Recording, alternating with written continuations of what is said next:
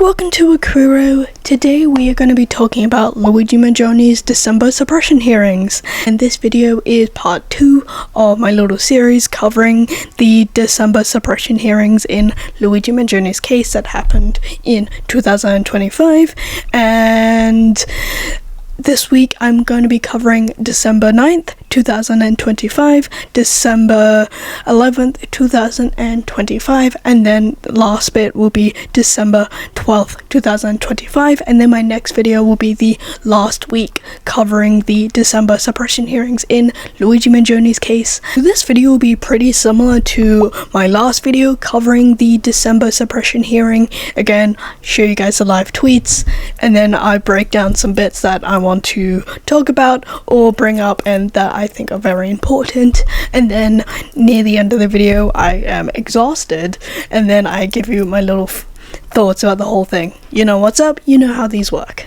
And I do want to say this here, I'm so sorry that last video was literally 5 hours long. It was not my intention doing that. Hopefully this video won't be as long as that. I'm pretty sure it won't. My last video I covered the full week, like every single day, even the day that got pushed back just because Luigi Mangione was sick. I wanted to cover it in one video, like I'm covering each week. That's what I'm doing here. And I do apologize, that was like 5 hours long.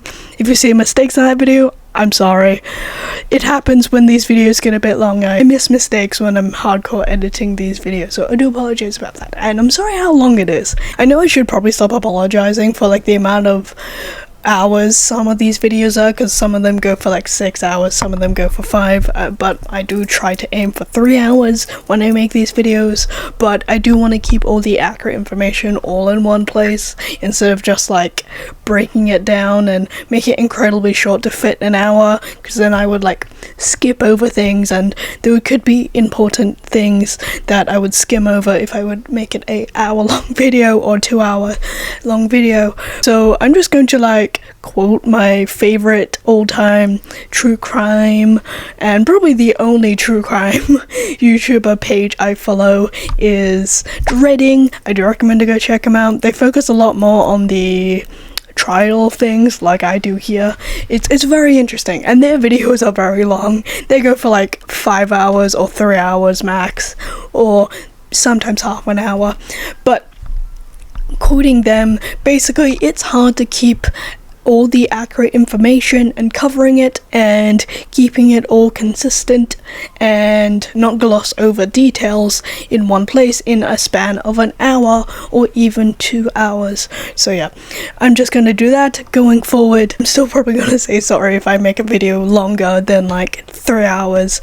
I try not to make it as long, but it is hard to keep the accurate information all in one place. Okay, enough of me apologizing of how long I make videos sometimes. So some important things came out in Luigi Mangione's case when I was working on last week's video that are very exciting, and also this week as well when I'm making this video in Luigi Mangione's case, but I will go over in more detail on those facts when I go over the updates and all that in Luigi Mangione's case, when I've done all these little videos. But enough of me rambling, you guys want to know the updates. On the 30th of January 2026, Judge Garnett has decided to take away charges 3 and 4 off the table against Luigi Mangione, and also get rid of the death penalty against Luigi Mangione. And when I first heard that, I literally teared up a little bit and had a minor panic attack. Not in like I'm scared, I think it was just more so relief hearing that news.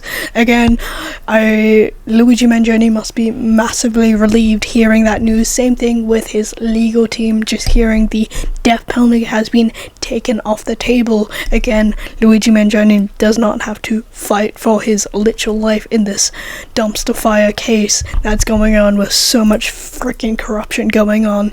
So that is a massive relief and massive news in Luigi Mangione's case, but we will go over that all in more detail in my updated video in Luigi Mangione's case. And another thing is, and also on this day, dates were set for Luigi Mangione's trial on this date as well. So jury selection will start on the 8th of September 2026, and then Luigi Mangione's trial will slowly start around October 13th 2026. So that was massive news in Luigi Mangione's case. Again, I was very excited.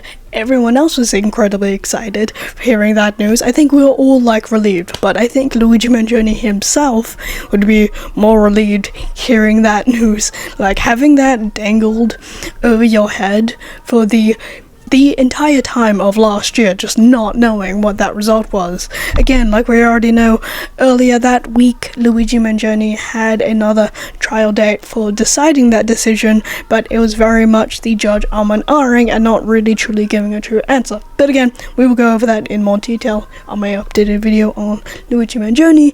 But again, it was a massive relief to hear the death penalty has been taken off the table, and also the charges 3 and 4 against Luigi Mangione. I covered those 2 charges on my last video going updates in Luigi Mangione's case. Go check it out if you haven't. Now, and the second update in Luigi Mangione's case that's quite big and very infuriating is on February 6, 2026. Judge Requiro decided the date for his trial for Luigi Mangione that will happen around on June 8th, 2026, literally right in the middle of the first trial that was already decided by Judge Garnett. Again, that is fucking infuriating, and he does not give a shit whatsoever about Luigi Mangione. He knows it's double jeopardy. He does not give a shit. We actually got a quote from Luigi Mangione just before he was let out of the courtroom. Again, there were no cameras or anything like that, just live reporters, but this is the quote we got from Luigi Mangione. 1 + 1 = 2. This is double jeopardy by all common sense. And that was the quote Luigi Mangione said to Judge Requiro before he was let out of the courtroom, and I 100% agree with him. Like, this is 100% double jeopardy going on. Like, literally Judge Requiro does not give a shit about Luigi Mangione. Like we know in the December hearing, he is quite biased towards Luigi Mangione, and again, a document has come out from Luigi Mangione's legal team trying to argue the double jeopardy going on from Judge Requiro, because literally that is happening right in the middle of the first trial that was already being put in place. Again, fucking infuriating what Judge Requiro did to Luigi Mangione. And if you guys follow me on any social media, you guys probably already see my little post about it. So yes, I did see it. I was so fucking angry for the entire day about the entire situation. I was just so mad all day about the entire thing. And Judge Requiro can obviously see it's freaking double jeopardy in Luigi Mangione's case, like 100%, but he refuses to understand and acknowledge just because of like his bias towards Luigi Mangione. And like we all know, this entire case has been unfair towards Luigi Mangione ever since the beginning, and like we've been seeing ever since the beginning and all the documents and all that I show you guys, it's literally been unfair towards Luigi Mangione ever since the fucking beginning, like we already know. I will cover this in more detail in my next video going over updates and all that in Luigi Mangione's case, and I'll probably sound more angry compared to now. I am still waking up and less infuriated right now. So yeah, those are the 2 major updates in Luigi Mangione's case that are infuriating and also great to hear all at the same time, but I will go over those all in more detail in my next video on Luigi Mangione's case and the updates and all that. I have like 3 months of worth of updates and to go over in that video. Probably 4 after me making these videos, honestly. Oh god, that's gonna be a massive video.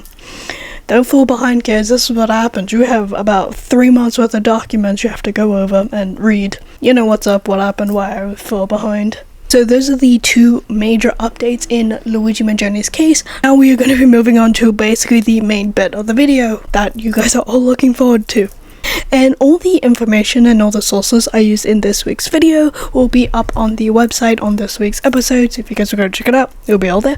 And if there's anything I got wrong or anything like that, please let me know in the comments down below, and I'll sure to pin it or bring it up in my next video. I am human, and I am only one person working on all these videos. Now, let's get into the video.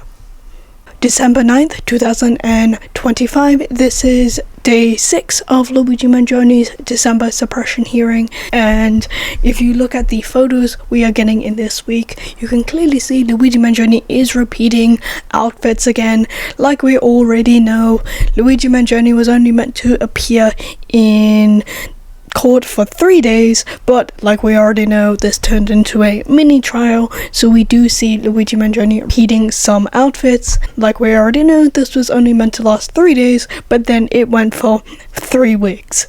Again, it turned into a mini trial. So on this day as well, basically they released more body cam footage to the public when that was not meant to be released whatsoever, like you guys know, and the Luigi Mangione's defense team was very annoyed about that. Again, I won't be showing you guys any of that kind of stuff because that stuff was not meant to be released whatsoever. They did that behind Luigi Mangione's secret team's back. We've seen that multiple times, but they've done it again.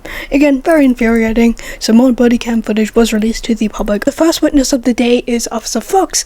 Now, if you guys remember in my last video, Officer Fox, he is the officer that was also illegally searching Luigi Mangione's backpack without a search warrant, and also took a brown paper bag with some of Luigi Mangione's items in it and pulled over to the side of the road and handed Officer Waza, who was also the female officer that was carrying Luigi Mangione's backpack, to the police station and also illegally searching his backpack without a search warrant at the McDonald's. More things come out about that entire situation in this hearing, so this is the live tweets and I'm gonna pop them up on screen for you guys. Again, this is just a rough transcript what was going on. Again, like I said earlier in my last video, this is like the only thing we have, and I'm just giving you guys a vague timeline what was going on, and we can like vaguely make connections what was actually going on until we get the actual official transcripts, if they even come out, but the transcripts in Luigi Mangione's December suppression hearings. So again, we can vaguely make connections with these live tweets, so I'll pop them up on screen for you guys. LM is speaking to Karen and Jacob. LM picks up his yellow legal pad and keeps talking to Karen. LM makes feverish gestures with his hand and shrugs strongly, seem to be affected by whatever they're discussing. Come to order. Judge Requiro is back. LM looking at sidebar, head tilted slightly left. About 100 pages of paperwork in a pile in front of him. Lawyers talking to Requiro at bench. L's like arguing in the background. Conference about scheduling of witnesses. Relevancy. We're ready to go. Judge Requiro prosecution calls Officer Stephen Fox before the day's first witness. A whispered sidebar, although ADA Siedelman is hardly whispering. Now Karen Anafilo argues back. Fragments audible. We could stipulate then no. From defense table, LM looks on, left hand on his chin. Justice Requiro, we had a conference about scheduling of witnesses. Call your first. ADA Siedelman. The people call Police Officer Fox. Witness entering. ADA. Before the Altoona PD. Where did you work? Fox, I was a Marine. Well, a postal clerk. Until Fox said he had 0 police training before being trained at Altoona. He's a canine officer on narcotics. He says his partner is Black Lab, Canine Blue. Fox, I'm a canine officer. I have a partner, a Black Lab. ADA. What is his name? Fox, Canine Blue. ADA, BLUE. Fox, I'm a canine officer. I have a partner, a Black Lab. ADA. What is his name? Fox, Canine Blue. ADA, BLUE. Fox, yes. I was with him on December 9th when I heard a call about the NYCS word. ADA. Which one? Fox, a word of CEO Brian Thompson. Fox testifies about having been at McDonald's before to respond to calls and to patronize the establishment. ADA. Did you know that McDonald's? Fox, yes. From calls and I have patronized the establishment. I heard there was no response to the name Mark Rosario, so I drove over there. ADA. Let's talk about the E-word of Brian Thompson. Fox, I saw it on Fox News. ADA. What about the engravings on the B-word S? Karen Anafilo, objection. Justice Caro, I'll allow it. Fox, they said, defend, depose, deny. It's common in the healthcare industry when considering claims. It was a target word. Justice Caro, move on. Fox says a silencer is used to silence the sound of a F word when it goes bang. Fox says he received a call over Blair Dispark 3 patrons at the E-Plank McDonald's who thought they saw the NYCS word. Fox is looking at the NYPD Crime Stoppers faults of the suspect, pointing out which ones he has seen, and the ones he hasn't. He has seen the majority of them. Karen, objection, Your Honor. We've established the witness watched Fox News. Do we have to keep going through this? Fox said he heard the 911 call dispatched, and heard Detweiler respond to it. Did you hear if they were trying to establish the identity at the McDonald's? Yes, I heard the name Mark Rosario, and heard they weren't getting a response. Who wasn't getting a response? The 911 dispatch. Fox confirms he then headed over to the McDonald's. He also confirms he knew about the K-word of Brian Thompson via Fox News, and heard about it maybe a dozen times. Did you know about the K-word ? Fox, I know it was a brazen act of cowardice. LM shook his head at the table. He goes on to describe more details of the crime, including the B-word and what he knew about Brian Thompson. Publicly available info. Seidemann referred to Brian Thompson's K-word as an E-word twice, and Karen objected again. Caro said again, it has no effect on him as it's a hearing. They're about to watch Fox's BWC starting at 9:45 a.m. It's pretty clear, responds Caro, saying they can show a few more images from Fox News to ask Fox what he's seen, but need to move on.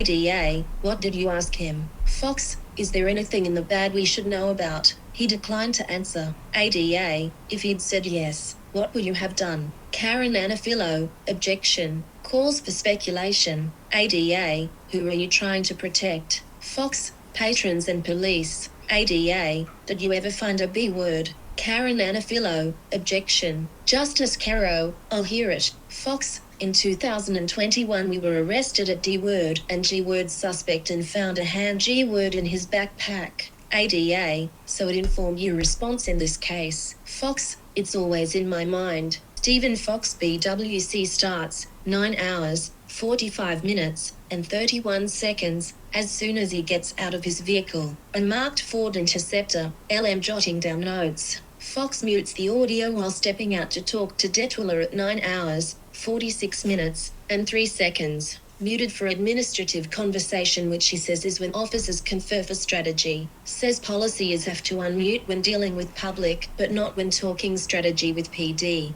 ADA, did you see this video of the S word of Brian Thompson? Karen Anafilo, objection. We've already established that this officer watches Fox News. ADA, it's to show his state of mind. Justice Caro, it's pretty clear. Make this the last one.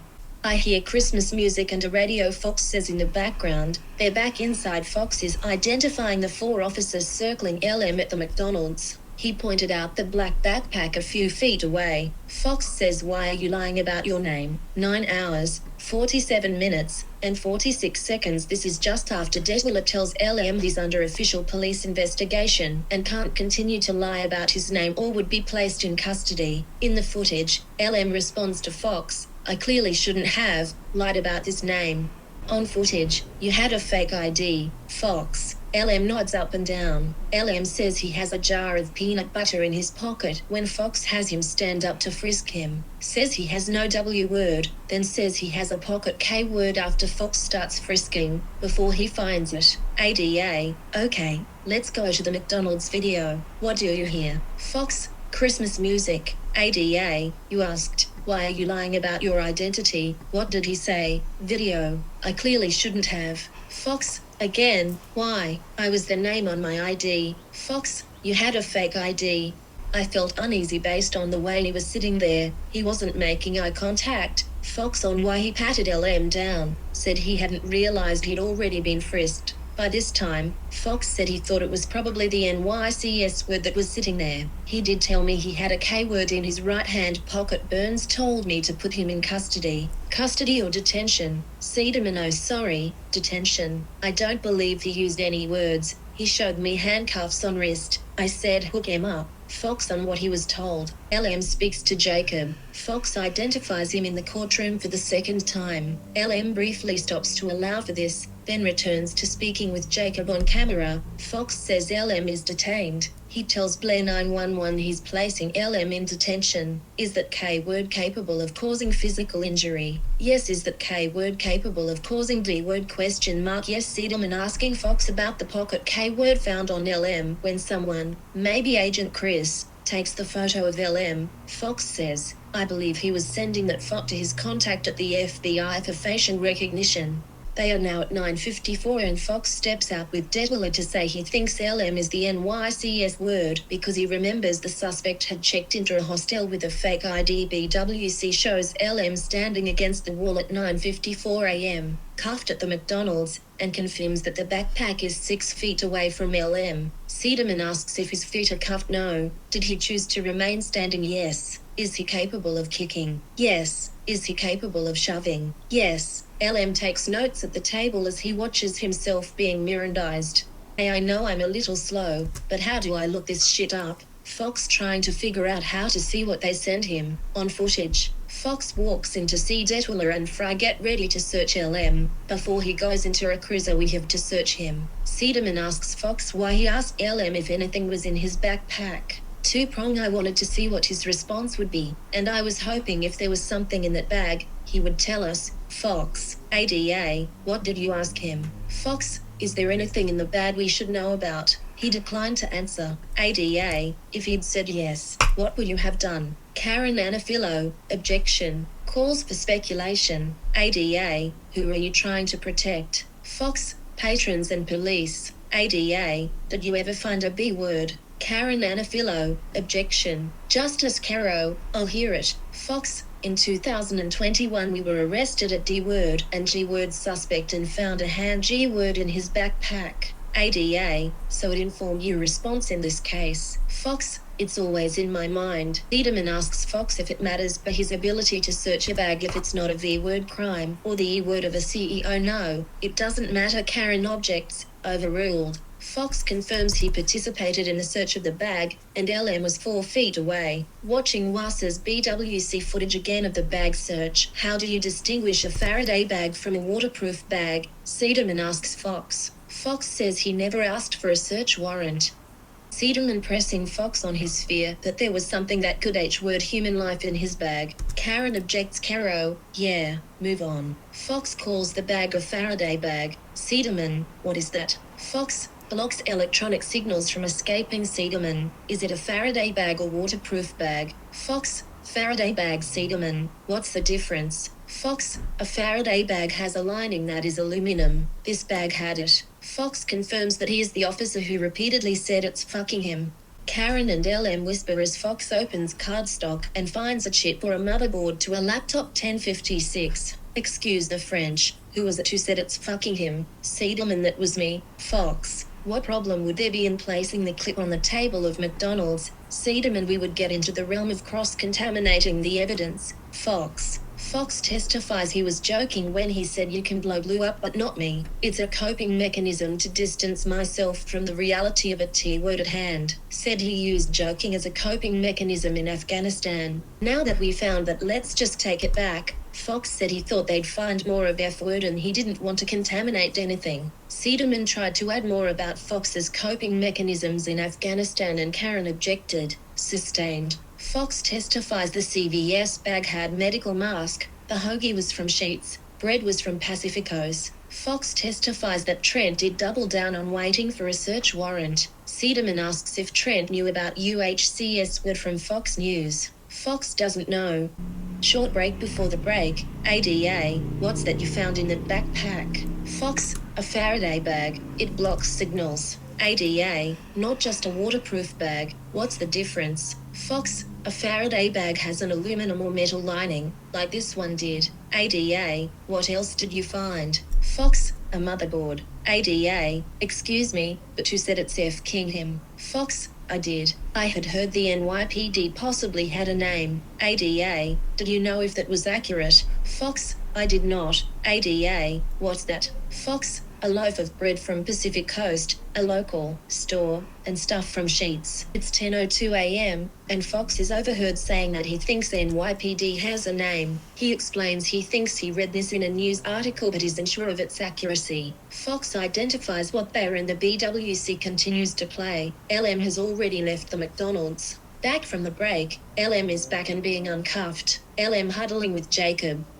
giving LM a soft smile. They're now back at watching Fox's BWC angle of the search at 9:58 a.m. Fox testifies when he said he'd prefer to find the B word in the McDonald's, he meant he wanted to find it there versus transport it to precinct without knowing there was a B word in it. 10 hours, 0 minutes, and 22 seconds when Fox says destroy it. He's opening the cardstock that had the motherboard on it. The impetus for the call to 911 was an old lady. Fox testifies ADA, let's examine your body-worn camera as you search the bag. ADA, why did you prefer to search the bag in the McDonald's rather than back at the police station? Fox, didn't want to move a B word back to the station. ADA, didn't want to pull a Moser. Fox, yes, before I joined the force, Moser moved a pipe B word back. 10:01 a.m., an officer is overheard instructing someone to speak to the McDonald's manager who called 911. Wasser is pulling the mag out, showing it to Fox. Seiderman confirms that none of the higher-ups mentioned stopping and needing a warrant. Fox testifying about turning off his BWC because he doesn't activate it when transporting evidence,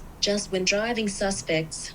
10:04 a.m., Fox is getting into his patrol car with the evidence and activates his BWC. Seiderman has him confirm that this is standard police policy unless they are transporting a prisoner. Fox also clarifies the patrol car camera is activated automatically when the sirens and lights are on. He did not do that, or they can manually activate it for prisoner transport. ADA, when you laughed, was that about pulling a Moser? Karen Anafilo, objection. He's leading the witness. Judge Caro, you could clarify. ADA, I move on. Did Trent say something about a B word? Fox, he asked if there's a B word in there. No mention of warrant. Fox said pulling over and giving Wasser the McDonald's bag took about 10 seconds, and testified they never searched the backpack. Fox says he went back to McDonald's where Hanley told him to investigate LM's day. Fox and Fry took LM to the PA arraignment later that day. Fox says when escorting PA out of arraignment, LM looked at press and public and said all these people here for a mass M word. Why? Fox says at one point LM stumbled and Fox apologized saying I forgot you were shackled, and LM saying it's okay, I'm going to have to get used to it. ADA, why did you ask Officer Wasser to pull over? Fox, I wanted to give her the McDonald's bag so I could go back to the McDonald's. ADA, how long did it take? Fox, 10 or 11 seconds. ADA, did Officer Wasser do any searches in that time? Fox, no. ADA, did you escort him to court? Fox, yes. There was media there, about half as many as here today. At the end, he said, all these people here for a mass M word. Why? ADA, was anyone questioning him? Fox, no. Seiderman ends cross. Karen asks for a 5-minute break. LM stands and automatically puts his hand behind his back, cuffed and walked out. For the break, evidence photos are now being shown on the screen that they hadn't seen before. There appears to be some sort of larger hard drive. Seiderman then asks Fox if he has any connection to the NYPD prior to this case. He does not. LM kept his head down as he was being walked out. Come to order. Hearing shackles. LM sits down. Witness is entering. Seiderman re-asks Fox, did he say masked M word or mass M word? Mass. Karen approaches the cross. You testifies that you were responding because they thought they had someone that committed the word of Brian Thompson. I didn't respond until 911 said they didn't receive a response to Mark Rosario. Fox says a word is his own word. She call came over. I chuckled because I didn't believe it. I kept doing paperwork. When 911 returned, there is no response to that name. That told me there was more to that story, so I headed over there. Karen asks if Canine Blue detects F words or B words. No, just D words and people. Karen asks if his dog would have been able to track the UHCS word. No, Mom. You wanted to help catch the NYCS word, correct? No, Mom. Fox says he hasn't met with FBI directly and has met with DA 5-6 times. Do you watch Fox News more than 30 minutes a day? Fox News was the only one wanting to catch him. The other news stations were justifying his actions. And confirms that Fox was responding to a call, not because of someone staying too long as the McDonald's. No, not because of someone using a fake ID. I responded when they couldn't get a match on the ID. You responded when Detweiler radioed that he thought he'd caught the CEO's word. He didn't radio anyone. He was talking to dispatch. But you responded because you thought it was the NYS word ? Karen confirms that Fox was also not assigned to the zone or the McDonald's. Fox explains that he was in a general assignment type of unit that floats. Karen is asking about the strategy discussion between Detweiler and Fox outside when they turned their audio off at 9:45 a.m. Karen asks him to explain what they spoke about. Fox says that Detweiler explained he had seen LM's face every day on Fox News, and he was sure it was him. Fox says he wasn't sure yet, and said let's go back inside and figure it out. Fox answers questions, yes and no ma'am. It's 9:45 a.m., and Fox is identifying 4 officers surrounding LM while he is seated at the table inside. 9:47 a.m., BWC shows officers getting LM's real name. Karen confirms that LM did give the correct spelling, but it was written down incorrectly by officers. He confirms that's correct. We then hear Fox, again, ask why he gave the wrong name. Karen, you were asking questions to get incriminating answers from him. Objection, overruled. Karen asks about Fox Mirandizing LM because another officer told him to. They are very important warnings, correct? Yes, ma'am. Fox claims that LM's movements prior to Mirandizing him were arguably not restricted.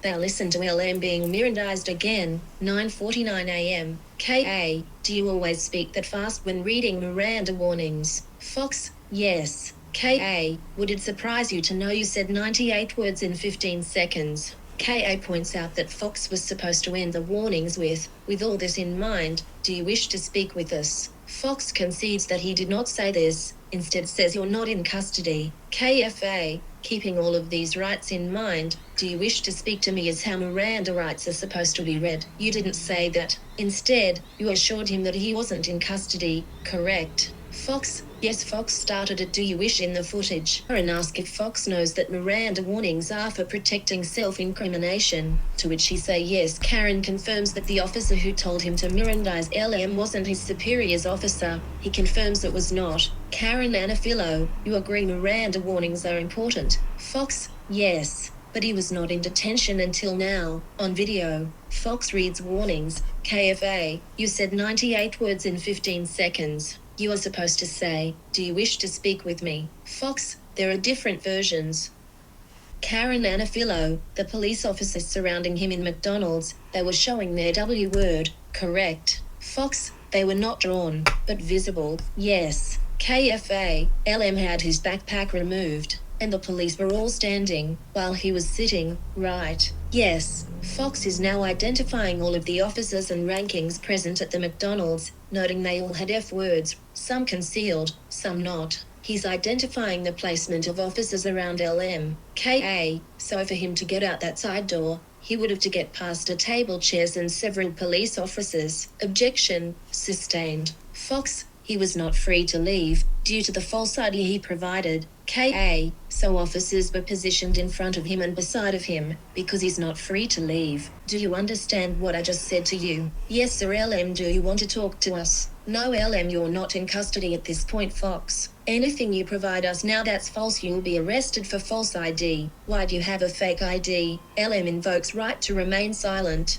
Do you always speak that fast when you read Miranda rights? Fox says yes. Would it surprise you that you said 98 words in 15 seconds? KFA asked if he ended warnings, keeping all of these rights in mind. Do you wish to speak with me? I did not. Instead, what you did is you assured him that he wasn't in custody. The reason you did that is because you thought he had a better chance of getting him to say something to you. I said it. No, Fox said he didn't ask that you were not in custody but to get more out of him. He did it to point out that LM wasn't under arrest yet. KFA asks if that's because it could be confusing to LM given how many police surrounding him. Objection sustained. You weren't going to let him leave, were you? KFA, no, he was not free to leave because of false ID he'd provided. Fox saying he doesn't recall LM shaking his head to a full no, just saying he chooses to remain silent. I don't recall a full no. We replay video where LM shakes his head no when asked if he wants to talk to the cops. I didn't take his little head shake there as a no. Fox, he flared his cheek, he didn't shake his head. I didn't take that as a no. Then he continued to ask him about fake ID. Then he said he wanted to remain silent. LM proceeded to sit there quietly, with his arms folded. Correct. Yes, ma'am. 10 seconds after he told you he wants to remain silent, you frisked him and cuffed him. Did you get any new info to cuff him? Fox says the decision was made because he'd had a knife on him the whole time and hadn't told them earlier. The only thing that happened between these two events is he exercised to remain silent and he told you he had a K word. Correct. Yes, ma'am. Karen Anafilo, you asked, why did you have a fake ID to elicit incriminating info? Fox, yes. He said he chose not to answer. KFA, he sat with his arms folded. Fox, yes, ma'am. KFA, 10 seconds after you told him he could remain silent, you frisked and cuffed him. Fox, once I frisked him and found the K word, I handcuffed him. Karen Anafilo, only after he told you he would remain silent did you put the cuffs on him. Fox wasn't the reason. Justice Caro, we have to stop here for now. I can hear Karen saying something from a distance in the cell area. LM purses lips as cuffs removed, then sits back down. Karen is going through the order of events prior and after the Miranda warnings were read. Fox now confirms that LM did move his head in a side-to-side direction when asked the question of why he used a fake ID. Hey, you told him he could remain silent, correct? Then you ask him if he has any weapons. Fox, yes, ma'am. K.A. So at 9:52 a.m., you knew he had a K word. Fox, yes, ma'am. K.A. But you allowed him to keep his hands on the wall. You didn't cuff him, correct? Fox, it was moments I put my gloves on to get the K word, and then I looked at Burns, and he shook his head to place him in handcuffs. Fox says LM asked him if he could take his jacket off before he got the K word, and Fox says he told him to hang on and place his hands on the wall. K.A. says we should watch the BWC footage of this sequence. We are.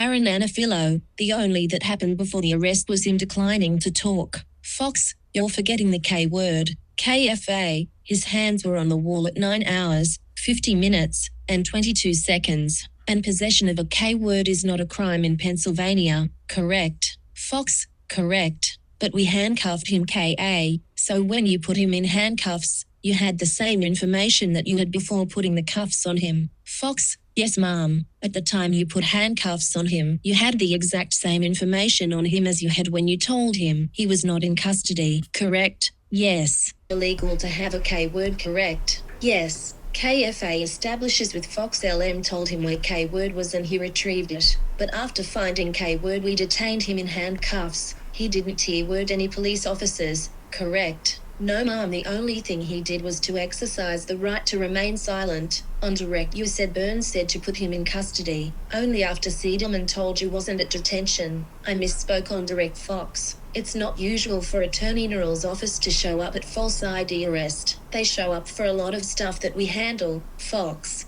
Would it surprise you to hear that Agent Christ texted that photo of LM in the MCD to the FBI? I didn't know that. No. Karen establishes that arrest photos are not taken at the scene of the crime by agent from AGS office, correct? Yes, ma'am. KFA, would you be surprised to learn that Agent Chris texted that photo to the FBI from the McDonald's? Objection, hearsay overruled. Fox, I didn't know that. KFA, this was not part of LM's arrest processing. Fox, correct. Fox confirms that this is because that would have been taken back at the precinct or county jail. LM watches the footage in front of him. Karen points out that the table the McDonald's was 13 feet. She says that LM remained standing and asked if he was cooperative. Fox says yes. We're at 9:58 a.m. on the BWC. Karen says Fox could have moved Mangione away from the backpack if he wanted to. Fox said he wasn't handling LM in that moment. Karen asks if Fox could have moved the backpack further away from LM while searching if he wanted to. He said he felt that they had the back area secured enough. Paraphrase, wouldn't have it been better if you thought there was any word to move the backpack to the parking lot?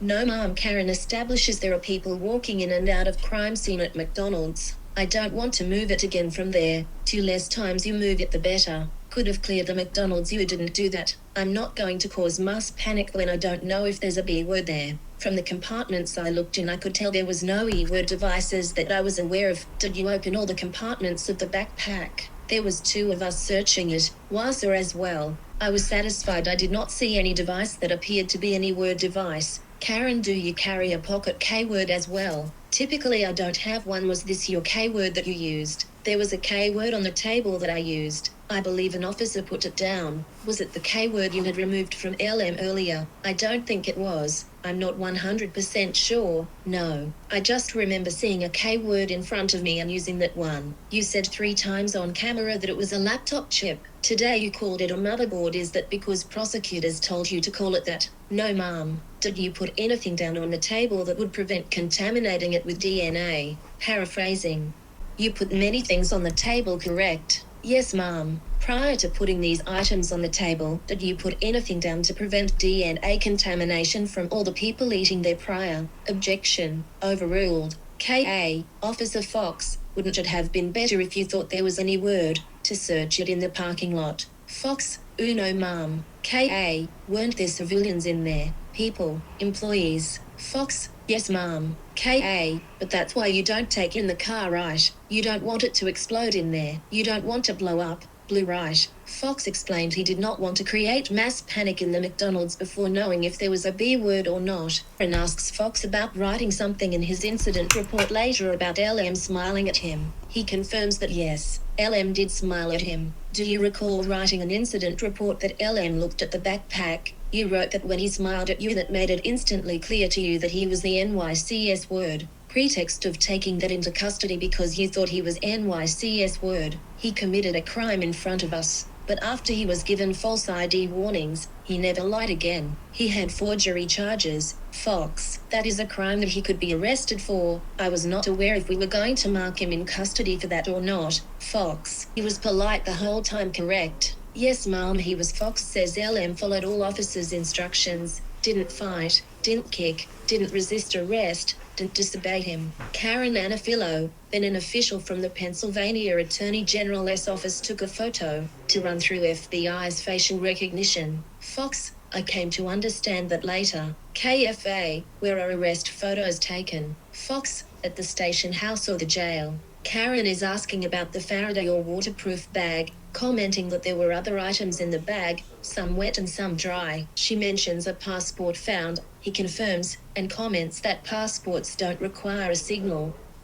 Karen points out that in the small waterproof Faraday bag, there was a passport and wallet. There's no need to block signals from a passport, she argues. She also states that there were soaking wet items in the bag. Wasa said the grey undergarment was extremely wet and the inside of the bag in the footage looks wet from what I have seen. Isn't it true that Faraday bag also had a passport and wallet in it? No need to block signal from a passport, correct? So bag can be used for waterproof, correct? At some point Trent recommended that you stop the search. Neither you nor Wasa stopped, correct? Trent recommends to go back to precinct to finish searching, correct? He explains they continued searching because Trent also asked if there were any B-word or anything in there. Court Bryant mentions search warrant. 2 different supervisors have said they should get a warrant, correct? Yes, they did. KFA points out Fox looked at his incident report just now to refresh recollection. Fox says it's his first time looking at it today. Did you mention anything about a B word in that incident report that you're looking at? I did not know. Don't you think that would be an important thing to add? That T word is always there. Not sole reason I'm searching that bag. If you're taking stuff out of the back, you should take things out carefully and place them down carefully. I believe we were being fairly careful. Did you think there was a B word in the cardstock you ripped open? No, I believed it was some type of data chip. Were you feeling around to see if you could feel something that felt like a pipe B word or G word? No, I was not. Were you looking through a G word when you were looking through that backpack? I didn't know what we'd find. Were you looking for evidence that would support a forgery charge? Just looking at everything. Search incident to arrest. Fox acknowledges he disagreed with Trent about needing a search warrant for the backpack. What you were saying is we don't need a warrant. That is correct. Karen brings up a law that says the search needs to happen near person arrested. Fox then cites a law about property that may contain W word. Seems prepared. Karen brings up a law that says the search needs to happen near person arrested. Fox then cites a law about property that may contain W word. Seems prepared. K.A. You're looking at a document up there. What is that? Fox, it's my incident report. K.A. You're looking at that to help refresh you. Fox, I haven't looked at it until now. K.A. is asking why he did not mention a B word, T word in his incident report. Karen Anafilo, in the so-called Faraday bag you found a passport. A passport doesn't need to avoid signals, does it? Fox, no. KFA, so it could also be called a waterproof bag. Let's go to 10 hours, 3 minutes, and 25 seconds. Corporal Trent says you should get a search warrant. Yes. Karen Anafilo, were you looking for a gun in searching the backpack? Fox, there might have been a G word. We were searching. KFA, you're aware of case law about searches. Fox, yes. PAV Guzman, no justification needed beyond lawful arrest. KFA asks Fox if LM's bag was moved while LM was seated and he was not under arrest, and he had officers standing between him and bag. The whole purpose of moving it was for officer safety, right? Yes, ma'am. He could not directly access it at that time. The search continued after he left McDonald's, correct? Correct, but some PA case with Guzman in it says you can search after defendant is not nearby. KFA asks Fox if he went to law school. I did not, no. KFA points out silencer could be shape of pipe B word, and you missed that, right? Yes. KFA asks for bodycam footage. They see laptop and food and fake ID taken into Fox's hands. Wasser is packing back up separately. Fox said he understood what the supervisors were saying and he didn't want to argue with them, but they were wrong. Karen and Fox appear to be disputing the timeline of the bag search and the moving of the bag. K.A. Before he was arrested, Fry and Yeager were standing between LM and the bag. Fox, the bag got moved for safety when they determined they got false info from LM. K.A. The whole purpose was to move it for officer safety, so he couldn't access it, right? K.A. The search continued after he left McDonald's, correct?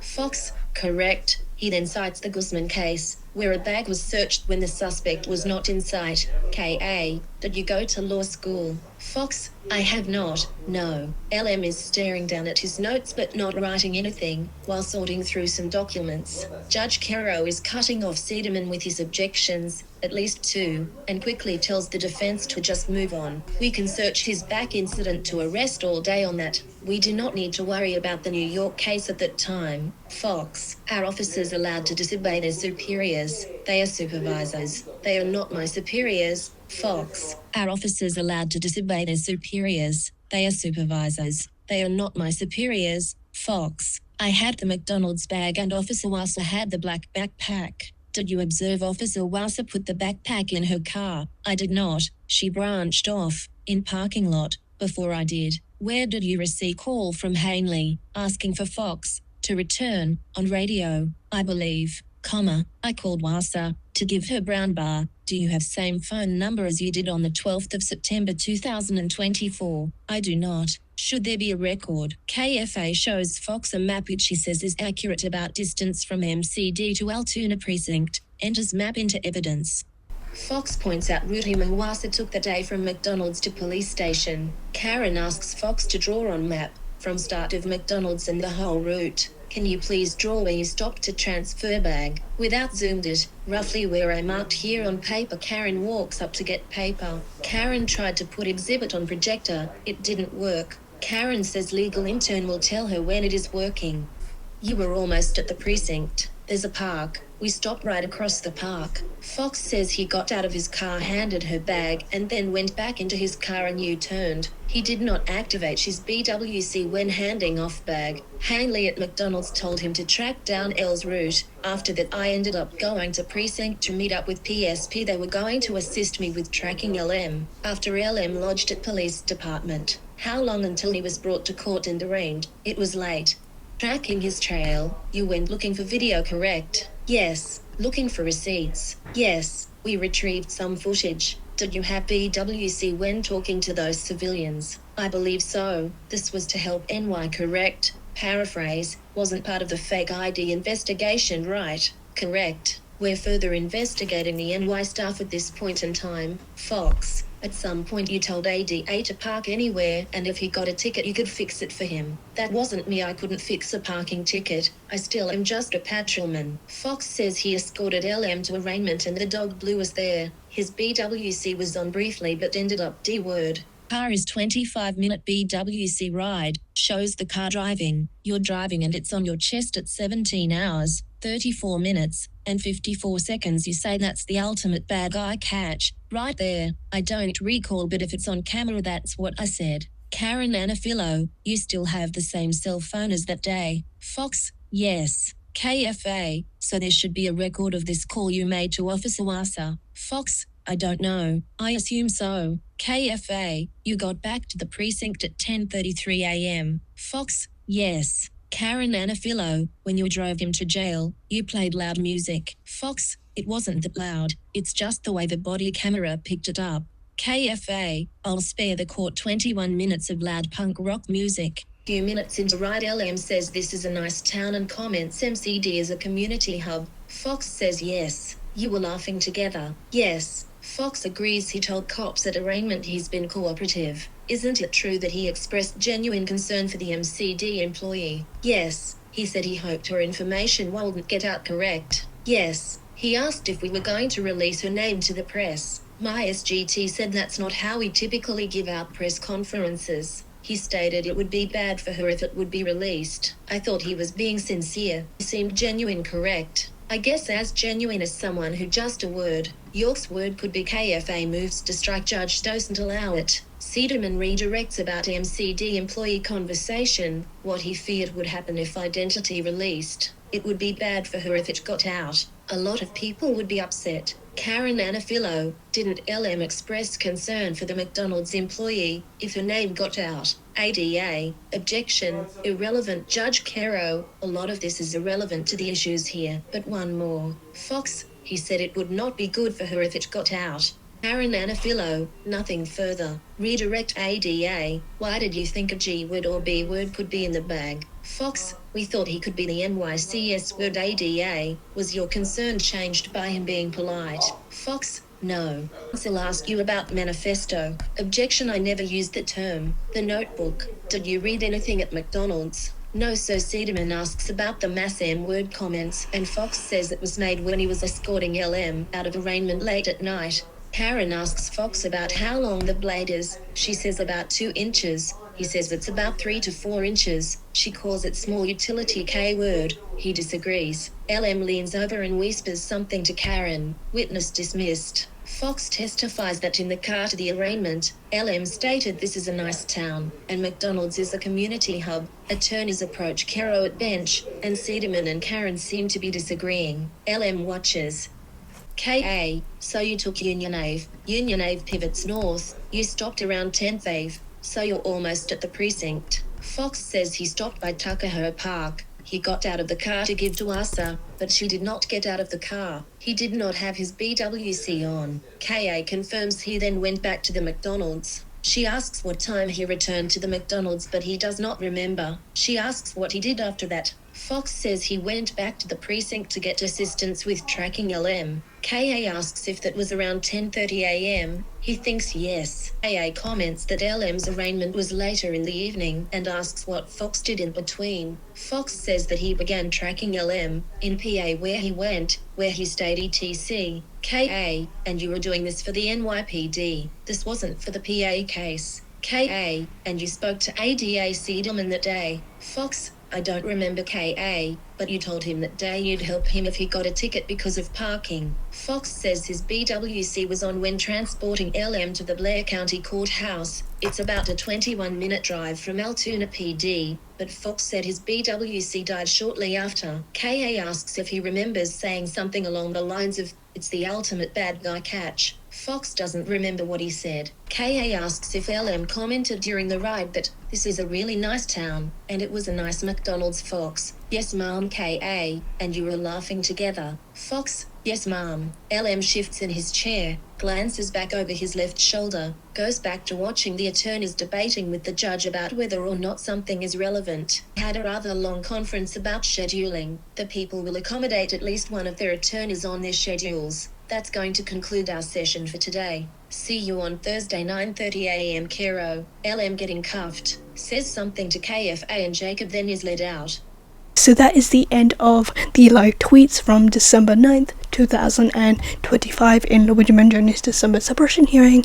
So now we are going to be moving on to my little notes and things I want to break down and talk about more for you guys. Another thing I do want to add here is, like I said in my last video, I am also going to be pulling notes from someone on Instagram that was very kindly DMing me when everything was going on, but they do wish to stay anonymous, so I won't say their name or anything like that or show you guys what they sent me. They were just giving me updates and all that, what was going on in Luigi Mangione's December suppression hearing, because like you guys know, I'm Australian. I was sleeping when that was happening. Like, it was 3 a.m. when it was happening, and I was very much asleep. So thank you to that person that was very kindly letting me use your notes and all that, what was going on in real time in Luigi Mangione's December suppression hearing. So you know who you are, so thank you for letting me use your notes this time around.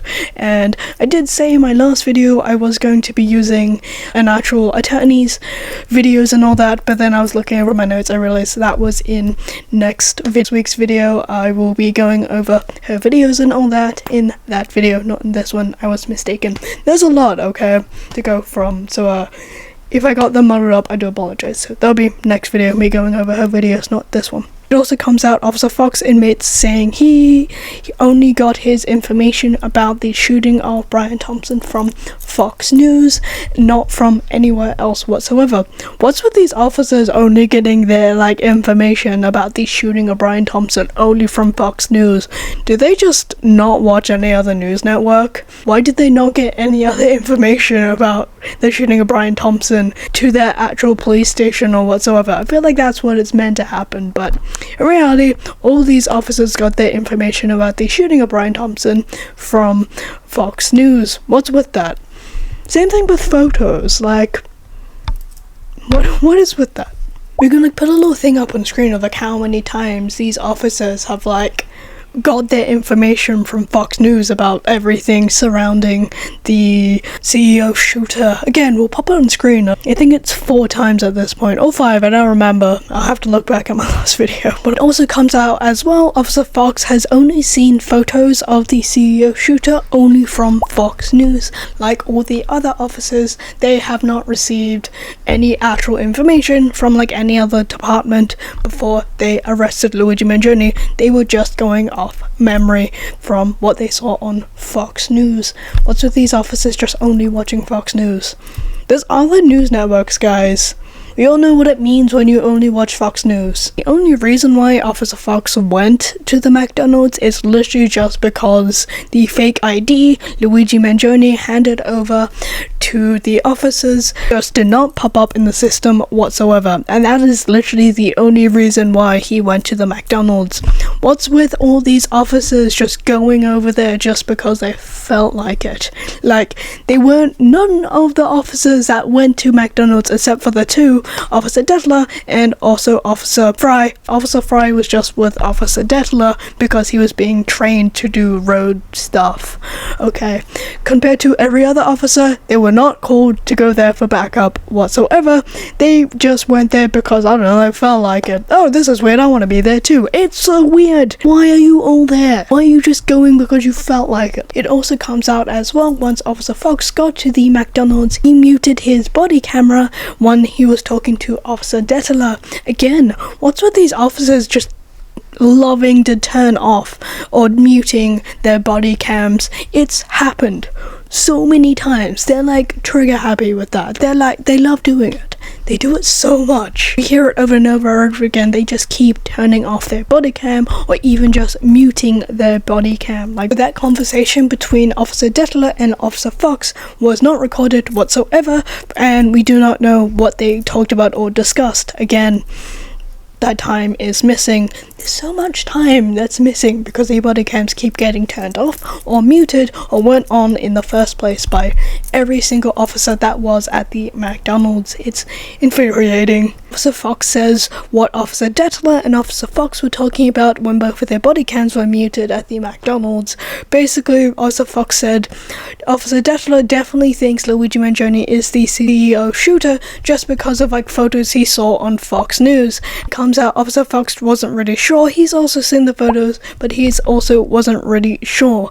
It very much comes out as they both weren't truly sure they caught the CEO shooter, but they did it anyway.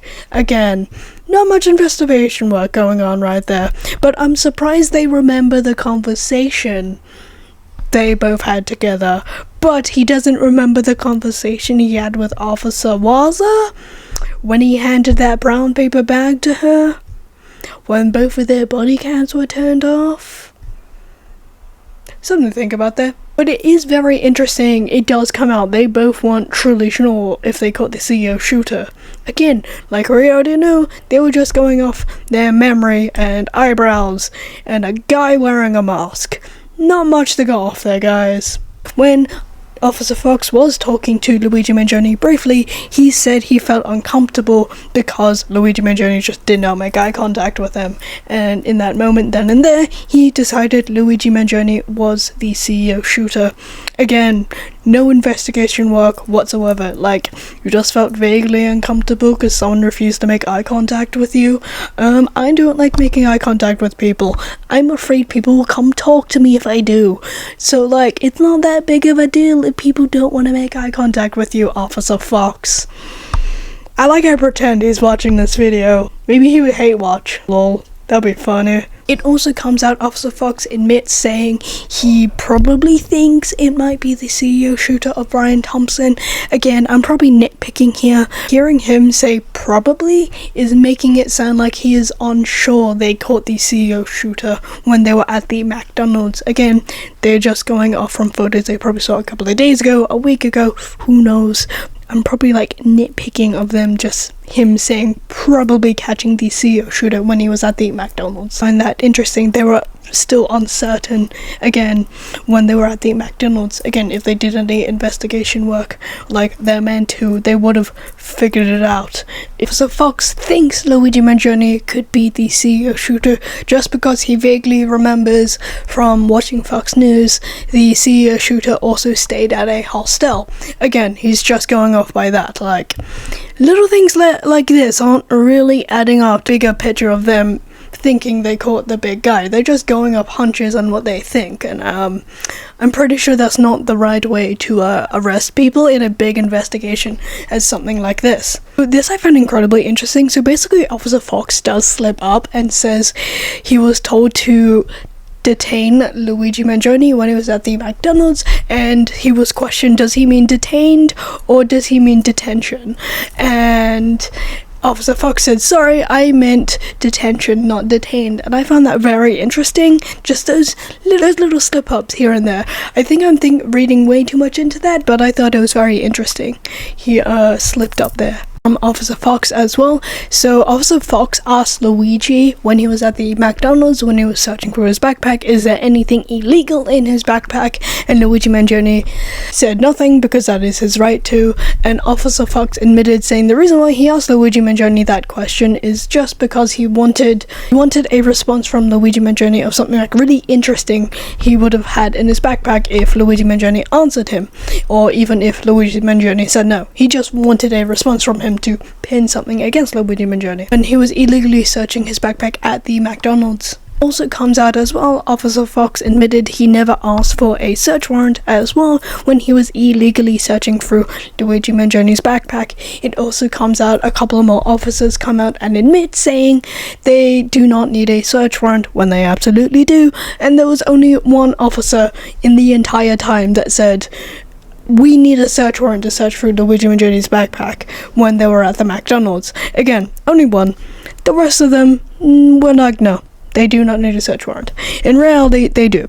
They need a search warrant to search Luigi Mangione's backpack, and like I said in my last video, the only time they actually considered getting a search warrant is so they can keep the alleged writing they found in Luigi Mangione's backpack and keep that into evidence instead of sending that to his family members as personal items. And honestly, I feel like how they were going, they would have just searched his backpack anyway, even if they didn't have a search warrant. As well, Officer Fox was the officer that was saying it's him, it's fucking him on the body cam footage. Again, him just not doing much investigation work. Again, like we all know, none of them did. They all just went off hunches and vibes and what they saw on the TV a couple of days beforehand. And literally he made that conclusion after they saw the gun magazine in Luigi Mangione's backpack. Officer Fox said they found a Faraday bag in Luigi Mangione's backpack with his laptop, a couple of other things like technology, like his mobile phone, earbuds, and also his passport, and they called it a Faraday bag. If you guys don't know what that is, it's technically a bag that stops signals. That's what they were claiming the bag was. And Officer Fox was questioned, does he know the difference between a Faraday bag and a waterproof bag? And Officer Fox explains the difference between a Faraday bag and a waterproof bag. A Faraday bag has little pieces of aluminium in it, and that makes the signals not work. But I feel like you have to cut open the material of the bag itself to actually see the difference, than not doing it and just looking at the bag instead of just like opening the bag and looking what's inside of it, if that makes sense. And Officer Fox was questioned why was he not taking things seriously and joking around with Officer Waza when they were illegally searching Luigi Mangione's backpack at the McDonald's, and Officer Fox says it is a coping strategy. Laughing when you're uncomfortable or stressed about things, everyone's like that, but with something like this of how much they were just messing around and joking and not taking this entire thing seriously, it came off less as a coping mechanism and them just not taking the entire situation seriously when they were illegally searching someone's backpack. Something to note here. Again, I know people cope in different ways, but in reality in this it came off more as them not taking it seriously than like them messing around and using it as a coping mechanism, if that makes sense. And like we already know, Officer Detchler was joking around saying he was going to get a hoagie if he caught the CEO shooter from someone higher up. We will go over that person later on. It very much comes off as none of these officers were taking this entire thing seriously. They just wanted to catch the CEO shooter and look amazing in the world's eyes compared to actually doing their jobs and looking into things more, instead of relying off looking at people's eyebrows and someone wearing a face mask. Again, not a very good investigation work going on here, guys. Like, I tell jokes and stuff in these little videos sometimes to break the tension sometimes, but like, not in something as serious as this, like how much they were joking around and messing about, like they were taking the entire thing not serious whatsoever. There was only one officer that doubled down and questioned about getting a search warrant. His name was Officer Trent. He was the only officer in the entire McDonald's that said, hey, we need a search warrant to search Luigi Mangione's backpack, and none of them paid attention and actually did that when they were at a McDonald's. They just said, no, we don't need one, we will do it anyway. Again, it's very annoying and very infuriating. Only one of them was actually thinking straight in this entire thing. It also comes out Officer Fox was the one who said, oh, we'll find more things once we bring the backpack back to the police station. And like we already know, Officer Fox and Officer Waza did something incredibly suspicious by transporting 2 bags in 2 different cars. Again, like Officer Fox was the one who brought the brown paper bag and gave it to Officer Waza a couple of minutes before they got to the police station. Again, very suspicious stuff going on. Again, also watch Officer Fox's body cam when they were illegally searching his backpack at the McDonald's, but this is very important, so this does come out.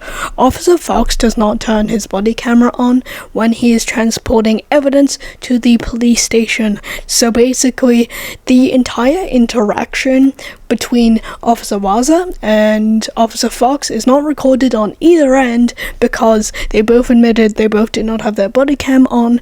They both were carrying 2 separate bags in 2 different cars, and like we already know, Officer Waza got to the station later compared to Officer Fox.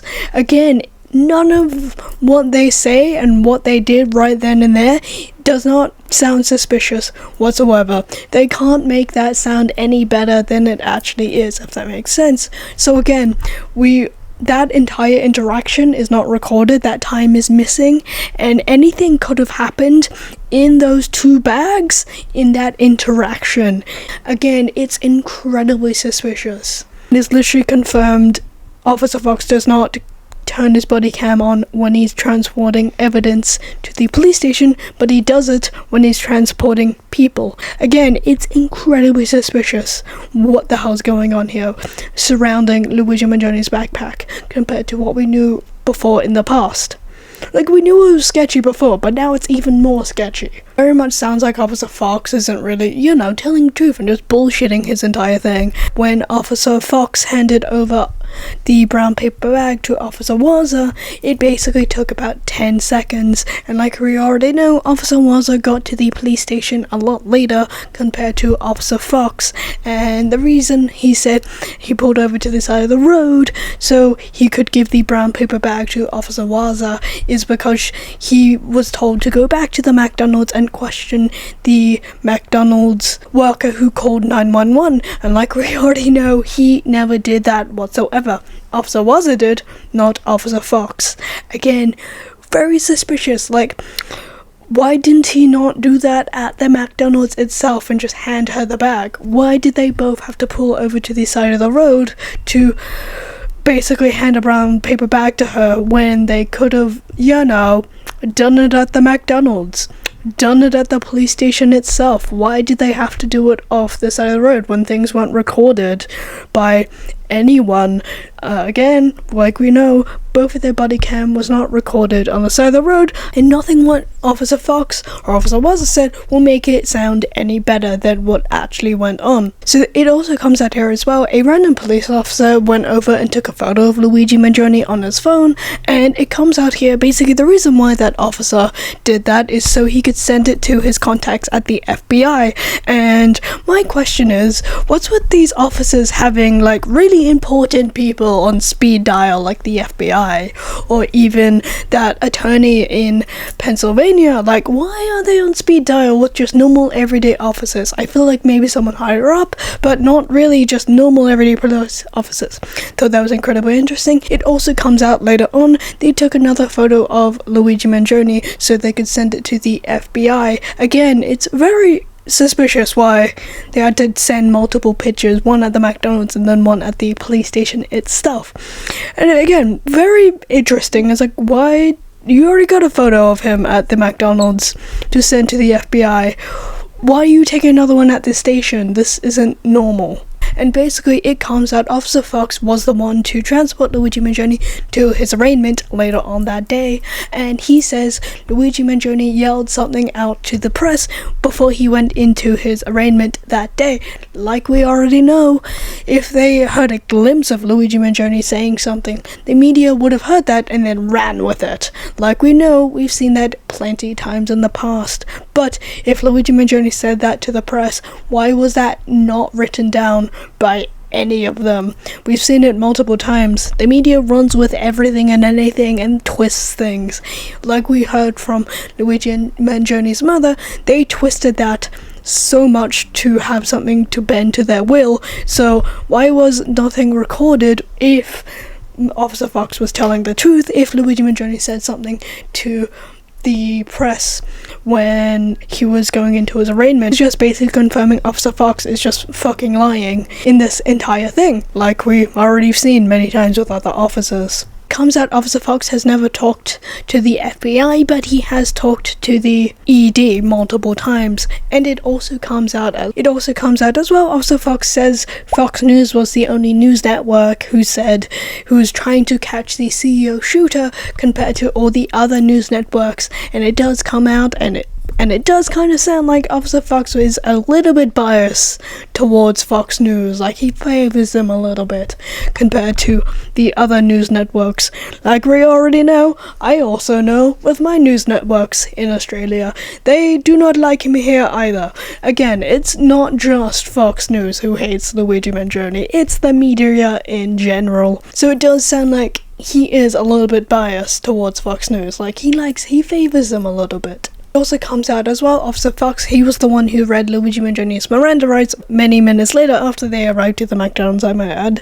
But it comes out he said his Miranda rights really fast towards Luigi Mangione, and actually basically comes out Officer Fox said you are not in custody, and basically Karen Agarwala said you're meant to say do you wish to speak to me, telling someone their Miranda rights instead of saying you are not in custody. Again, they are the Miranda rights. Officer Fox, those are the little details of the Miranda rights were read to Luigi Mangione. Like we already know, Luigi Mangione was definitely in custody when all those officers went to the McDonald's. Like we already know, they made that decision way before they got to that McDonald's, just by vibes. I need to stop saying vibes, but it's a Gen Z word. I feel like it's fitting for this because it's very much coming off they were just doing it from a feeling. Also, Officer Fox admitted the reason why Luigi Mangione was not allowed to leave is because Luigi Mangione handed over a fake ID. Again, we already know once the officers got to the McDonald's, they made a decision then and there. They caught the right guy, not because of the fake ID, if that makes sense. But that's what Officer Fox said. That's the reason why Luigi wasn't allowed to go, just because of the fake ID, not because of anything else. Like we already know, they went in there with a bias. And Officer Fox said he doesn't remember if Luigi Mangione said no, and then they replayed the body cam footage and Luigi Mangione shook his head no, he does not want to talk to them. It also comes out Officer Fox didn't realize Luigi Mangione shook his head to say no, he doesn't want to talk to them, and then he kept asking Luigi Mangione about the fake ID and all that, and then Luigi Mangione said he wishes to remain silent. Again, that's his right to do so. After Officer Fox told Luigi Mangione his Miranda rights, that's when he put him in handcuffs. Like we already know, he told Luigi Mangione he was not in custody, but then they put handcuffs again on him. Again, this entire thing doesn't make sense what they were doing. What they're saying and what they're doing don't make sense. They are two entirely different things. Officer Fox was questioned, is it normal for a really high-ranking officer to show up at someone getting arrested for a false ID? And Officer Fox, basically his response was, they show up for many different things. So like, something as minor as like a false ID or just like a little parking ticket, that they will show up for that. Do they show up for those little things? I don't think so. So again, it's very suspicious. He didn't really give a straightforward answer why someone as high ranking as that officer, I don't remember the title of them, I'm sorry, to be there compared to like saying, oh, they come for all sorts of things instead of like, really important stuff. It also comes out as well that officer that took a photo of Luigi Mangione at that McDonald's, he said the reason why he took that photo at the McDonald's of Luigi so he could send it to the FBI. Again, what's with these officers having really high-ranking people as on speed dial to send things to them? He said he sent that photo to the FBI, and in reality it comes out they're not meant to send those type of photos at the actual crime itself. They're meant to send those type of photos once they get to the police station itself, and it does come out later they actually do take a photo of Luigi Mangione and send it to the FBI once they got to the station. But in this, like we've seen many times before, it kind of turned into Luigi Mangione's unofficial first mugshot that was circling around the internet before we got his official mugshot. Again, it's very suspicious. They keep doing this kind of stuff. It's very dodgy what they're doing, literally surrounding the arrest of Luigi Mangione. So this I found incredibly interesting. So basically, like we already know, 2 officers were illegally searching Luigi Mangione's backpack at the McDonald's, and like we already know, Officer Waza found that 3D printed gun in one of the pockets in Luigi Mangione's backpack. Now, this comes out, Officer Waza was searching the main part of the backpack at the McDonald's, and then Officer Fox was searching the different compartments of the backpack at the McDonald's. I feel like I need to show the example. I don't know why, but I feel like it's necessary. Let me get my own backpack. It should be bad. I need to stop showing this. One moment.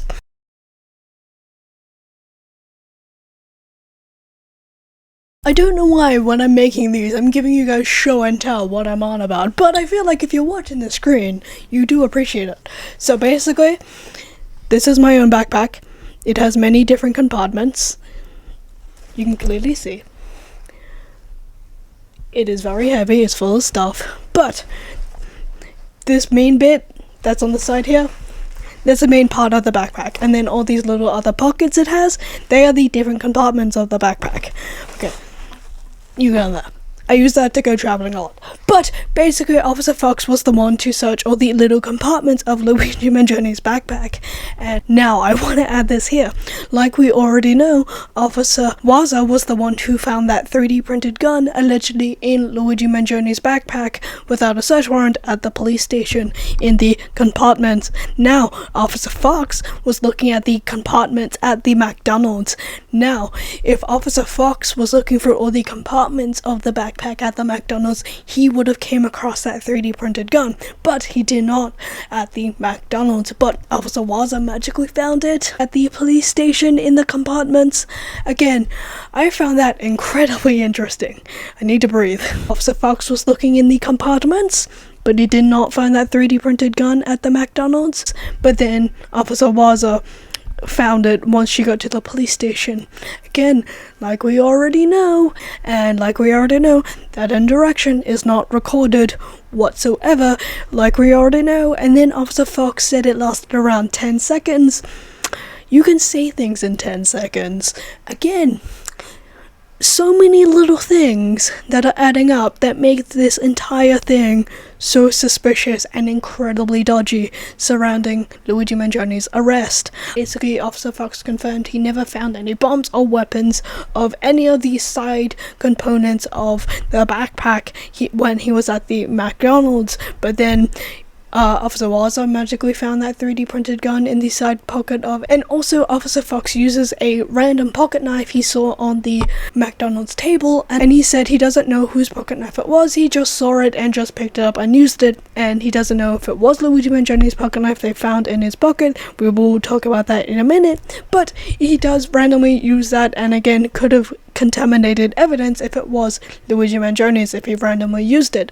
He used that pocket knife to open a little thing wrapped in cardboard, like he said to destroy in the last video, and he comes out and says what they found that was wrapped in cardboard. Also, basically, the little thing that was wrapped up in cardboard and tape that Officer Fox used a random knife to open, probably contaminating evidence, he in between calls it a motherboard, or he also calls it a computer chip. Which one is it? Those are two different things. I'm not a computer person, obviously. I'm not too sure about computers and how all that little stuff works, but I know those are two very different things in the computer realm of things. So which one is it, Officer Fox? Stop using them interchangeably. They are two different things. They're not one thing. Which one is it? And do we even know at that point in time if it is one of those two things? Like we already know, he was the one who said to destroy it, and also using a random pocket knife. I do want to add here, the only time we heard about a pocket knife was when Officer Fox opened something randomly with a pocket knife. Like we already know, Luigi Mangione admitted he had one in his pocket after he was patted down the first time. Again, very suspicious shit going on. So which one is it, Officer Fox? Basically, Karen asks Officer Fox, so when they were searching through Luigi Mangione's backpack, because they thought there were a bomb in it, why did they not search it in the parking lot where it would be safer? And he said he didn't want to make mass panic, but then he said he didn't want to carry it in his car because he doesn't want to blow up his car, but he'll happily let Officer Waza take it because apparently there was a bomb in it. Again, he wasn't really giving very much straightforward answering questions. He was very much dodging the question altogether. Again, very suspicious shit going on, again, from both of these officers' answers, from Officer Waza and also Officer Fox, and all the other officers in between. Rockford also questions, why did Officer Fox write down Luigi Mangione smiled at him in his incident report? And basically, Karen Rockford questions, so you basically wrote down Luigi smiled at you, but you didn't write he looked at the backpack in your incident report, so that basically made you confirm he was the CEO shooter? I also found this very interesting. He wrote down Luigi Mangione smiled at him, but not him looking at the actual, like, Luigi Mangione looking at the backpack or anything like that. I just found that incredibly interesting. Like, who even knows if Luigi Mangione actually smiled at him? Maybe it was a little shy, I'm uncomfortable smile, like, you know, like one of these Like, you know, I do that sometimes. Like, who truly knows if Luigi Mangione actually smiled at him or not? Again, it's very interesting you write that instead of him looking at the backpack. Again, little things that don't make sense or add up for him to write down or not write down, if that makes sense. Like we already know, these officers love to write things down or not write things down. Same thing with these body cameras. They love turning them off or muting them. Officer Fox said he had forgery charges and they committed a crime in front of him. That's why they did it, instead of actually them thinking he was the CEO shooter. In reality, like we already know, they went in there with an unfair bias, thinking they were catching the right guy right off the bat. Again, everything when Officer Fox is answering doesn't really make sense, and he isn't actually answering the question. He's kind of like dodging it and not giving a firm answer. Basically, Officer Fox said he didn't know they were going to mark Luigi Mangione in custody just for the false ID charges they have against him at that moment in time. But again, like we already know, Officer Fox doesn't really give a firm answer about things. He kind of dodges around questions that we've seen from the live tweets. Again, I'm just going off what I've been reading off the live tweets and getting an idea, because again, when you're reading things, you don't really know the tone of things. But Officer Waza and Officer Fox was also told they need to stop searching for Luigi Mangione's backpack at the McDonald's, and they need to get a search warrant. But they ignored that officer and just kept searching through Luigi Mangione's backpack. And again, they got told twice they need a search warrant to search through Luigi Mangione's backpack at the McDonald's, but they just bluntly ignored that officer and kept doing it anyway. Again, infuriating. Aaron asks Officer Fox, so were they looking for anything that was cylinder shaped or anything that were gun shaped in Luigi Mangione's backpack at the McDonald's, or even something that's shaped as a bomb? And Officer Fox said no, they weren't really looking for anything like that. They were just looking for like anything that could have incriminating evidence against Luigi Mangione. That's what they basically said they were looking for. Basically anything to make Luigi Mangione look like he did a crime. Again, very suspicious. But then they were looking for the backpack for a bomb, but it's not there. And basically he was also asked, so did they think there was a bomb in that little piece of cardboard he ripped open? And he said, no, I thought it was a computer chip thing in there. Which one is it? Is it a computer chip? Is it a motherboard? Is it a different computer chip thing? Entirely different? Like, which one is it? Pick one and just stick with the word. They are different things. I'm not a computer person, but I know they are. And it also comes out of Karen Alcafino asked, were they looking for anything for a forgery charge? And he said, no, they were just looking for like anything to have incriminating evidence against Luigi Mangione. Again, I thought they were looking for weapons or like a bomb. Didn't they say that at the beginning? That's what they were looking for. But then they come out and say they weren't looking for anything particular, just something to incriminate against Luigi Mangione. Again, everything coming out from the Pennsylvania police force is infuriating and so goddamn incompetent. Oh my fucking god. Very much comes out and seems like they've done a much thorough search of Luigi Mangione's backpack than they were letting on at the beginning of Luigi Mangione's backpack at the McDonald's. Then they were letting on, like, everything they're doing is incredibly suspicious, like handing over a brown paper bag. The 3D printed gun magically appeared at the police station. Officer Fox was looking for the compartments where the 3D printed gun allegedly was there, but he didn't say he said he never found a weapon or a bomb in those compartments. But then the 3D printed gun magically appeared in those compartments once Officer Waza checked at the police station. They both pulled over to the side of the road. One of them Officer Fox handed over a brown paper bag to Officer Waza again, and then Officer Waza got to the station a couple of minutes later. Again, this entire thing is so suspicious, and it's incredibly hard to ignore. Like, seriously. It's so obvious what the fuck they're doing, okay? And I know I should say alleged, but literally anything they would say to make that sound any better is not gonna help them whatsoever. Again, it's incredibly suspicious what the fuck they're doing. And also it comes out, why did Officer Fox not write down they were looking for a bomb or a weapon in his incident report? That was the main thing they were looking for in Luigi Mangione's backpack, but then he did not write that down in his incident report. Like, why are they leaving out things when that was the main reason why they were searching his backpack? What did they write? Did they just say search for backpack because I felt like it? Again, makes no sense. And also it comes out as well, basically Karen Rockefeller asked, do they need to cut signals when someone has a passport? I do want to add this little thing here.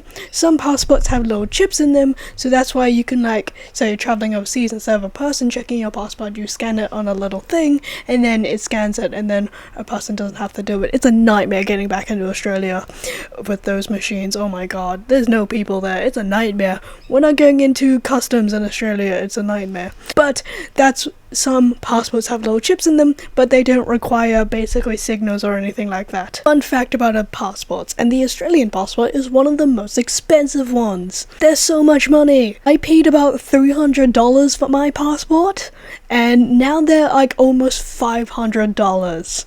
They're so fucking expensive for a piece of paper showing you can travel around the world if you can afford it. But it's one of the most important pieces of paper you need to own. Sorry, I want to tangent about passports. It also comes out, Karen Rockefeller asks Officer Fox, is he allowed to disobey his superiors? And then Officer Fox says, no, they're not my superiors, my supervisors. And he says he doesn't have to listen to his supervisors because, I don't know, he just gave a vague reason saying I don't have to listen to them. But dude, let me tell you something. You have to listen to your supervisor or even your superior. They are still above you in the working terms, okay? You still have to listen to your supervisors, even if you think they're not as important as your superiors. So basically, he just disobeyed his supervisor that day because, I don't know, felt like it. Again, it's infuriating. Like we already know, he just bluntly ignored about the search warrant thing he needed to do, but he did not do that, or even when he was told to stop looking through the backpack, he just ignored them. It's insane.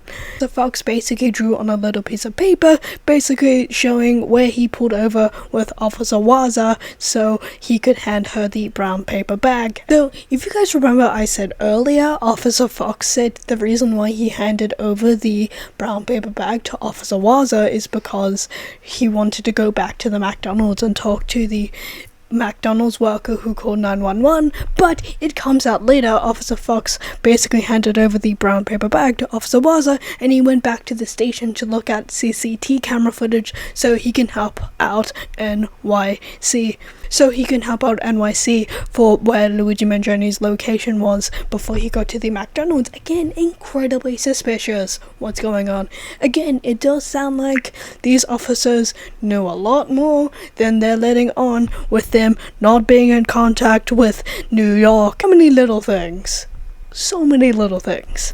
So basically that's what Officer Fox did instead of going to the McDonald's that he claimed earlier in this. Also comes out basically the pocket knife Luigi Mangione said he had in his pocket. It was not a big pocket knife whatsoever that could cause any damage or anything like that. It was just a small utilities pocket knife. You know, I'll put it up on screen for you guys. Nothing required to do major damage towards other people. They're not that big. Officer Fox basically said where Officer Waza and Officer Fox pulled over was in front of Park. I don't know if I'm saying that right. I'm sorry. Your very American names I struggle with.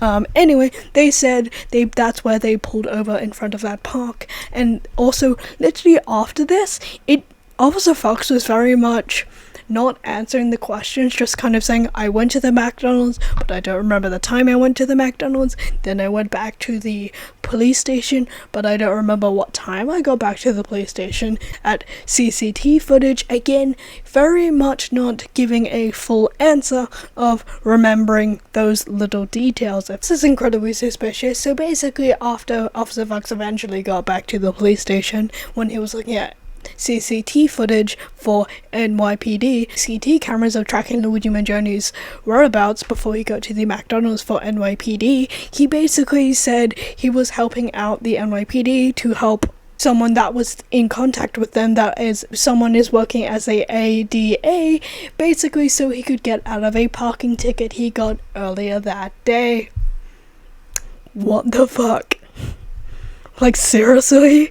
There's so much sketchy things going on, so he decides to help the NYPD, the guy who's in contact, to get out of a parking ticket he got that day. Like, so many freaking little things of bribery going on in this entire thing before Officer Fox took Luigi Mangione to his arraignment. But anyway, that's something to chew about and think about, of like the amount of bribery going on in this case ever since the beginning, with the hoagie, getting out of a parking ticket, helping basically people in New York before they actually knew anything about in New York. Again, so many little things. So now we're at the end of my little notes of basically the 9th of December 2025, day 6 of Luigi Mangione's December suppression hearing. That is a mouthful. But now we are moving on to December 11th, 2025, Luigi Mangione's December suppression hearing.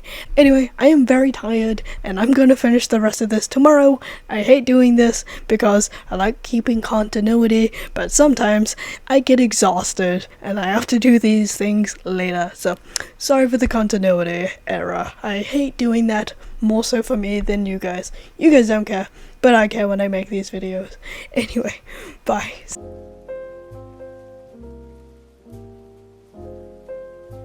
So it's the next day, so sorry for any of the continuity error, but we are keeping with the 1940s theme in this week's video with my outfits. Anyway, so sorry for any continuity errors here. Anyway, 11th of December 2025, this is day 7 of Luigi Mangione's December suppression hearings. So with this one, we actually do have a actual transcript on Luigi Mangione's official website, where Luigi Mangione's legal team uploads all their documents and all that. That's where a majority of I get my information from, and also Reddit, like you guys know. But we do have the official transcript for that, Luigi Mangione's official website. But I will make a Google document for it, because sometimes when you click on it, it doesn't really like pop up or anything like that.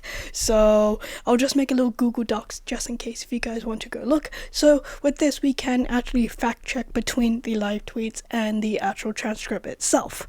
We can fact check between those two. So I did that already. So I did fact check between the live tweets and the transcript we got on Luigi Mangione's official website. With this, I'm just going to stick with the live tweets just to keep the continuity all in one area, and we can hear what the prosecution said on their side of things.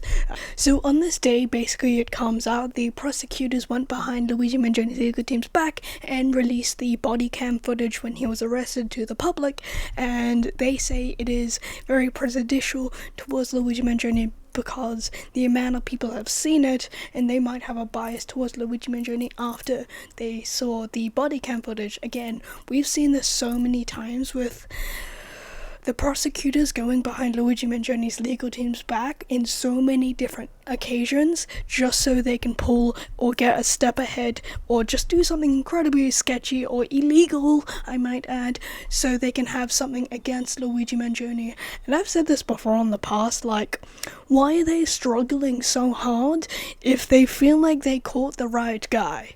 Like, I feel like if they caught the right guy, they wouldn't be doing all these things to actually make their point and have the bad guy arrested, if that makes sense. We've seen this all the way in the beginning, where illegally listened to Luigi Mangione's phone call between him and his lawyer, and when they illegally got and lied to Luigi Mangione's insurance company to get his medical records, not just 2 pages they requested, they got the entire file and lied about a court date that never existed.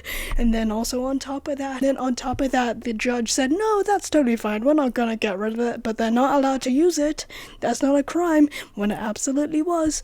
Again, and there's so many other occasions that I can't remember, but it definitely has, where the prosecution have just went behind Luigi Mangione's team's back and did very illegal and sketchy shit. It's voiceover me, so as me editing this video a couple of days ago, this came out on Instagram, and please do take this with a little bit of skepticism, but with the amount amount of like evidence this person posted online, it does look serious and legit.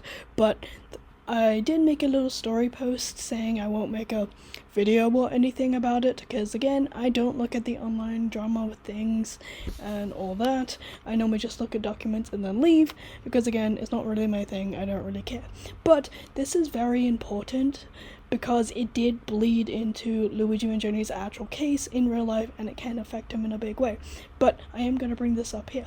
So basically, a girl that is claiming to be one of Luigi Mangione's biggest supporters, you guys probably seen her and know her name. I won't say her name or show her pictures or anything like that. I don't want to give her the attention, but it basically came out she befriended someone, was able to get access to a login where she could look at some of the official CCTV footage and also some photos of the evidence they allegedly found in Luigi Mangione's backpack, and she managed to like download that and send it in a Discord group, and she did manage to leak some of that evidence to the public, because I don't know why, she just did. But basically it did confirm in the Discord she did release the Maryland license from Luigi Mangione to the public, and I do recommend to go read it yourself. I did repost it on my Instagram, so you guys can go read it. I'm not going to talk about this any further, but it did come out. She also released some evidence to the public that was not meant to be released whatsoever. So again, go read it. It's in my reposted section on my Instagram for this channel. But yeah, I do want to put that here. So again, I don't truly know what else she might have released, but it did come out quite a bit. She had a lot downloaded just because of that, and I find it very disgusting and slimy she did do that. Again, this came out a couple of days ago. I don't know how much this is legit or not, but the amount of Discord evidence and the amount of people I've heard talk about this in the past does make it sound like it is legit. Again, I don't get involved with the online drama and stuff, but when it starts bleeding into Luigi Mangione's official case and all that, that's when I step in and talk about it. I think it's the same girl who sent Luigi Mangione the love heart note. I will talk about that in my next video. Again, another thing I do want to add, sorry if my little pause button thing isn't moving. I don't know why today, as me editing this video of me never uploading CapCut that I use, decided to make it a pro feature for some reason. Anyway, just thought I should put that there. The first witness of the day is Officer Henley. I hope I'm saying that right. Again, with some of these last names, I've only heard them in a very, very American accent, and it's I struggle with some of them. I don't know why. The next witness is Officer Burns. He was the officer who told Officer Fox to put Luigi Mangione in handcuffs as well. So anyway, I'm going to show you guys the live tweets, and I'm going to pop that up on the screen for you guys.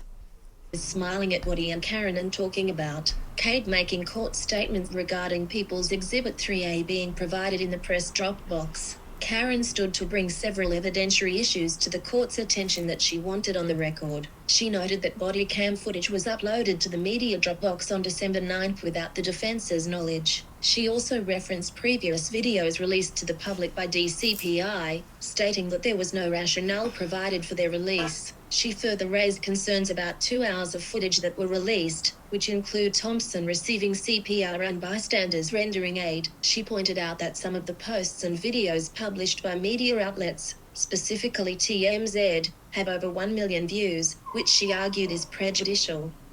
Karen says these releases have consequences as LM is facing the D-word penalty concurrently. Caro says he doesn't see an issue as they will ensure the jury has not seen footage, etc. The state called Lieutenant William Haney as their first witness. Karen Anafilo, before we begin, we want to object to having made available the long video of the incident. People's 3A, it was not discussed by DCPI. This was a long video you had to download some outside program to view.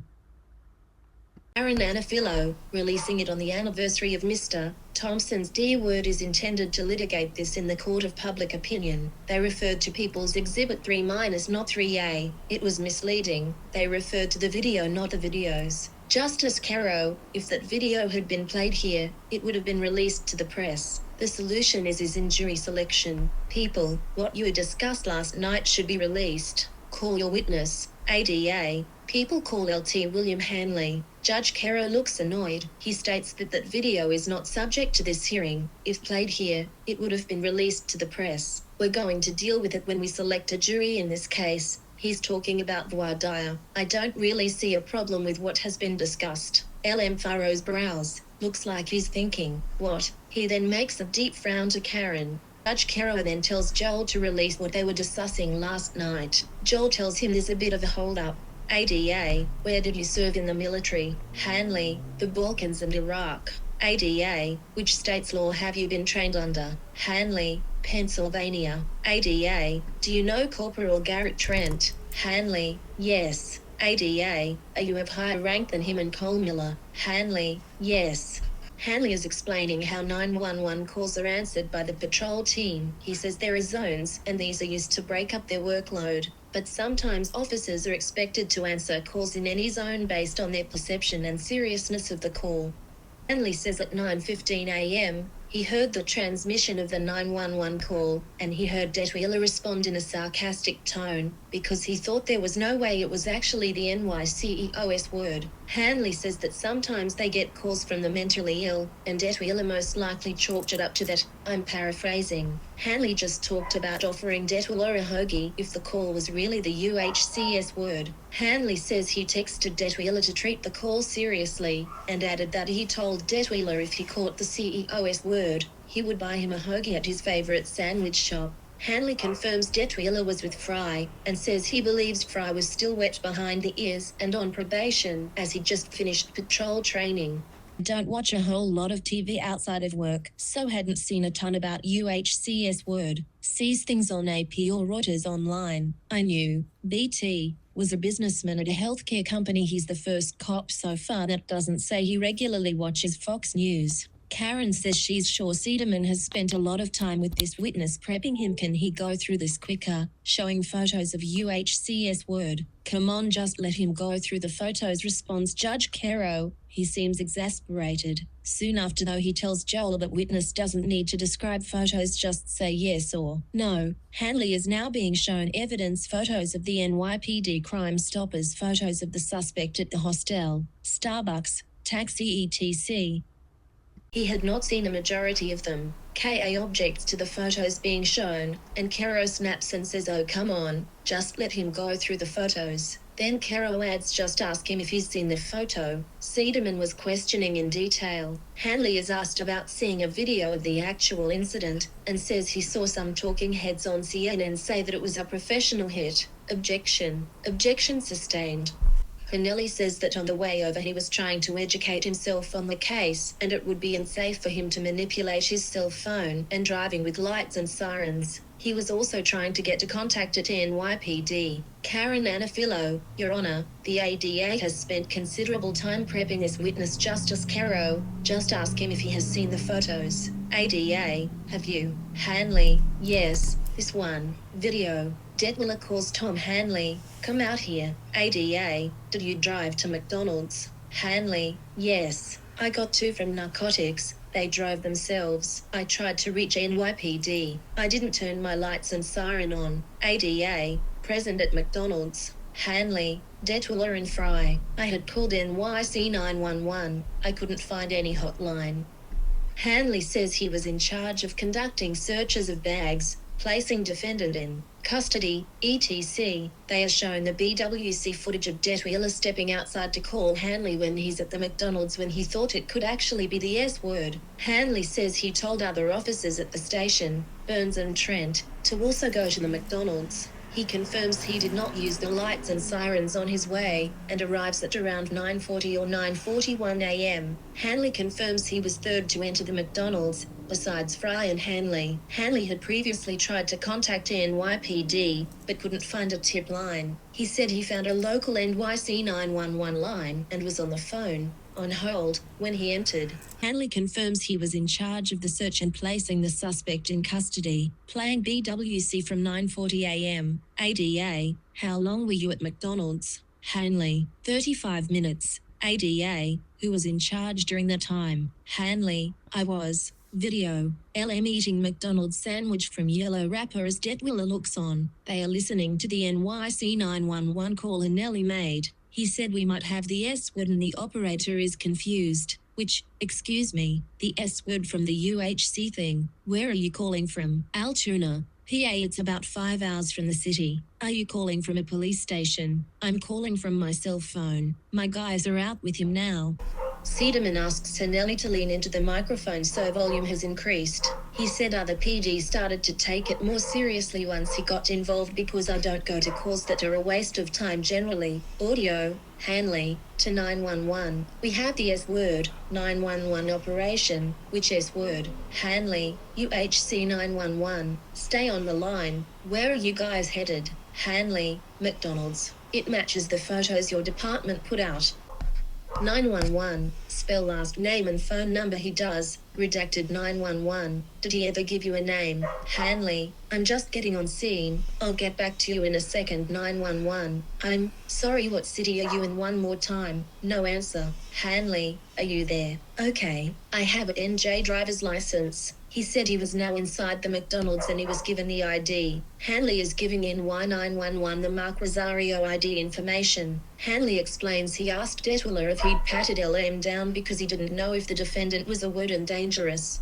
Giant Mark Rosario fake ID poster is back up. Sederman asking Hanley to look at it. It's a representation of the ID I took from Patrolman Detwiller. Audio, continue with 911. What's the ID he have you? Hanley, Mark Rosario, Sherman Place, Maplewood, New Jersey 911 operation. Okay, if you get a call from an unrecognized number it will be the police. Hanley, okay. Hanley says he wanted to give the operator as much information about it since NYPD was a big agency and he wanted to reach someone that would understand the gravity of the situation and care. Karen asks Joel to take giant fake ID down. He complies. LM is watching the courtroom monitors. Burns walks onto screen. LM was keeping his head down and reading. Hanley testifies about Detwiller standing outside and telling him and Trent, and maybe Burns, saying he thinks he knows the man inside is the UHCS word and asks to pull up images on a phone to show them. In footage, Hanley says there were new photos of the UHCS word released recently and adds that they don't have a name yet. IRL says he figured this out on the way to scene. Green Officer Homan, spelling, who Hanley says was the turnkey officer at the time, is rechecking the Rosario ID to see if the reason nothing came back initially about it was human error. 9:44 a.m., Fry's BWC angle. Hanley re-enters the McDonald's at 9:45 a.m. after speaking with Blair 911 about not being able to locate the identification on the ID. He is asked to identify Officer Homan, SP, on the scene, and says he was the turnkey officer. Karen objected and said he was not the turnkey officer. However, Hanley says he asked Homan to run the Rosario ID as well, and it was his understanding that he was the turnkey. KFA objects, saying Homan wasn't the turnkey officer at the time. It's all a little confusing because it seemed unclear whether Homan showed up in the footage or not, or was on the phone. There are a lot of cops.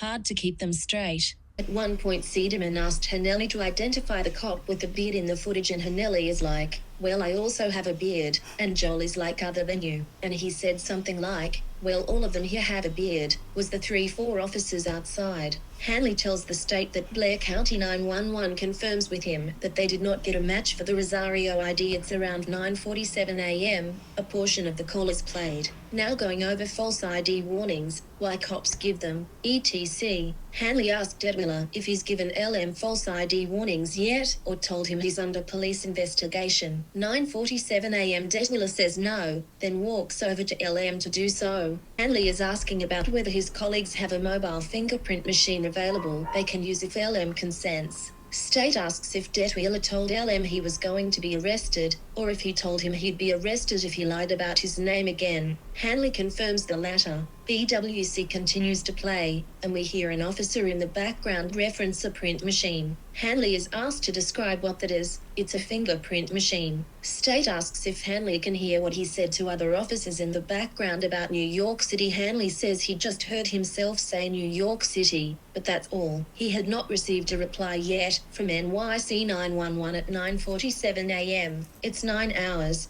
48 minutes, and 15 seconds on screen, and Hanelli testifies that he hasn't heard back from NYPD at this point. Trent says Miranda eyes him customer with, maybe, a Blue Lives Matter flag sweatshirt, asks to use bathroom to wash hands. They'll let him through. 9 hours, 49 minutes, and 34 seconds. What are you doing on screen? Joel, I'm thinking about how to proceed. Hanelli, also looking at PA false ID statutes on phone. Video, what are your real name? LM spells his first name out ADA. This was after the false ID warning. Hanley, yes. Video 6G. Altoona police mill around him at Christmas music played over McDonald's sound system. Screen Fox is asking LM to stand and someone said to cuff him. Joel asks who made the decision to cuff him. Hanelli says he doesn't remember. JS asks a few different ways. KFA objects. Kero allows TL 264. Hanelli says he remembers from another angle someone makes hand motions to cuff LM.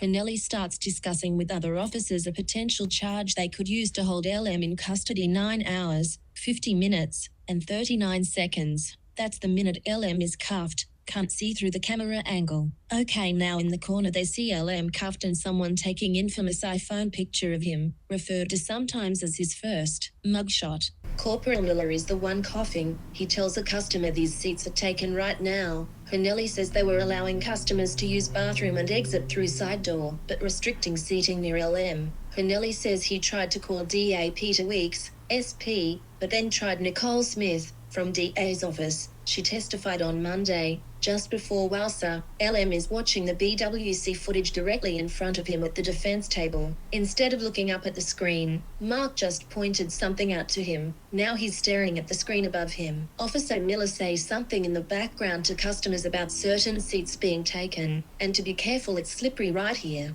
Hanley says they didn't take any drastic measures to lock the scene down. Paraphrase. Hanley confirms that he did call ADA Smith about the charges, and he has a close relationship with DA Weeks, and this is not uncommon. It's 9:53 a.m., and Hanley is asked if he had a chance to listen to what he said on camera before he came to court. He said he does, but can't hear it now. They play it back, and he still can't hear it. Joel asks Hanley to repeat what he says on the video. Hanley says he can't hear it. Joel plays it again. Hanley repeats that he can't hear what's said. Christmas music is loud, and Joel says fair enough. I was far removed from dealing with fake IDs, almost never presented to police officers, so that's why Hanley consulted with Smith, who reminded him of forgery charges, which is a felony. Hanley directs officers to take LM into custody. Wasser is now searching the backpack. Incident on arrest, says Hanley. Did you instruct her to do it? No, but she saw he was in custody. Did you stop her? No, she had every right to do so. Did you tell her to wait to get a warrant? She doesn't need one. It's a warrant exception in PA. I've done people's arrest thousands of times and never needed warrant. He's asked about what he discussed with Smith about the charges, as police are usually not handed a false ID. Hanley says Smith reminded him about a forgery charge that he could issue as well. He's now describing the misdemeanor of harboring unofficial documents and the fact that forgery is a felony charge in PA, so he directed officers to take LM into custody. It's 9:58 a.m., and they now see Wasser searching the bag. State, did you tell her to do that? Hanley, no. She saw the suspect has been arrested. State, did you tell her to get a warrant? Hanley, no. She didn't need one. Hanley instructed Detweiler to give LM his false ID warnings. Hanley instructed Detweiler to give LM his false ID warnings. Hanley, there is a caveat in the PA statute that if someone provide false identity to a police officer, the police officer is required to tell them that they are under official police investigation, and if they continue to lie, they will be arrested. The warning doesn't help them if they've already provided false identification to police. Bag search started after LM was in custody. Hanley testifies when Joel asks. LM is leaning his head on his right hand, moving tongue around and cheek as he often does. Jacob and LM talking to each other. Joel asks Hanley if Wasser hands someone something in the video. Hanley doesn't answer because he missed it. We rewind to watch it again. Bate is asking Hanley to identify what he's doing in the current BWC footage that's playing. He's looking at a passport, and he tells the state that the name was LM. It's 10 a.m. Hanley states that the passport was the first documentary evidence of the true identity of LM. Wasa has found the magazine with 9mm B word in it, and there is her lifting it up on screen with a smile and Fox says it's fucking him. On screen, Hanley says they should finish the search at the station. He was worried about DNA cross-contamination and being in front of public. Mentions that he could see there was a lot in the backpack. I had concerns early in the search that it was going to turn into a thing, going to be a mess. Any member of the public could observe what we were doing. Hanley testifying. Now they are seeing screenshots of 911 call to NY 9:35 a.m. Joel asks if that was the call we heard. KFA objects to leading witness. Hanley says that call wouldn't have been 30 seconds. They see another screen grab 9:37 call made for 4 minutes. Hanley says it would be that one. 9:59 a.m. calls his boss Deputy Chief Swope. 10:03 he tries to call NYPD 911 again because he hasn't heard back. 10:22 a.m. Hanley calls ADA Smith. He's watching the search of the backpack. He testifies. 10:25 a.m. there's a 15-minute call from an unknown caller who Hanley testifies that's NY officer. Hanley testifies about being transferred to NYPD Chief of Detectives. 10:45 a.m. David Leonardi, Lieutenant of H-Word Unite from NYC calls Hanley. Nicole Smith is trying to call Hanley, but is calling NYPD. 10:59 a.m. Leonardi calls Hanley again to ask for address of Altoona Police Station. Now they are about to listen to Exhibit 13B. 10:01 a.m. Hanley's 911 call. KFA objects, overruled. Hanley had to call NY 911 several times to report they thought they had the UHC's word in custody.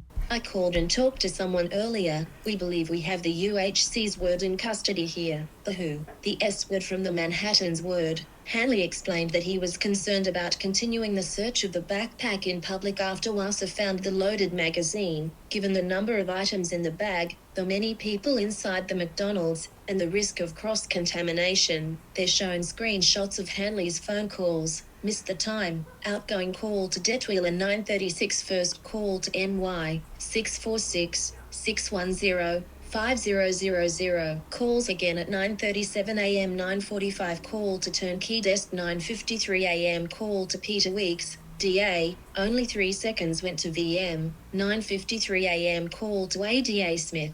9:59 a.m. APD Swope, Deputy Chief, Hanley's boss. 10:01 a.m. second call to NY 646-610. 5000. 10:03 a.m. Swope again. 10:22 a.m. ADA Smith again. He's back at the station. 10:25 a.m. unknown caller. Incoming call from NYPD officer. 15-minute call. 10:34 missed call from ADA Smith because he was on a call with NYPD, which he said higher priority. 10:45 a.m. Detective David Leonardi, NYPD H-Word. 10:58 a.m. ADA Smith. 10:58 a.m. and 10:59 a.m. Detective David Leonardi again, who asks for Altoona PD address.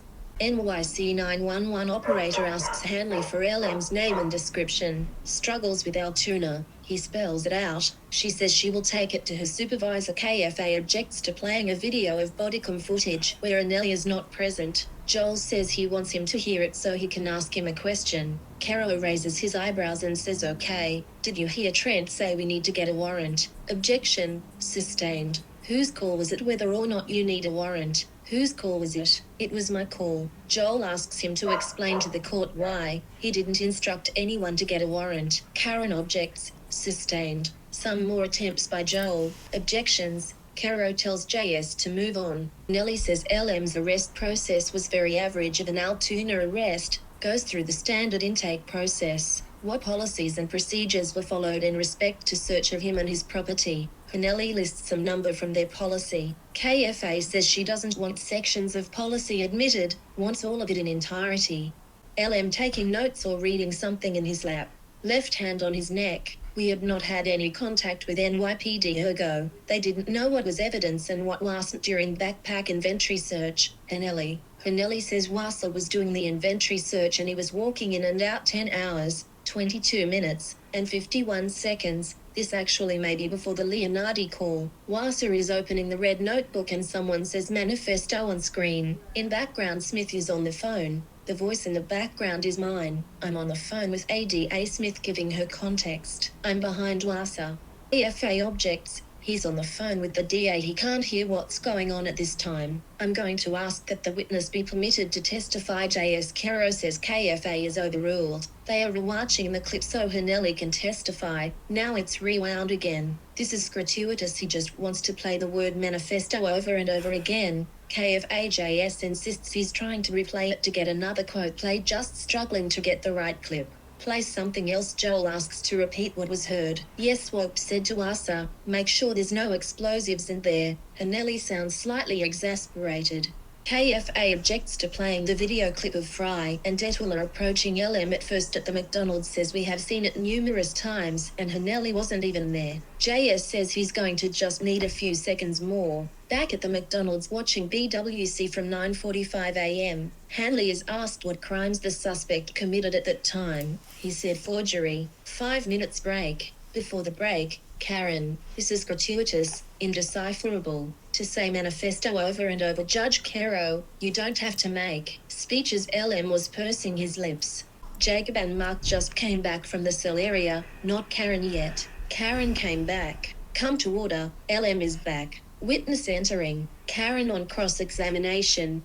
Asking if Hanelli called Fox back to the scene. He says he did. Now doing his standard closing at the witness by establishing Hanelli whilst not connected to LM or BT or NY before December 9th. Time for cross. State is asking Hanelli about calling Fox back to the McDonald's after Mangiane's arrest. He confirms he did. State asks if Hanelli had any connection to NYPD before this, or the suspect or victim. No. Karen Anafilo begins the cross of Lieutenant Hanelli. She's asking if he's familiar with certain policies, intake, evidence and evidence collection, search, etc. He does all policies admitted into evidence. K.A. How tall are you? 6 feet 5. KFA is offering up some Altoona police policy into evidence in full. Hanelli asked the 2 narcotics detectives to respond as well. One was SGT and another corporal. LM looks over at KFA, then chats with Jacob. You ended your offer of a hoagie, with a winking emoji, correct? KFA, yes. Detwiller responded, consider it done. Then I want a large turkey, yes. KFA says there were no allegations of narcotics. That's true. You asked them because you wanted to have more supervisors. No, that's not correct.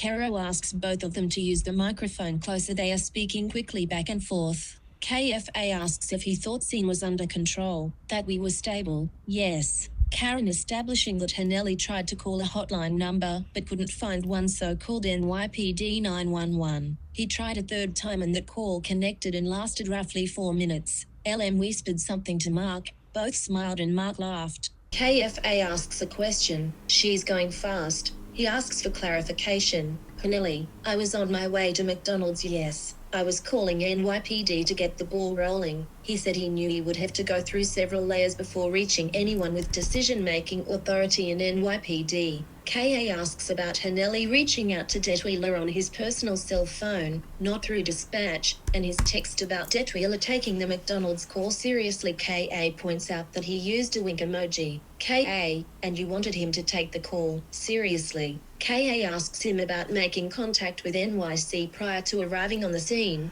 around 9:35 a.m. She asks what Hanelli meant by previously stating he was going to get the ball rolling when calling NY. He said he knew he'd have to go through several operators etc. before speaking with someone about the information he had. KA, you didn't call it into NJ to verify the ID, even though it's from NJ. Hanelli, no, the NCIC database can verify. Hanelli said he called for a Terry frisk, which checks someone by patting down outer garments for W word. I didn't direct any individual officers where to stand. I was content to where the officers were when I got there. Other officers had to fill the space of the dining room.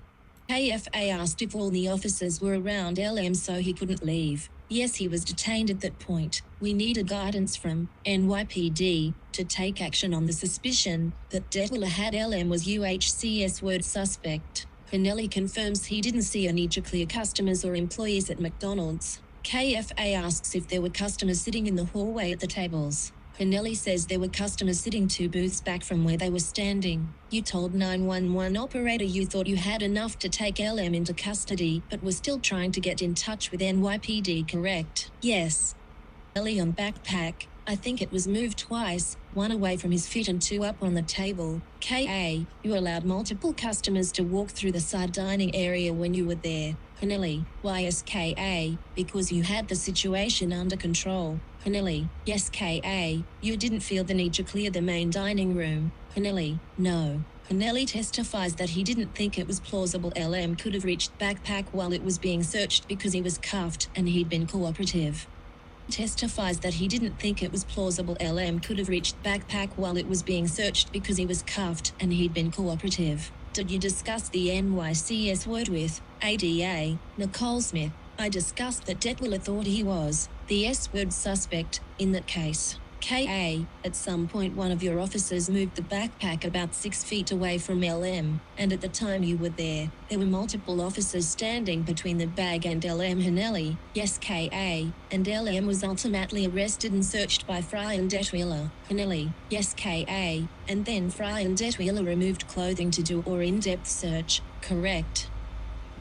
Correct KA, and you did not tell officers to move the backpack while they were conducting the search, correct? Hanelli, correct KA, you had no concerns that he could access, correct? Hanelli, correct. KA is asking the sequence of calls made, and if Hanelli was informed about a gun being found in the backpack when it was searched at the station, in between the calls to NY he was making. He doesn't remember. KA points out that Hanelli was updating NY on the events in PA, and that photos of inside the red notebook was photographed and sent to the NYPD. Isn't it true that every single page of that notebook was meticulously photographed and sent to NY? Hanelli said he emailed NYPD pictures from inside red notebook and laptop and cell phone. The Altoona Police Department made sure that every single page of that notebook was meticulously photographed. Isn't that true? Hanelli says there was a reader he couldn't use, but he got a couple emails back from NYC detectives. They couldn't read them either. They asked him to send them in a different file extension. Hanelli didn't know how to do that, so they set notebook aside. There were a ton of people from up here asking for photos from diff units that apparently don't talk to each other. Dozens of calls from NYPD. Yes, it was a lot. Joel objects as to relevance overruled. You wrote in incident report that you received a barrage of calls from New York, correct? Hanelli says he was assisting NYPD. There were over 24 telephone calls to New York, both incoming and outgoing, on December 9th. KFA, yes, seems correct. You testified that he had already committed the crime of forgery before he was given fake ID warnings. Says he wasn't aware they'd already had a felony, because he repeats he was a little rusty on fake ID law from 10 years ago when college kids used fake IDs to drink. He wasn't overly cooperative, but he was as cooperative as the law requires him to be. Hanelli, LM is staring down at his hands at the defense table as KA goes over the fact that Hanelli made over 24 phone calls to NY on December 9th, 2024. KA confirms again that LM was cooperative with officers after he provided his real name, was not being combative. He was as cooperative as the law requires him to be. KA, despite nothing changing, he was still arrested after providing his real name. Nellie talks about Trent telling Fox to Mirandize LM, probably something Fox wanted to do from the get-go, but we were holding off. Hanley confirms they needed minimal efforts to control the scene at McDonald's. KFA, only I tell officers what to do. You didn't say that, as the lieutenant. Hanley, no, because all my officers are trained. They are competent enough to self-initiate. FBI was sent photos for facial recognition, told Officer Chris that the result was promising. Came up with an investigatory plan. What further investigatory steps you were going to take next? KFA on what Hanelli did after LM taken out. That's accurate, yes. You were aware that Agent Christ, SP, had been in contact with FBI and sent photo for facial recognition and results were promising, correct? Yes, and of course you didn't think you needed a search warrant, correct? We didn't need a search warrant. KFA and Hanelli going back and forth on where the backpack was in LM's control when he was detained.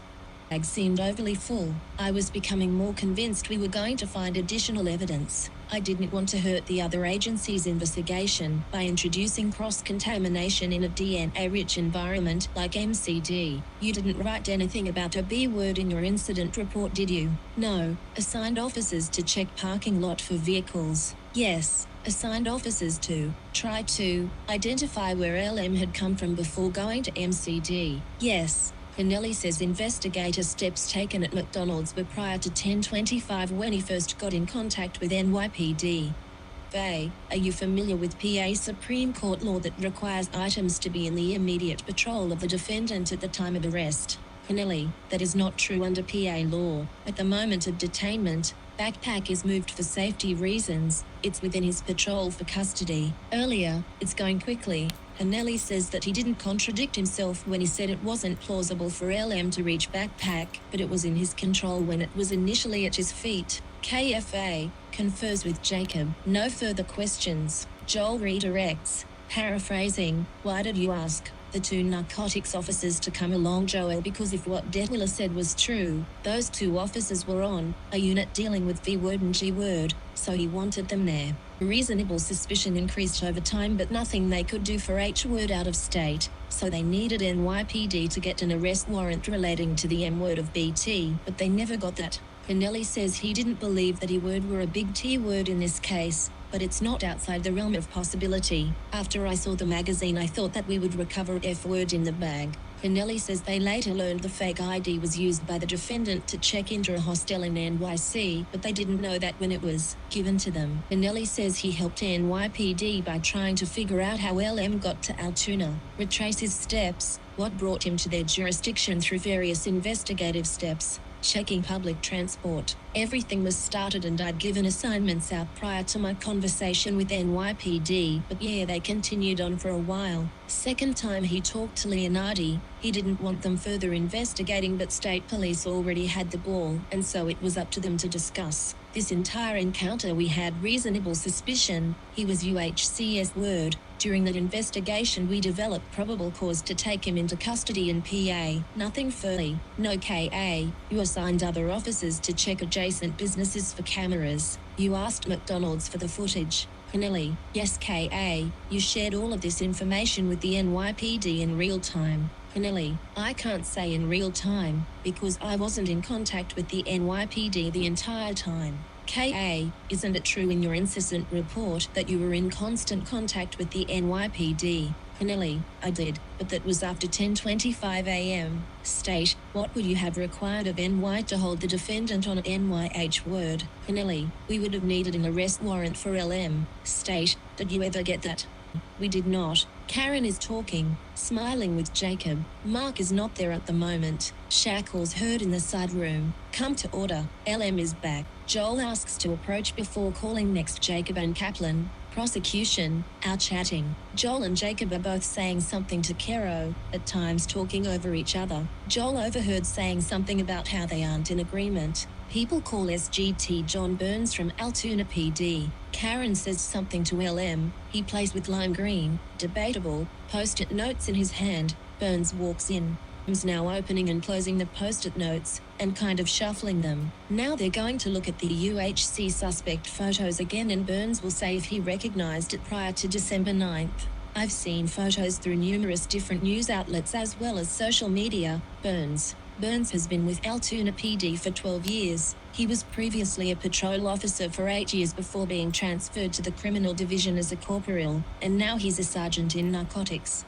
Burns confirms he was working on December 9th, 2024. Typically his shifts are 7 a.m. to 3 p.m. Burns is Corporal Trent's boss. Burns says it's his common practice to listen to dispatch calls on the radio from his office while doing paperwork, etc. He heard the call the morning of the 9 and confirmed that he recognized Detwiller's voice responding. Burns says he then began to follow along, listening, and confirmed he heard the Rosario name come across the radio. He's now being asked to confirm the NYPD Crime Stoppers photos of the suspect. Burns confirms he saw these prior to the 9th via various news outlets and social media. He does not recognize a somewhat blurry photo of the suspect on a bike with a backpack. The incident video is playing, and LM is looking down at his hands. Joel, what if anything could you glean in terms of facing an officer from someone who can be involved in that event? Burns, he was a word and dangerous. Jacob objected to this type of questioning, which caused LM to look up from the typed pages he's reading in his lap. Judge Caro allows it, so LM looks back down.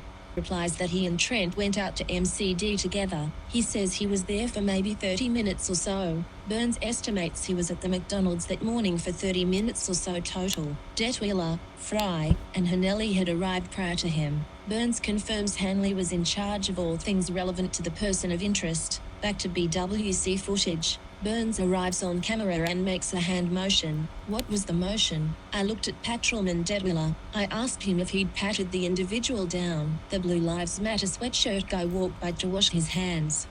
LM is still heads down, reading a typed set of papers. Burns said it was his own initiative when he made some sort of motion that meant hook him up to Fox. When he was cuffed, was he in detention or custody? Detention initially. Detention doesn't mean you can't be released from detention. Joel replays a video clip twice to ask Burns if he heard what someone said. He's made this case before, about when someone says detained, but Burns can't hear that at the time because of the Christmas music. 50 a.m., Burns does a finger-pinching hand motion to another officer that he describes as a signal to cuff a suspect. Burns confirms that they were allowing civilians to exit through the side door, but felt that they kept the area around LM secure enough. He points out LM at the defense table as the suspect. Burns asks Wasser and or Fox to obtain the information from the older lady from the McDonald's that was the 9/11 caller. Wasser then takes out a loaded magazine from the grey boxes. 10:03 a.m., they hear in the background, Trent, we probably need a search warrant. It doesn't matter, he's under arrest for a crime he committed here in PA. It's search incident to arrest. Was Trent your boss or are you his boss? I'm his boss. My decision was that we didn't need a search warrant. Joel, does it matter that there was a different crime in a different state? Burns, no, it doesn't matter. Joel is once again asking about Altoona policy only allowing suspects to go down to one layer. Burns adds that his shoes can't have laces. 8. Does the officer have any discretion over what to search? Burns, no state. What does he search? Burns, everything state. With respect to the bag, does the person searching have discretion on where to search? Burns, no. We considered everything evidence. We weren't sure what may or may not be relevant to NYC Police Department investigation. Burns, what would be considered evidence for forgery and G-word case? Joel Jacob objects, overruled. Testifies he took 172 photographs of evidence. Among those items photographed, were there items? Yes, sir. Did you read the writings before photographing? No, sir. Did you pick and choose what was photographed? No. 116. As difficult as it may be, did you have the chance to go through those 172 photographs? Yes, they are the photographs I took. Burns. Joel offers them into evidence. Back to talking about a former Altoona officer named Moser. He famously brought a pipe B-word back to the parking lot of police department. They are showing Burns something on screen, but Joel says they are not going to publish it. On the screen only, not for publication. 135-151. JS asks Burns to describe what he sees without mentioning context, assuming this is Red Notebook.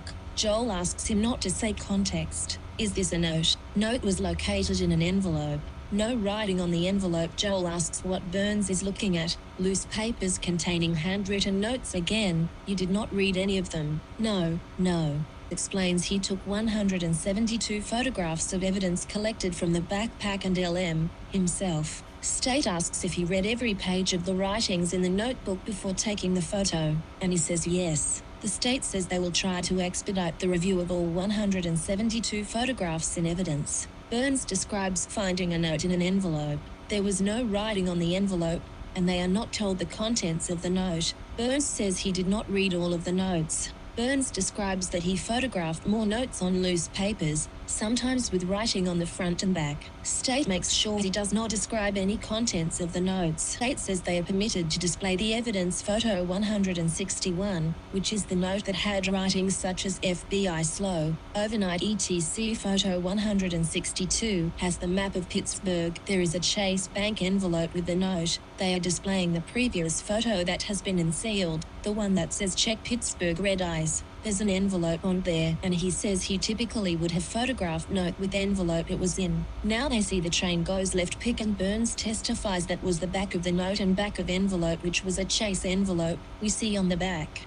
Side of the journal there was a little envelope flat that contains loose paper in it as well. They are looking at picture of red journal. You took pics of blank pages. Sure did. Burns said he wanted to be thorough. Looks like the notebook was brand Papperage. Every time Featherstone turned to page 1, took an overview of the pages, and then I took a photo of each individual page going from left to right. Burns describes pages of the notebook being torn out. We see down the center there's pages from the journal that appeared to have been torn out. Burns testifies it was like that when they found it. They are viewing LM's passport, Maryland ID, wallet sleeve, and 3 credit cards. They are now seeing a 9mm G-Word magazine with ammo, 3D printed P-word, and silencer. Now foreign currency and USD, plus small black wallet. They're back to the Kershaw K-word and small zip ties, miscellaneous hygiene items, and Joel is done. Quick break before stat cross. LM is getting cuffed. Karen stands across from him and smiles and says something.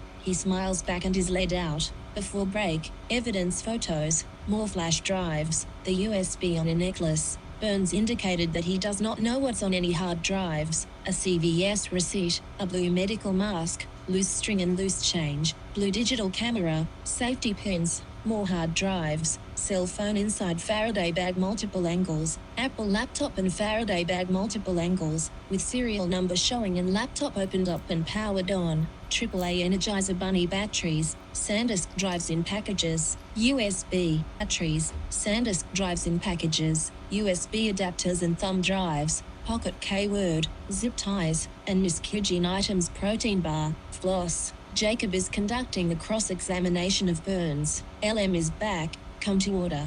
Jacob asks if Burns saw the backpack next to Detweiler upon arrival. He does. He asks about hinting to Detweiler to frisk the suspect. He confirms he did so. JK, and you trusted Detweiler that he frisked him. Burns, yes JK. Did you ask Detweiler to move the bag?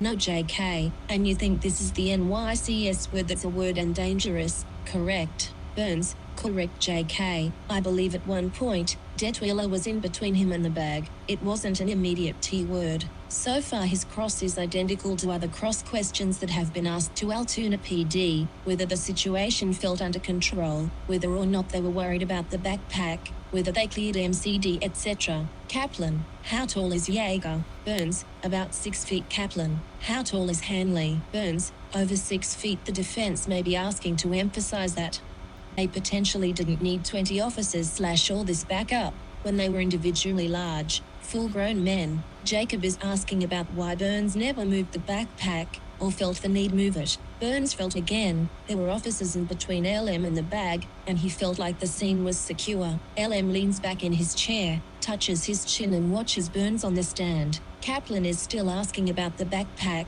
and where LM was standing during the search. Burns says the officers who searched him decided where he would stand.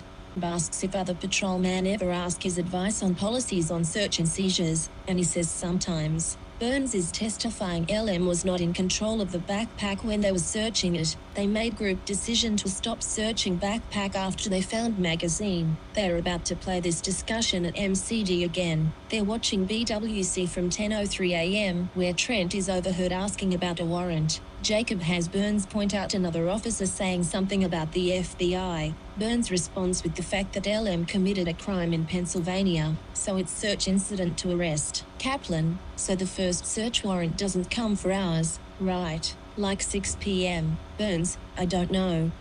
Kaplan, did you make any calls to county prosecutors about a warrant? Burns, no Kaplan, and were you there when Officer Wouser found the G-word within 5 minutes of being at the station? Jacob asking Burns if he knew Yanelli was in contact with ADA Nicole Smith. Did you make any calls asking if you could get a warrant? No, you weren't there when Wouser found a G-word within 5 seconds of searching the backpack. LM is heavy on reading. Now JK is asking Burns about taking the 172 pictures. Where are you and Featherstone taking these pictures? Property moved to area on second floor with table space that they could utilize to efficiently take photos of evidence. Burns says this initial search was to remove contraband and stuff like that. This wasn't an inventory search, was it? It was a search. That wasn't my question. This wasn't an inventory search. It would be both. Jacob is apparently trying to make the point that when they photographed and catalogued everything, that was more of an inventory search. Jacob points out that when things were being taken out of the backpack and contraband was being separated, personal items, nothing was written down. Jacob is asking whether all of these items photographed were in an evidence envelope or taken out of bags within backpack. Burns doesn't remember. There's no record versus what was inside backpack or outside of it at that point. Objection. Overruled. That would have been responsibility of officers to document where items located.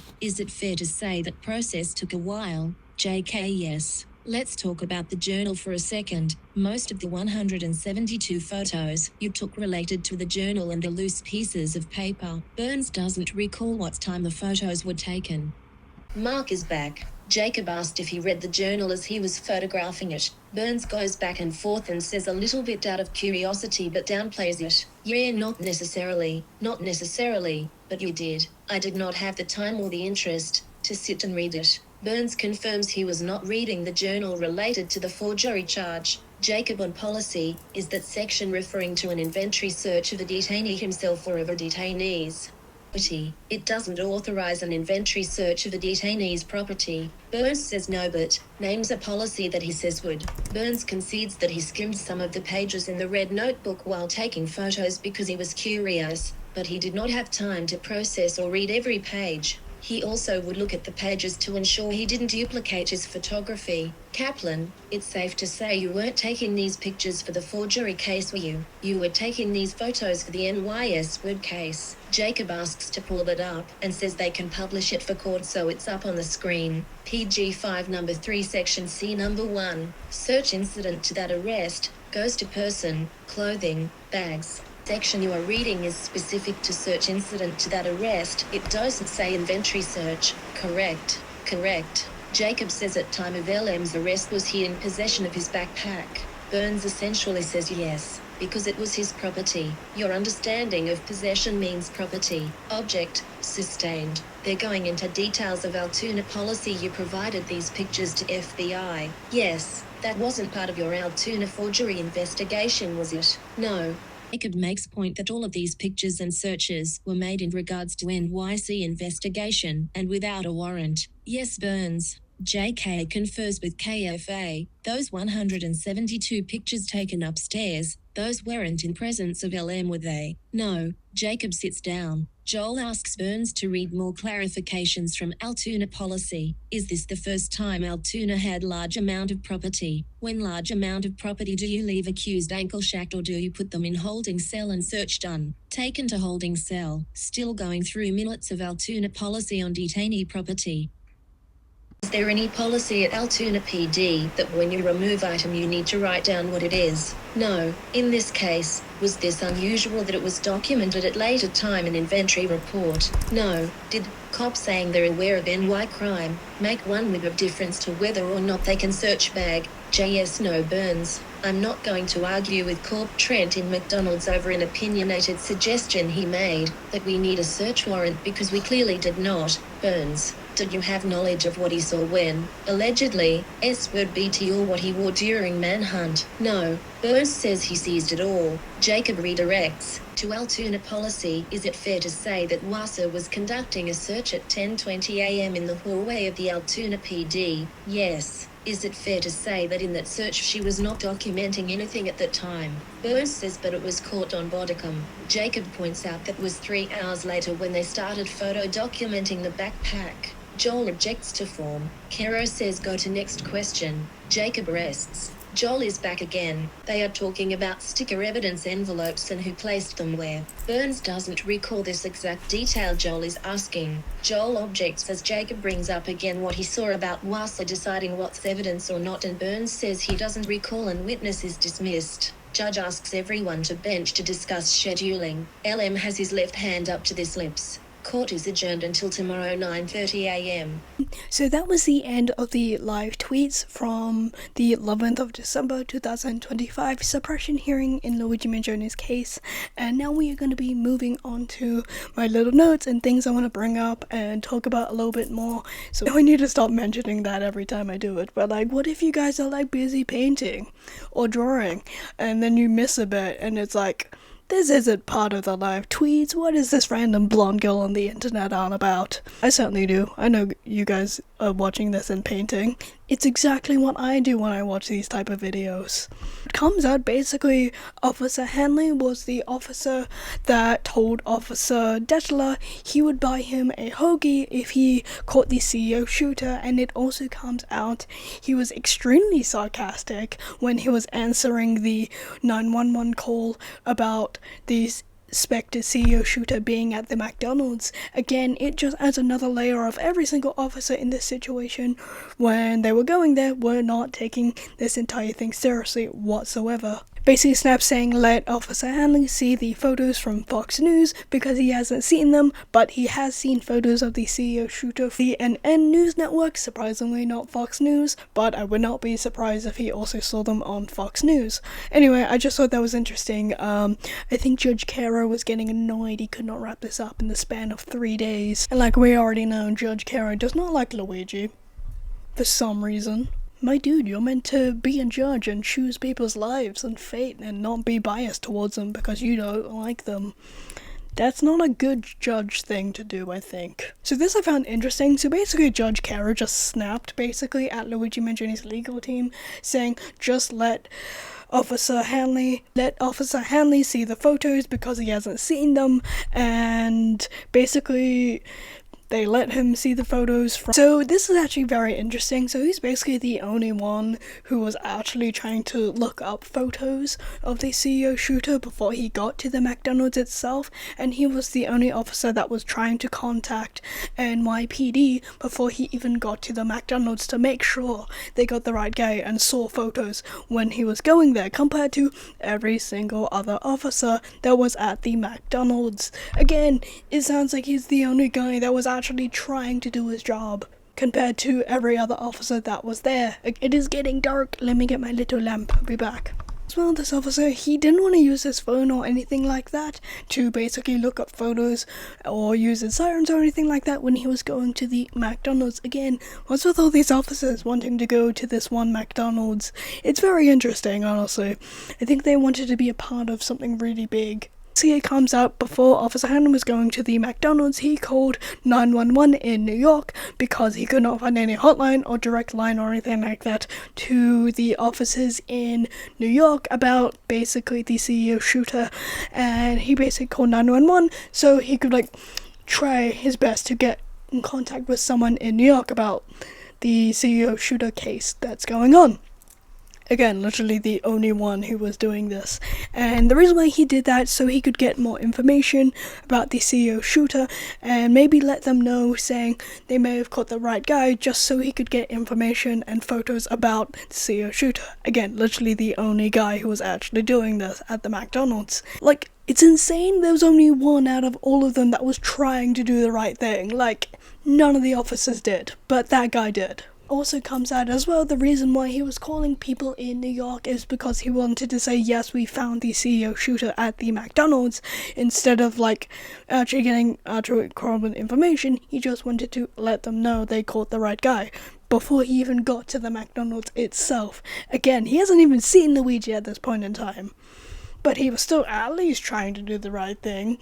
A little bit. I can give him points for that. And he said this one, he was driving to the McDonald's and also looking at the photos of the CEO shooter, not even at the McDonald's, and saw Luigi Mangione's face at this moment in time. Again, saying they caught the right guy before he even got there.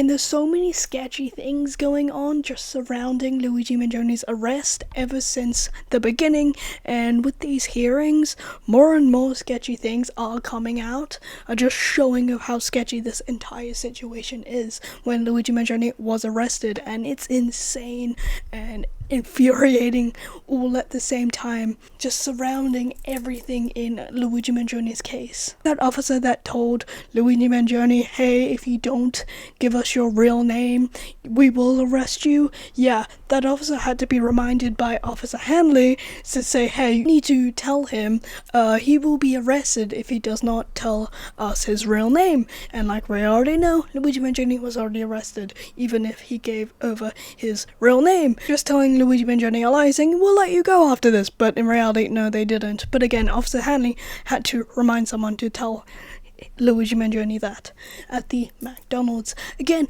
what's all these officers needed to be reminded how to do their fucking jobs correctly and ask certain questions instead of just doing whatever, like...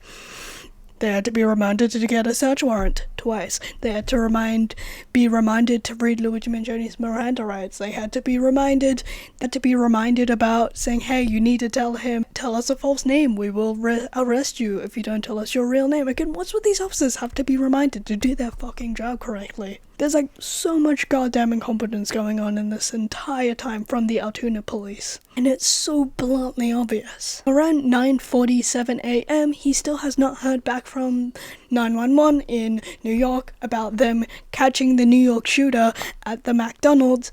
If you guys aren't watching the screen, I was doing quotation marks. Again, he still has not heard anything from New York of them letting them know about if they called the right guy or any more information about the CEO shooter instead of like just going off them from feelings of what they saw photos of.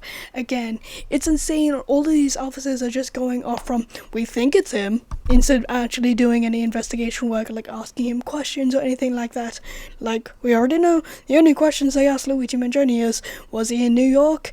And we already know they went in with an unfair bias, so no matter what Luigi Mangione said, they would have pinned it on him no matter what. Same thing with the false ID thing, where they asked him, oh, if you give us another false name, we will arrest you. Again, those are the only times they actually told him anything. This Officer Hanley has a very close relationship with Smith. You don't remember who Smith is? Smith is the basically assistant attorney and also the person who signed off for the search warrants for Luigi Mangione's backpack and also his clothing in Pennsylvania.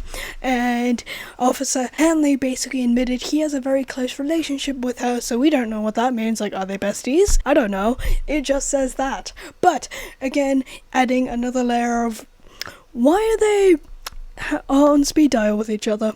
That's my question. But it does come out they have a very close relationship, but we don't really know what their relationship is. Is it romantic? Is it platonic? Who knows? Is it they just know each other and they have coffee sometimes? Who knows? Again, we don't truly know, but I found that incredibly interesting. They're like, have a very close relationship and kind of makes sense why she would be on speed dial with him.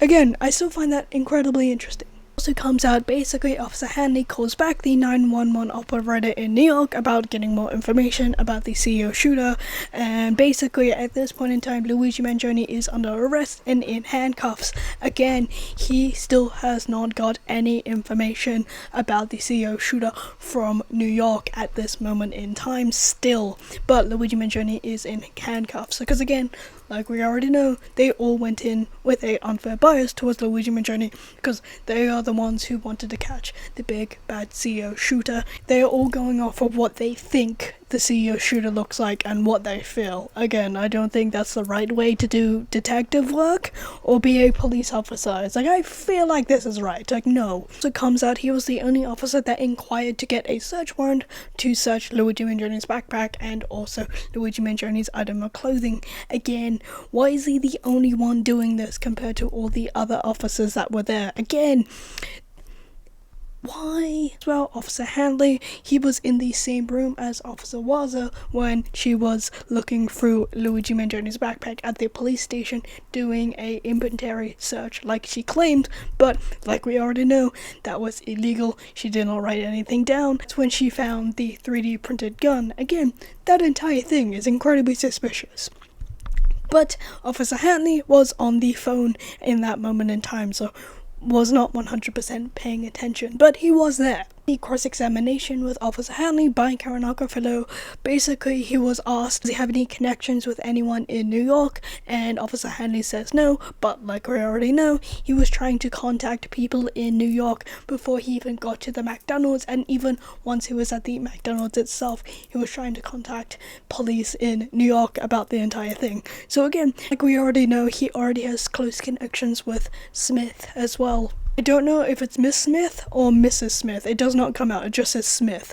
So I don't know if she's married or not in this. We're just gonna call her Smith. It comes out he was in contact with 2 different detectives about this, but they had not got back to him in this moment in time. And he was contacting Officer Detchler about basically if he catches a CEO shooter, he will get him a sandwich, and basically he did that with a winky face, and like we already know what winky face means, it's kind of flirtatious, it's kind of silly, it's kind of goofy. I personally never used it, but we all know what the context means when people use winky faces in their text messages. We all know that. So basically that was written in the text message when he sent it to Officer Detchler, saying, oh, if you get to see your shooter, I'll get you a hoagie, winky face. And again, we all know that means when people do that, again, they're not taking this entire thing seriously. And then Officer Detchler's message back is, okay, I want a large turkey sandwich or something along those lines. Again, I don't really care too much about the stupid sandwich. But again, adding another layer of them, no one in this entire arrest was taking this seriously. They only cared about catching the CEO shooter and just joking around and getting a sandwich, if that makes sense. Officer Hanley texted Officer Detchler on his personal phone and not his work phone about getting him a hoagie with the winky face emoji. Again, we all know what that emoji means. And it comes out that 911 call Officer Hanley made to the 911 operator in New York to try to contact someone in New York about the CEO shooter case basically lasted about 4 minutes before he got to the McDonald's, and then it comes out later he said the 911 operator will call him back, but like we already know, he called back the 911 operator about the entire thing. My hair is in my eye. He said he was the one who wanted to get the ball rolling, and that's why he called the 911 operator in New York instead of actually going the actual way, that went through several different people to contact the people in New York about the CEO shooter case and all that. But he wanted to be the one to get the ball rolling and make things go faster, so that's why he called the 911 operator in New York about the CEO shooter instead of going the actual way that would take several different people to get through to get to the right one. They were so certain they had to do it the fast way instead of actually doing it how they were meant to. Also, Karen Acafillo asks, why did they not contact NJ to basically get the ID verified, because the ID is in NJ, but he said no, CIC can verify that and not contacting the NJ about the ID. Also comes out basically Officer Hanley was content with the amount of officers that were at the McDonald's just because he had the CEO suspect detained at the McDonald's, and they were waiting on news from New York about the speculation of them catching the CEO shooter from Officer Detchler. Again, them just going off speculation at this point in time. Again, only one person was actually doing any investigation work. Even if he went in with an unfair bias, at least he's trying to do the right thing. So only a little bit of a brownie point, only a little bit, like a crumb. You get a brownie crumb. It also comes out Officer Hanley says they think they have enough to arrest Luigi Mangione at the McDonald's, but they're still waiting on confirmation from New York about the CEO shooter case, and thinking they can put it against this guy that they think they caught that is the CEO shooter. Again, actually trying but still arresting Luigi Mangione without actually getting any confirmation from New York whatsoever. That's what he told the 911 operator, saying, oh, we think we caught the right guy, but we're still waiting for confirmation from people in New York. Incredibly interesting. So it basically comes out they already have Luigi Mangione contained at the McDonald's, but they were just waiting from higher ups to say confirmed so they can actually arrest Luigi Mangione at the McDonald's. But he also says they already put charges against him with the false ID. Again, it's very interesting and suspicious what they're doing. It's very sus. He said he knew he wasn't in danger from Luigi Mangione reaching to his backpack because, one, the amount of officers between Luigi Mangione and his backpack, and then also having Luigi Mangione in handcuffs as well. He was not concerned about Luigi Mangione reaching his backpack whatsoever. Officer Hanley was the one who was taking photos of the pages in the alleged writing from Luigi Mangione, and same thing with the notes. He was taking photos of those so he could send to the NYPD, but in this moment in time, they were not contacted and asked to hand over evidence in this moment in time, but he was taking photos of all that so he could send to the NYPD again. And it also comes out he was also the one to read a little bit of what was in the writing just out of curiosity. Again, very suspicious shit going on. And like we know in the last video, there was a little NYPD tag on Luigi Mangione's sneakers he was wearing at the time. Again, what's going on? There's so many little things being tangled in this entire case, especially from NYPD, especially from Pennsylvania, and like we've heard, so many things being entwined in this case from NYPD, like the officers in Pennsylvania. Again, it's insane. It comes out as well he had about a dozen or more phone calls between him and NYPD this entire time. Again, I found that incredibly interesting. And it also comes out he was the one who was updating the people in New York about things they found in Luigi Mangione's backpack. It also comes out, it's like, if he was updating them, why did he not know about the 3D printed gun they allegedly found in Luigi Mangione's backpack? Again, little things that are like aren't adding up or making sense, if that makes sense. If he was the one who was updating them, why Officer Fox really wanted to murder Luigi Mangione when he was at the McDonald's, but Officer Hanley said no, he wanted to hear more news about the entire situation before they did that. And again, it very much comes out Officer Fox was just disobeying his superiors because, you know, he felt like it and he thinks he is the big brave officer to catch CEO Shooter or be part of that. Again, it's very annoying and very infuriating to hear, honestly. It also comes out Officer Hanley was the one who admitted saying, no, we don't need a search warrant to search Luigi Mangione's backpack, when they absolutely did. Again, why is it only one person who said they need a search warrant, but then also he was the one who got the paperwork and all that to get the search warrant? It's insane. Also comes out as well, Officer Hanley thought the bag was really big and heavy, and he thought they will find more stuff at the police station. Again, that's the hunch he went with. Needed a search warrant from NYPD to arrest and search Luigi Mangione for the alleged shooting of Brian Thompson, and basically they never got that whatsoever before they arrested Luigi Mangione for them assuming they caught the CEO Shooter. Again, it's very suspicious what they're doing. So I found incredibly interesting. So basically it comes out New York did not want them to do any more investigation into this whatsoever, but like we already know, they already did, but New York said they did not want them to. So again, it very much comes out of like them just disobeying of what everyone else is saying. Again, I think New York wanted to be the ones to investigate this instead of like, you know, letting Pennsylvania do it and say, yes, we got the big bad guy. Again, everything's just entangling with each other in this entire case. So that was incredibly interesting. New York said, no, don't look in this further, we'll do that, but they did that anyway. He said once they saw the gun magazine, they thought they would get a weapon in the bag, and literally just looking at that gun magazine, and it also comes out as well, they never got a arrest warrant from New York to basically arrest Luigi Mangione for the alleged shooting of Brian Thompson. Again, things are just getting more and more tangled in this story. So it comes out basically in his report he said he was in constant contact with people in New York, but in reality he was only in contact with people in New York from 10 a.m.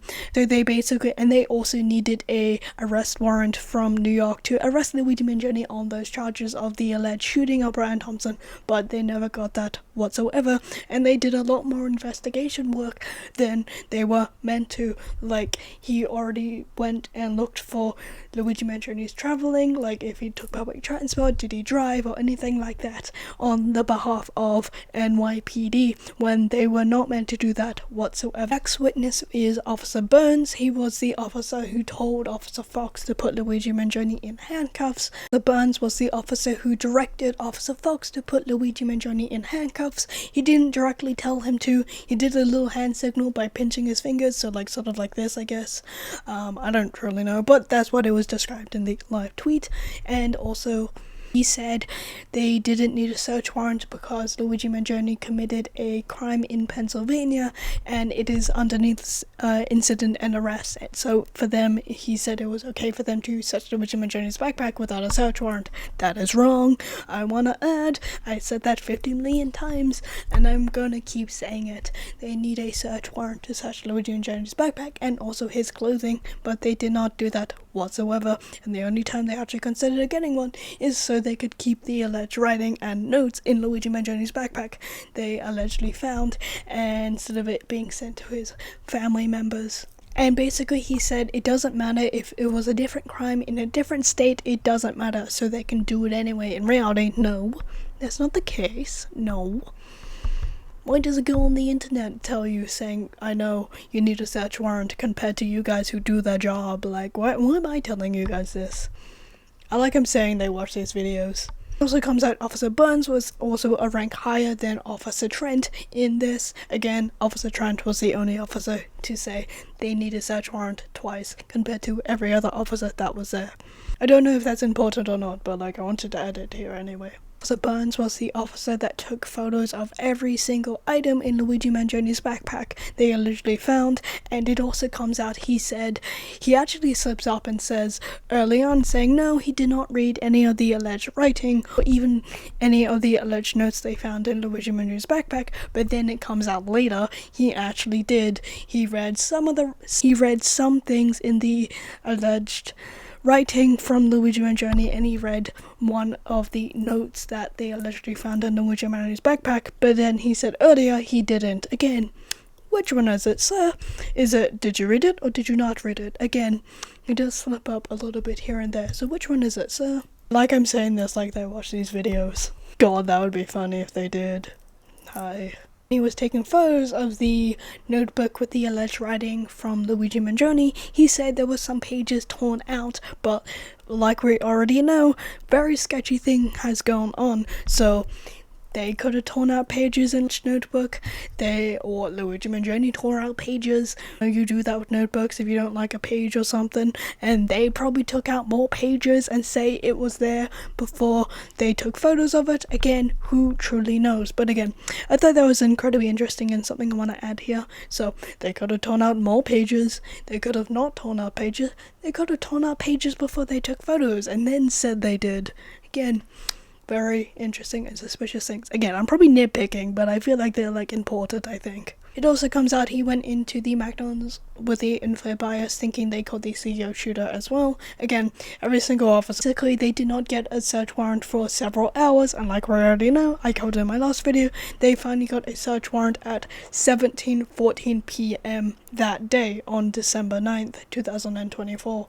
And it also comes out he said he didn't know about the search warrant before they actually got it. It very much comes off of like he's not telling us more than he already knows, if that makes sense. It also comes out by Officer Burns. He basically admits saying they weren't doing a inventory search, they were also just doing a regular search at the police station as well. Like we already know, every single other officer there was claiming they were doing a inventory search, but Officer Burns basically said no, they were just doing a search of Luigi Mangione's items. Again, it's very interesting and suspicious of him just admitting no, we weren't doing an inventory search, we were just doing a regular search. Guys, you need a search warrant for that. Same thing with the McDonald's, that's what they were doing instead of a inventory search that they were all claiming they were doing. In reality, they weren't. Something to think about there. Basically, he admits, when they were searching for Luigi Mangione's backpack at the McDonald's and also at the police station, it was a illegal search instead of a tree search like they were claiming, where you take photos and write things down. Again, if you guys remember, in many documents ago, it was brought up it was okay because they were doing an inventory search and they don't need to have a search warrant to write things down, but in reality, no, they were just searching for his backpack illegally at the McDonald's and also at the police station, and and many times afterwards before they got that search warrant that they got at 7:14 p.m. in the afternoon on the 9th of December 2024.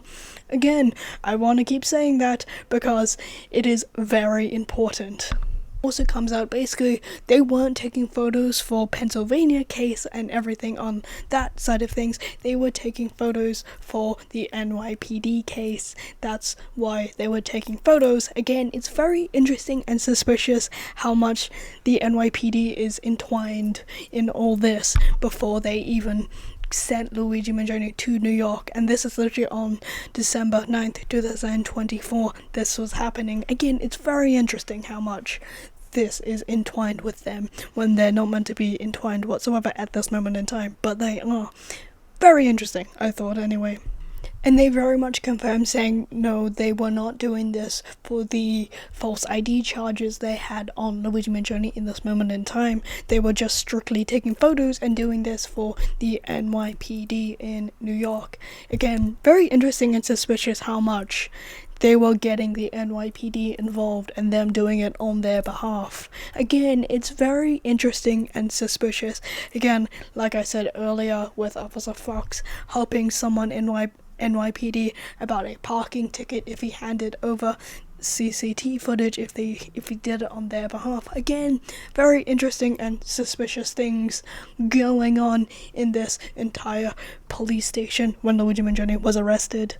And if you guys remember in my last video, it came out they discovered a little NYPD tag on Luigi Mangione's sneakers, and they were questioned why was that there. Again, this kind of explains why there was a little sticker for NYPD on Luigi Mangione's sneakers he was wearing at the time. Again, very interesting and suspicious how much this is being intertwined with NYPD, and Pennsylvania is doing it on their behalf. Again, it's very interesting and suspicious what's going on. Like, that's like the only words I can form. It's like, that makes sense. Did a inventory search of Luigi Mangione's backpack much later and wrote things down compared to when they actually said they wrote and did a inventory search in Luigi Mangione's backpack, like they were claiming and saying it was not illegally searched because they were doing an inventory search. In reality, it comes out they did a inventory search much later than they actually admitted they were doing. It also comes out basically he said he wasn't going to argue with Officer Trent about getting a search warrant for Luigi Mangione's at McDonald's. Again, I thought that was incredibly interesting. He thought it was not important to argue about when Officer Trent was the only officer that said they needed a search warrant twice, I might add, compared to every other officer, and also Officer Burns saying, no, we don't need it, we'll just take it and look it through it, like it's nothing. Basically, if you guys remember, once Officer Waza got to the police station, that's when she illegally searched Luigi Mangione's backpack, and she claimed that was a inventory search. Like we all know, she did not do that. She only wrote two things down, like the name on barcodes on sandwiches, instead of actually writing every single little thing down. And basically, Officer Burns basically was asked, oh, so did Officer Wazo at 10:20 a.m. did she do a search of Luigi Mangione's backpack instead of a inventory search? And basically he said yes, Officer Waza was doing a regular search for Luigi Mangione's backpack instead of a inventory search. Again, adding basically, yeah, she illegally searched Luigi Mangione's backpack without a search warrant, but then earlier, like we heard many months ago, she was claiming it was a inventory search and it wasn't illegal because that's what you can do, instead of actually what she actually did was a illegal search at the police station and also at the McDonald's.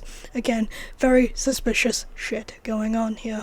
I need to stop swearing in these videos, but sometimes I get a little bit passionate and I swear a couple more times than I normally do.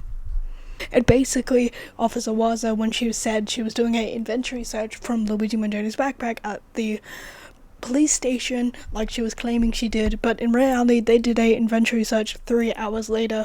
After that, that's when they did and took photos of the backpack and things in Luigi Mangione's backpack compared to what Officer Waza said she was claiming to do, but she did not do that whatsoever. Again, just adding another layer of how suspicious this entire case has been when Luigi Mangione was arrested. That is the end of my little notes of the 11th of December 2025, Luigi Mangione's December suppression hearing, and now we are going to be moving on to the final day of this week. I'm covering 12th of December 2025 and also the final part of this video. Again, this isn't going to be as long as my last video, fingers crossed.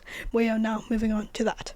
The 12th of December 2025. This is day 8 of Luigi Mangione's December suppression hearing and the final day of this week in Luigi Mangione's December suppression hearing. So with this one, sadly we don't have the transcript, like I said, from Luigi Mangione's official website for this one, like all the other live tweets I've been showing you.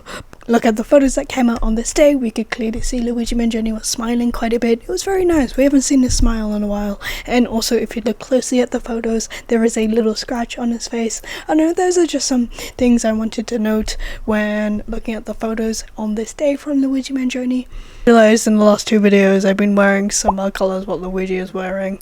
I like blue as well. It is my favorite color.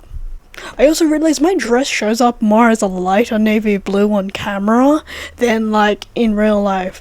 So the first witness of the day is Officer McCoy. He normally listens to the radio calls coming in from 911 and also other officers. And as we go forward, you can very much tell this guy isn't really experienced. So I feel like he is a little bit lower compared to Officer Fry in like knowledge of things going on, just because of how he's talking and all that, and that I could tell in the live tweets. No dish about him, just what I thought when I was reading the live tweets from this officer.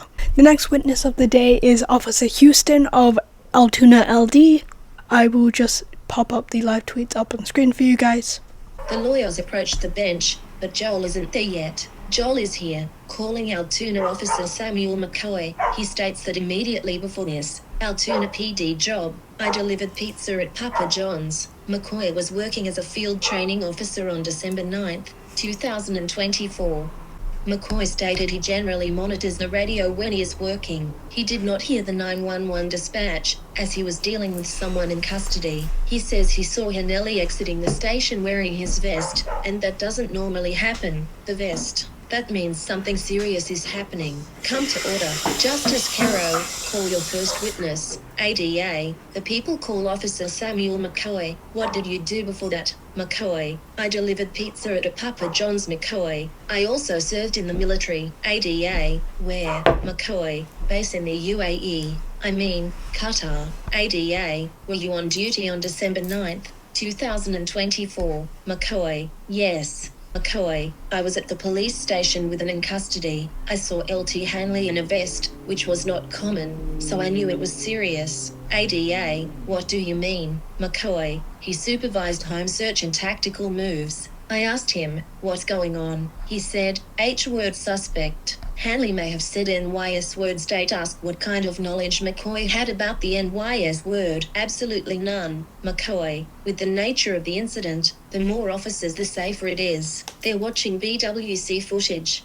McCoy said he decided to respond to the scene, as it's common to do so if something appears to be serious in nature. 9:42 a.m. McDonald's BWC footage. They hear Detweiler say, McCoy 3x. State, what 2 questions did you ask when you arrived? McCoy, I asked if he had any W word on him. State, did he say he had a K word on him? McCoy, no. State, what else did you ask him? McCoy explains he asked if the other officers had patted him down. Asks LM, do you know what all this nonsense is about? Testifies, I'm trying to gauge his reaction. ADA, let me show you Tyler Fry's body-worn camera video. McCoy, ADA, who was that? McCoy, Officer Detweiler. ADA, what did you ask the suspect? McCoy, if he has a W word. He didn't say yes. ADA, he didn't tell you he had a K word. McCoy, he didn't. 9:43 a.m. McCoy explains that he moved LM's property when he approached the laptop etc. He was taking precautionary measures and wanted his stuff to be all in one place. Paraphrase, McCoy is on BWC asking LM if he knows what all this nonsense is about. He tells the state he wants to gauge his reaction. LM answered on BWC, "We're gonna find out." I guess McCoy is engaging in conversation on BWC, talking about the weather. It was raining, and he asked if LM had walked or driven there. McCoy tells the court that LM indicated he did not want to talk to him anymore. "We're gonna find out, I guess," responds LM. McCoy says something about him being wet. LM looks down and says it's raining. McCoy asked if he drove there or walked there. LM said he's going to remain silent. 9:44. McCoy testifies he didn't ask more questions after that. Back to Bodicum, calling a couple more cars. Puffy jacket, "I'm not really this big," or "I'm not very big." LM. McCoy says he didn't really hear that at the time. Joel asks more questions. Jacob objects since he didn't hear it at the time, and Caro tells Joel to move on. McCoy said he observed something was property and it wasn't garbage, so that's why he moved it to the table behind him. Backpack or CVS bag. Bald officer, "There is Detwiller. I'm wearing the hat." Fry is the one with hair. McCoy, who is currently bald, describes the screen grab. Now they see McCoy moves backpack to other table. State asks if he heard LM say on BWC, "Are they calling more cars?" McCoy says he heard it on the body cam, but does not remember him saying this at the time. State also asks if McCoy moved the CVS off the table, and he says he closed the bag and moved it off to the table behind him with the rest of his property. BWC shows McCoy wrapping the CVS bag and moving it from the table. Replay the moment about what nonsense is going on. "You're soaking wet. Did you walk here?" LM murmurs what sounds like in the rain. "It's a puffy jacket. I'm not very big," he says with a small smile. McCoy said someone showed him a pic of the UHC suspect on their phone. "I recall seeing the eyebrows and acknowledging that it was possibly him at that time." McCoy says LM is in the courtroom in a dark grey suit. LM looks down at his suit, seems navy, and looks at Mark with a small smile and shrug. LM chatting WTIH Karen to his right. She smiles at him and they talk a little. They hear LM on camera say, "Can I take off my jacket, sir?" They don't let him. Now he's getting cuffed as "I'll be home for Christmas" starts, and they begin talking about a peanut butter jar. McCoy instructs Fry to move the K-word they just took out of LM's pocket to the other table, which JS highlights. Look straight at the camera/phone. They are going back into the line of questions where Joe asks the police if when LM was cuffed, if there was anything preventing him from kicking, shoving, running. "No," says McCoy. 9:51 a.m. BWC shows that McCoy instructed Fry to take the K-word he removed off of LM and to put it on the table with his other belongings. LM has stood up at this point and was frisked. State, was there anything preventing him that time from shoving? McCoy, no. State, from walking or running? McCoy, no. State, where the defendant is standing, how much room is between him and where his stuff is? McCoy, about 5 feet. McCoy, it was raining, so I asked him if he had walked or driving there. He indicated he did not want to speak with me any further, so I didn't ask any more. ADA, then what did he say? "Are you calling more police cars?" And, "I'm not very big, at least not today." LM's 3D lawyer Jacob Kaplan, "I object, Justice Caro. I'll allow it." ADA, more video, at 9 hours, 42 minutes, and 42 seconds. "Who's that?" McCoy, "The bald officer is Detwiller. I'm in a hat and the one with hair is Officer Fry. Now in the video I'm collecting his property." Laptop. Video. McCoy asks, "Do you know what all this is about?" Answer, "I guess we'll find out." ADA, let's go forward in the video. McCoy, "I recognized him from the eyebrows." ADA, "Can you ID him?" McCoy, "Over there in the grey suit. Ever been in trouble before?" LM shakes his head no and does his little frowny face. He puts his head back on the tile. Fox asks him to respell his last name, tells him he spelled his last name wrong. He hadn't, it was the handwriting. And LM doesn't say anything. On camera LM asks why there are so many cops here. "Just a lot of people trying to figure out," says McCoy. Testifies, "I was honestly not sure why there were so many people there because I was not aware of the magnitude of the case." LM leans back against the tile, stands up and shifts, puts his chin up. LM looking down, maybe taking notes. 57 a.m. McCoy said they've been notified that LM needs to be taken into custody. He believes it was Finelli that ordered this. Not positive. 9:58 a.m. McCoy confirms all officers are prepping for the search incident to arrest. State asks if he's ever gotten a search warrant when doing this for other suspects, etc. McCoy says he has not. Joel asks something. Jacob objected. Caro says they've had every officer say this. Why not have this officer say it? And McCoy says, I have not.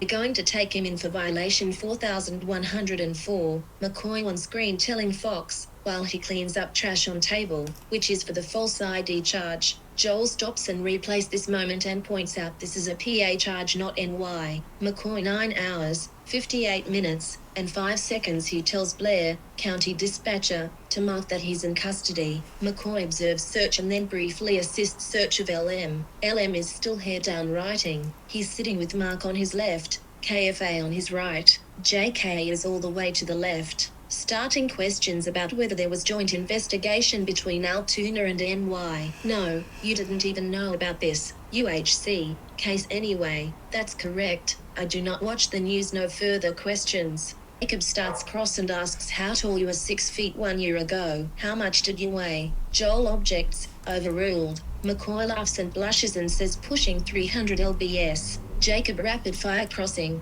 Same questions we've heard before about where backpack is moving, whether he trusts officers patting down. You felt confident that moving the backpack further away, it was further away from LM's reach. McCoy says he wanted to keep the backpack under police control and not closer to the general public. McCoy says LM didn't object to moving it. I did ask him before I moved it if he was his.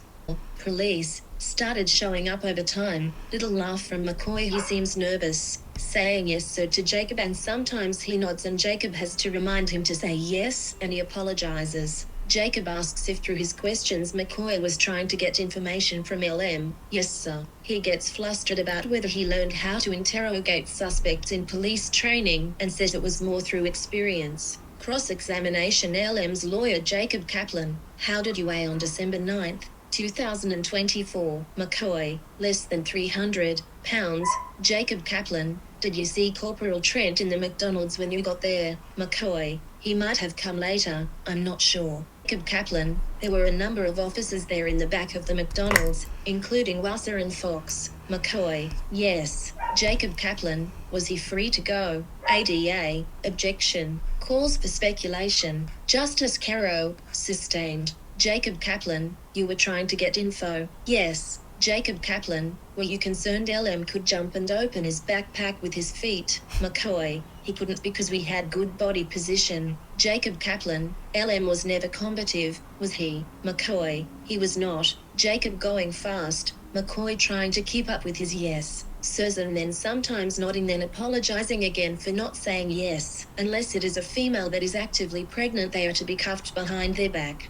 Concerned LM was going to kick off his sneakers and run away. Paraphrasing Jacob, no, because of the officer's body position. McCoy says similar to incidents like this, he has not gotten warrants for bags. He goes into specifics. McCoy says LM wasn't combative, never reached for backpack. JK gets blue post-it note and comes back up.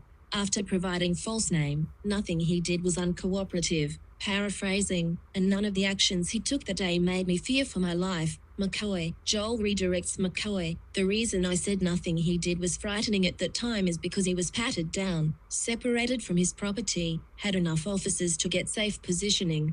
McCoy, I'm aware of how easy it is to hide W-word. Go online saying could find videos of officers missing W-word in pat-downs. Cold weather brings forward an additional layer of danger because those pat-downs become less effective because you cannot go underneath layers of clothing. McCoy, Jacob redirects. Pocket K-word was on LM's outer layer, correct. Nothing further. Joel asks for break. Karen says before break, which statement notice was Joel referring to about foreign currency statements that we withdrew? KFA, we did not challenge it because we were not aware of it. This is the first we are learning that a statement was made. This was an unfair surprise. For the purposes of this hearing, I'll let you bring it out. Caro, LM furrows his brows and looks back as he's cuffed break. More details from before the break. 9:56 a.m. McCoy is speaking on BWC in the background, where they received the first oral confirmation that the suspect was LM. 9:58 a.m., McCoy's radio and dispatch to let them know they are taking the suspect in on the false ID per forgery charge, so they can timestamp. State asks if he is familiar with NY laws at all. He is not. McCoy says he was also observing the search while it was going on. McCoy is seen on BWC at 9:59 a.m., putting a folded piece of paper from LM's person on the table with the rest of his things. State asks if he read what was on the paper. He did not. State, to your knowledge, was there a joint investigation with the NYPD in this case? McCoy, no further questions. That's when Jacob begins his cross. Jacob is having McCoy identify the officers on the scene at the McDonald's. He asks when Detweiler called McCoy over to take his place next to LM, was the backpack in between Detweiler and Fry? Yes. Jacob, when you asked if he had any W word on him, he didn't respond. Right. McCoy, right Kaplan, and when you found out the other officers did a pat down, you felt better, right? McCoy, yes Kaplan, so when you get there, you move the backpack to the table behind you, because you wanted the backpack further away from LM's reach, right? McCoy, I also wanted to keep his things together. McCoy, I also wanted to keep his things together Kaplan, but there were other tables further away, you could have moved it there, but you didn't. Jacob is asking if he learned about getting statements from suspects at the police academy, and McCoy says he says maybe, but he doesn't remember any specific training class on that at the academy. Jacob asks about McCoy moving the J word out of LM's reach to the table behind him. Kaplan, at some point, when he's arrested, you start the search of Mangione's person. McCoy, yes, other officers started first Kaplan, but all three of you are now searching his person. McCoy, yes Kaplan, and Wasser and Fox are searching the backpack behind him. McCoy, yes Kaplan, and Detweiler moved him to that spot. LM didn't move himself. McCoy, yes Sir Kaplan, and he's cuffed. McCoy, yes Kaplan, and there are several officers around. McCoy, yes Kaplan, and you weren't concerned that LM was going to kick off his sneakers and open his backpack with his feet, were you? Jacob asking McCoy if LM reached for a K-word or backpack. He said no, and if LM was compliant, yes, after the initial false ID incident. No further questions. Sederman is redirecting. Jacob Kaplan, nothing he did caused you to fear for your life. McCoy, nothing he did at the time. Jacob Kaplan, nothing further ADA, but from what you heard about what he was suspected of, you felt fear. McCoy, yes. Kaplan, he never acted belligerently, did he? McCoy, no Sir Kaplan, he never fought with any officers. Kaplan, no Kaplan, it's fair to say that LM was compliant. Kaplan, he never acted belligerently, did he? McCoy, no Sir Kaplan, he never fought with any officers. Kaplan, no Kaplan, it's fair to say that LM was compliant. McCoy, other than providing a false name, he was otherwise compliant with us. Joel was trying to introduce a statement from LM re foreign currency. KFA just made a court statement asking that it not be allowed, calling it a surprise, and arguing, this is the first that we're learning of such a statement. Come to order, LM is back. Calling Sergeant Eric Houston of Altoona LD. Before, McCoy was explaining that officers are not completely safe until all layers are removed from the suspects while frisking, and officers have lost their lives by not finding a W word while frisking a suspect in layers. Paraphrase. This is relative to officers fearing for their safety that morning. Kaplan stood up when Sederman was finished, and asked if LM's K-word was found on an outer layer. McCoy says it was. He's dismissed. Karen Anafilo stood up and asked about a previous statement made that defense wants removed from the record as it pertains to the questioning of a future witness. Defense did not know about the statement, it seems. Caro says for hearing purposes, he will allow the statement. Short break before the next witness. On December 9, 2024, Houston's tour of duty was on the Criminal Investigation Division, which he worked from 8 to 4 p.m. He assisted in a release/transfer of custody the same morning. ADA, heavy search in the military. Houston, training in Jordan and Morocco. ADA, did you process an arrest on December 9th? Houston, there was one I released from custody, arrested for defiant trespass, homeless. Houston said he was on vacation while the UHC manhunt happening. Information I had was largely from social media, Insta, FB, news outlets of that nature. I was aware of a word of CEO of UHC and NYC. That individual had fired 3B word, written on them, had fled scene. P32 Houston, twice, brings up hearing about the Monopoly money-filled backpack. Karen objected to this repeated line of questioning. She was overruled. Now they're going through photos of UHC suspect. KFA, I'm going to object again to Joel's constant characterization of the E-word of BT Judge Caro, overruled. Sold video plays on the courtroom screens, including on the screen on the defense table in front of LM. He doesn't look up. KFA, I'm going to object again to Joel's constant characterization of the E-word of BT Judge Caro, overruled. Sold video plays on the courtroom screens, including on the screen on the defense table in front of LM. He doesn't look up. Houston says he saw the video of the UHC S-word up until just before S-word. The video keeps playing on court. KFA objects to it playing if he hasn't seen that part. Judge says to stop it. It was obviously a targeted word. He'd put a lot of forethought and planning on his actions. Objection. He's told to just say what he thought. That if they were to locate the person they would need to exercise caution. Houston once again brings up the Monopoly money backpack found in Central Park. I don't know if it was haunting law enforcement is what it appeared to me. Objection. KFA move on. Caro move to strike. KFA strike that Caro. He or she can only have one layer of clothing. Shoes can't have shoelaces to avoid them trying to H-word themselves. Now talking about intake at Altoona. Houston, the Monopoly money. It seemed like the defendant was taunting the police. Karen Anafilo. Objection. Justice Caro. Sustained. Karen Anafilo, I ask that it be stricken. Justice Caro. Granted. Houston identifies LM in court. LM huddles with Jacob immediately after, discussing something. He's seated over there. He has a black suit on, doesn't have a tie but he has a white shirt. Houston LM looks at JK and they smile and talk. LM repeatedly looks down at his clothes. His suit is navy. The color was mismatched again.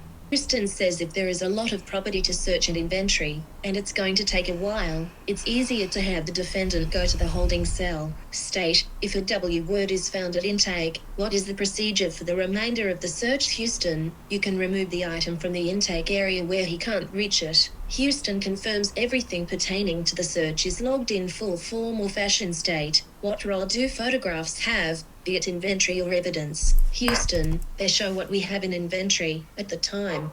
10:11 a.m. watching what looks like surveillance footage from outside of Altoona PD, of 3 officers escorting LM inside to intake. LM was walking with officers with his hands cuffed behind him, expressionless. They're now inside watching BWC from 10:12 a.m., where the backpack is being searched, and they are going through LM's belongings at the table. They see the red notebook, and Houston identifies the officers in the video. A stretcher just rolled by with the homeless man who defecated his pants as well. On camera we see Wasser say there's a W word. McCoy says he was outside when this happens. Is being asked to testify about the questions Homan is asking, about tattoos, scars, employment.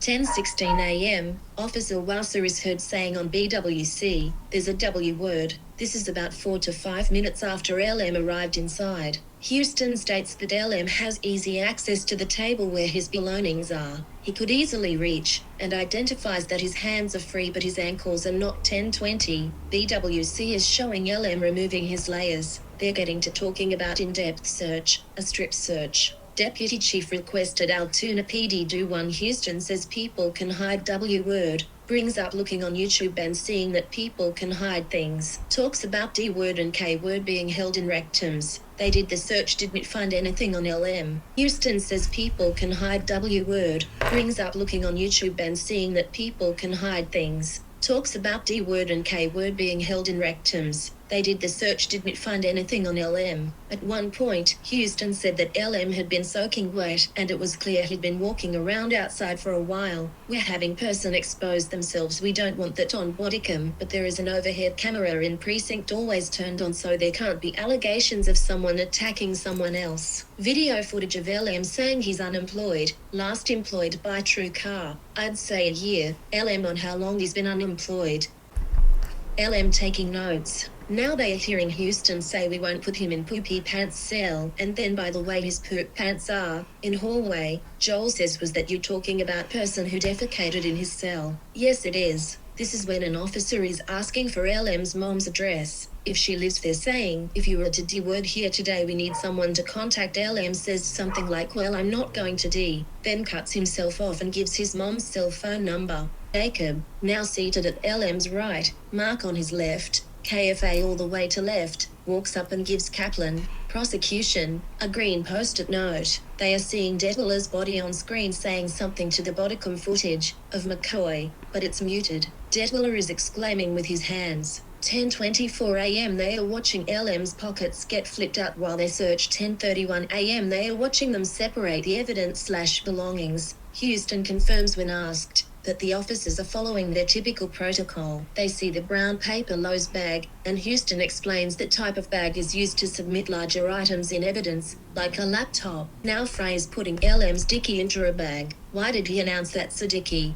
Joel to Houston. They mute part of Frey's body cam again because of defense's request. Houston asked whether they had any information about whether LM wore these clothes in the E-word of Brian Thompson. KFA objects. Overruled. Houston essentially says they didn't know. Found all kinds of goodies, Houston says on Frey's bodycam to someone on the phone. More likely than not. Tomorrow he's supposed to do an intel check-in and get a survival kit. Yesterday went to Best Buy. Today he's supposed to go to Sheetz. Looking at the Czech Pittsburgh Red Eyes. Houston says he saw these handwritten notes when looking at evidence Featherstone had, provided by Wasa. Did there come a time when you photo documented the evidence you were taking into custody? Yes, I photocopied what we thought was important to give to NYPD, Houston. Now we are looking at LM's black jacket. Houston says for their PA charges that would be personal property, same as green jacket. Houston details clothes on screens that were personal property, black jeans and black belt.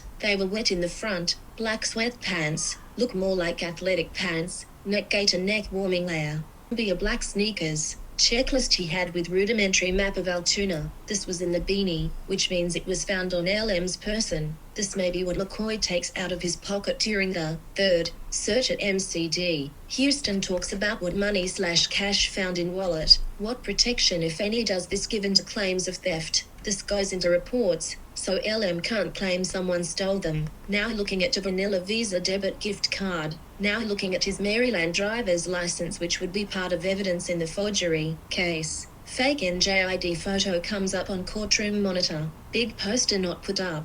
Wallet with smaller denominations of money in it. 2 trip tickets. 0 the name of the person who registered the ticket, Sam Dawson, or at least the name used by the person, Houston. No value to Altoona in terms of evidence. Grey underwear and black socks shown. Grey and navy polo knitwear is shown. He calls it a sweater, looks like a scarf to me. Later a beanie that matches is shown. Multiple book bags stuffed inside one book bag Houston says was found on LM. White shirt, actually it's called a Henley. Houston talking about clothing was personal property for PA situation. Eagle Creek item shown. Another book bag stuffed inside a book bag. See a pic of LM in his blue long sleeve shirt and blue jeans in the small cell. They say they took a picture of this to show NYPD. He's looking straight forward.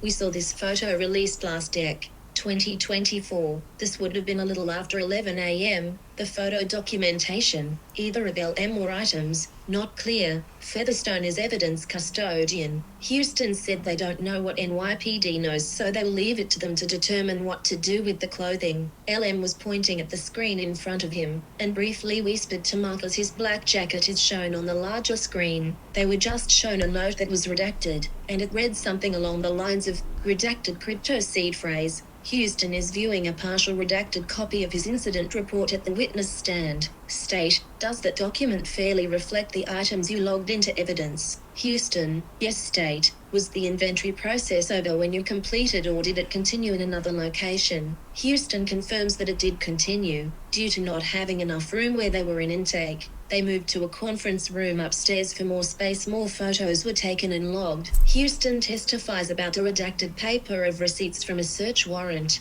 KFA says it's not on the screen. She leans to her right. Mark puts his arm around her briefly. It's put on screen. This document reflects the search warrant inventory portion. They see an incident report published on courtroom monitors. Says incident report and has a list of clothes, IDs, cash, G-word found on LM. Total 27 line items. some with more line items contained therein. Houston. LM is heads down jotting notes. They are viewing another portion of the report labeled Disposition, where Houston explains you write a general synopsis, but don't have to list every single thing. Showing an Altoona prisoner log, says 5 feet 10 140 pounds for LM, lists his mum as an emergency contact. Medical problems and visible injuries marked no. Houston is talking about the search warrant he drafted to allow Altoona to work as a conduit, to allow NYPD to conduct search and seizure of LM for not only crimes in PA but NYC crime of H word.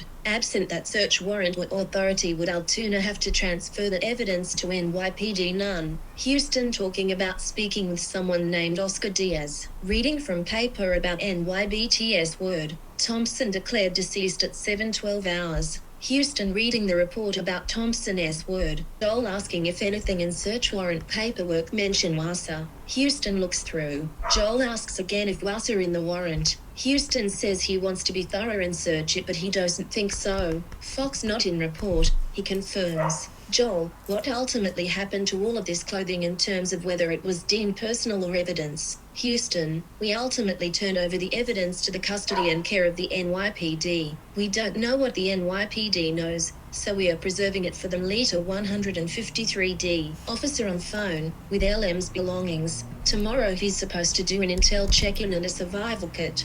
Inventory record reads red notebook manifesto and multiple handwritten notes. Foreign currency $1,620, US currency $7,807. Says silencer is also homemade and 3D printed. The clothing that LM had on we didn't seize, that was an oversight from us. They said they were able to do it via a second search warrant when LM was charged with fugitive from justice. Joel asking if Houston was there for arraignment in Blair County Courthouse. Weeks was talking about a high cash bail in court unrelated to LM. While there, did DA Weeks make any reference to any money recovered from this defendant? Weeks informed the court of the amount of money he had on his arrest. It was over $7,000. Houston says LM tried to argue he had under $100. We had proof of the US currency that was on his person. I take it you had not planted $7,700 in cash. No, I did not. Was there any joint investigation into Altoona PD prior to December 9th?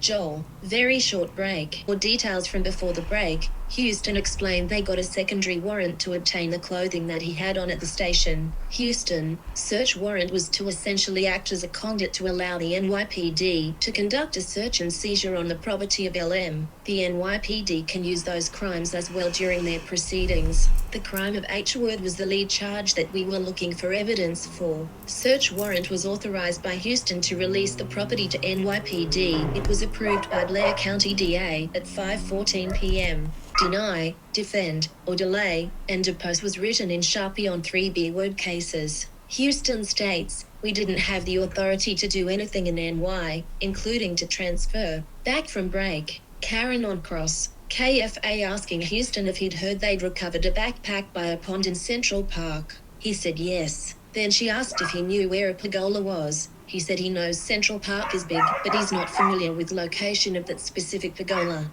I do want to say sorry about the amount of dogs barking in the background. For some reason, they decided to keep barking multiple times when I am recording this last bit, so I'm so sorry. Of foreign money at 10:55 a.m. You wrote in your incident report when you listed it that the foreign currency was valued at $1,620 as dollars. You used a dollar symbol. Karen asks about the email addresses that Houston used to email NYPD evidence photos. KA says the metadata shows that he sent the photos at various times. Houston explains that they wouldn't all send at once, so he had to do it that way. Maybe I shouldn't have used dollar symbol. He testifies he meant monetary value, not US. Monetary value. Weeks talked about the amount of money LM had, including the amount of foreign currency was. We didn't know what the dollar amount was. Isn't it true that Weeks said $1,000 of foreign currency? Isn't it true that LM said that the foreign currency was worth less than $100? Houston says that LM's outburst was shorter. KFA asks if he was shouting. Houston says he said it loudly across room. KFA says isn't it true LM was saying the foreign currency wasn't that much? Objection. Speculation. Sustained. Karen says the foreign currency was less than $16 correct. He says he now knows it wasn't that much. Now they are talking about metadata of photos. LM is whispering energetically to Mark, moving his hands. Karen is asking about the search Houston assisted with at the McDonald's. Karen says Houston testified about putting certain items in a Lowe's bag. He says yes, for some. K.A., but you also have evidence bags at Altoona PD. Houston, it's an evidence bag, if it's marked as one. K.A., but you also have Altoona PD evidence bags. Karen asks about overhead cameras in precinct and where they are. She's now asking about times from metadata of photos. Photographed just some pages of the journal but not all of them, and loose pages. Yes, you read some, right? The ones appeared pertinent to their investigation, he highlighted. You were helping NYPD on December 9th, yes. Ultimately, well, since the beginning, correct. You've investigated H-word, correct? KFA, you as a detective who has investigated H-word made a determination that items that would have not been evidentiary for PA were relevant for NYC. Yes, you documented items that you thought would be helpful for them. Yes, either they called me or I called them. Houston talking about speaking with NYPD. Part of that conversation was captured on Fry's body-worn camera at 10 hours, 33 minutes, and 35 seconds. Houston says that was with one of their local cops, who was trying to reach NYPD. Karen is asking if Houston photographed every page of the Red Journal. He said some, not all. K.A., you decided which pages would have value in the journal, would have value to the NYPD. Houston, yes, and took those photos. K.A., so you read those pages in the journal. Houston, yes. K.A., so you, as a detective, made the determination that certain evidence would be helpful in the NY case. Houston, yes. They are listening to Houston's phone call again, talking about intel check-in and survival kit. Fry's bodycam goes off at 10:34. The goodies you were referring to meant evidence you thought would help NYPD, yes. Where I was telling them some of the things we found that made it more likely than not that he was the UHC S-word. Houston testifies he was relaying something to Detective McMahon to let them know if trip to Altoona they were on was worthwhile. This inventory search you were doing was not for PA case, it was evidence for NYCS word, correct? No, ma'am. Houston says they had to do inventory search was in compliance with search incident to arrest. He was relaying things to NY, but that's not why he was doing it. Who was arresting officer? Fry and Detwiller, not Wasser or Fox. No. KFA asks if Fry and Detwiller were doing the inventory search. JS objects. KFA withdraws. KFA asking about which officers present for inventory search. What about SGT Houston? Yes, I'm there. That's me. KFA clarifies she meant what time did you get there? Houston explains that officers Fry and Herman were the only ones at intake with LM since they are newer. That's why he came over to help. Now they are talking about whether things were put in envelopes and where. Houston says just the clothes were put in Lowe's bags. Recollection whether items were carried by hand or put into envelopes. Objection. Kero says he can answer. We ultimately carried it down the hall. Houston doesn't remember what was carried by hand or in envelopes. Karen asking about incident supplement report and he wrote that there were 31 items. Asked that witness be shown paper to refresh his recollection. Houston looks at paper, says 27 line items. You took 39 photos, correct? I don't remember how many photos I took. What's the difference between an incident report and a supplemental incident report? Answer not understood. Houston says I think we are getting confused. We are talking about what is getting seized. It has nothing to do with the PA case, correct? No, that's why we transferred it to NYPD. You also transferred fake ID, and that has something to do with PA case, correct? Yes, but NYC has priority over PA. Houston is saying he wants to clarify something. Karen says she understands. She's asking him questions. Now she's establishing that they got these items inventoried prior to the NY search warrant. Houston had said these items were for NY, not PA. Her point is that some of these are also for PA, but they were all inventoried prior to NY search warrant. Were involved because of the serious case in NY, not because of fake ID case required a detective to be there all day, correct? Yes, correct. Later that day when you got that search warrant. Yes, I did. Do you typically write your search warrant in Altoona? Yes, I do. Did you consult with NYPD when drafting affidavit for search warrant? Yes, I had to. Needed information from case. Unfortunately, can't use things from news, need someone involved in case. Did they get to review the affidavit? Yes. Did they get to make any changes? No, I don't believe they did. Did you provide draft to Manhattan DA office? Yes. Did they provide suggested changes? I think the only thing that was changed that I put in there about cellular devices and nuchal swab that they didn't want. Houston says PA State Police showed up. They were going to be in charge of tracking LM's steps in the Commonwealth of PA. Search warrant was earword at 6:27 p.m. correct?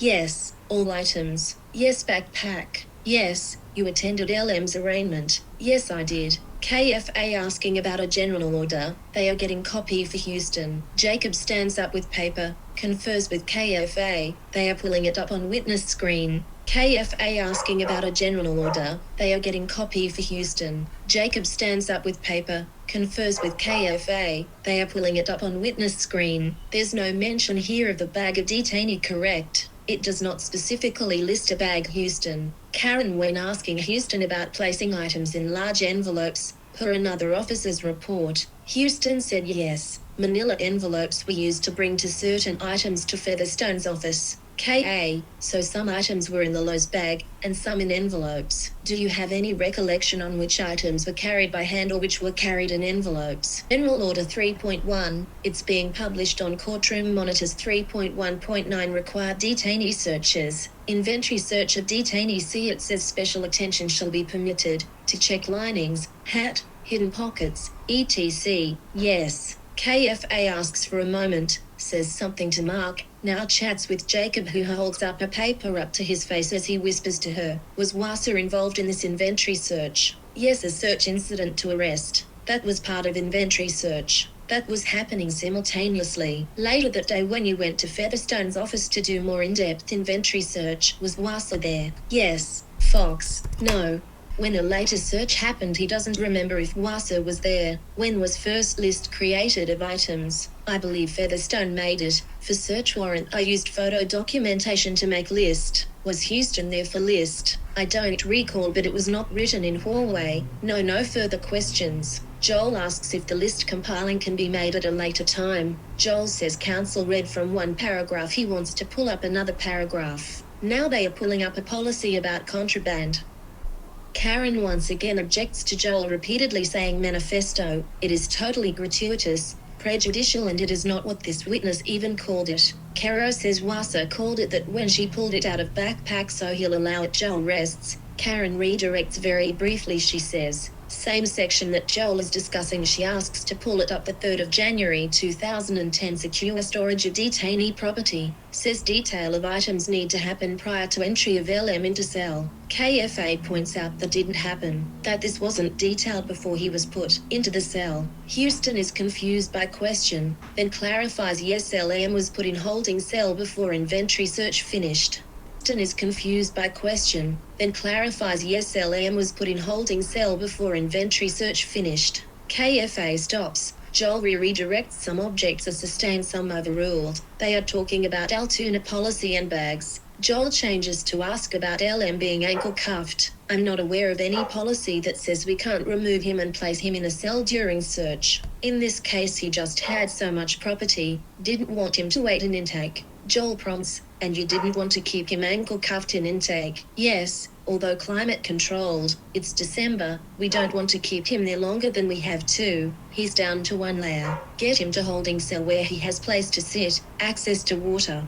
All prompts, and you didn't want to keep him ankle cuffed in intake? Yes, although climate controlled, it's December, we don't want to keep him there longer than we have to. He's down to one layer. Get him to holding cell where he has place to sit, access to water. No more questions. Court adjourned. 9:30 a.m. Tuesday is when they are back. More details from before the adjournment. K.A. In the incident report, you wrote there was a flash drive, but that has nothing to do with the PA. Houston, no, that's why we transferred to NYPD. K.A. You also transferred the ID, and that has to do with the PA case. Houston says the NY case supersede PA. K.A. Do you typically write search warrants as part of your job? Houston, yes. K.A. Did you consult with the NYPD on the warrant? Houston, I had to. I needed information from someone who had actual working knowledge of the probable cause. K.A. Did you consult with the Manhattan DA's office? Houston, I did. KA,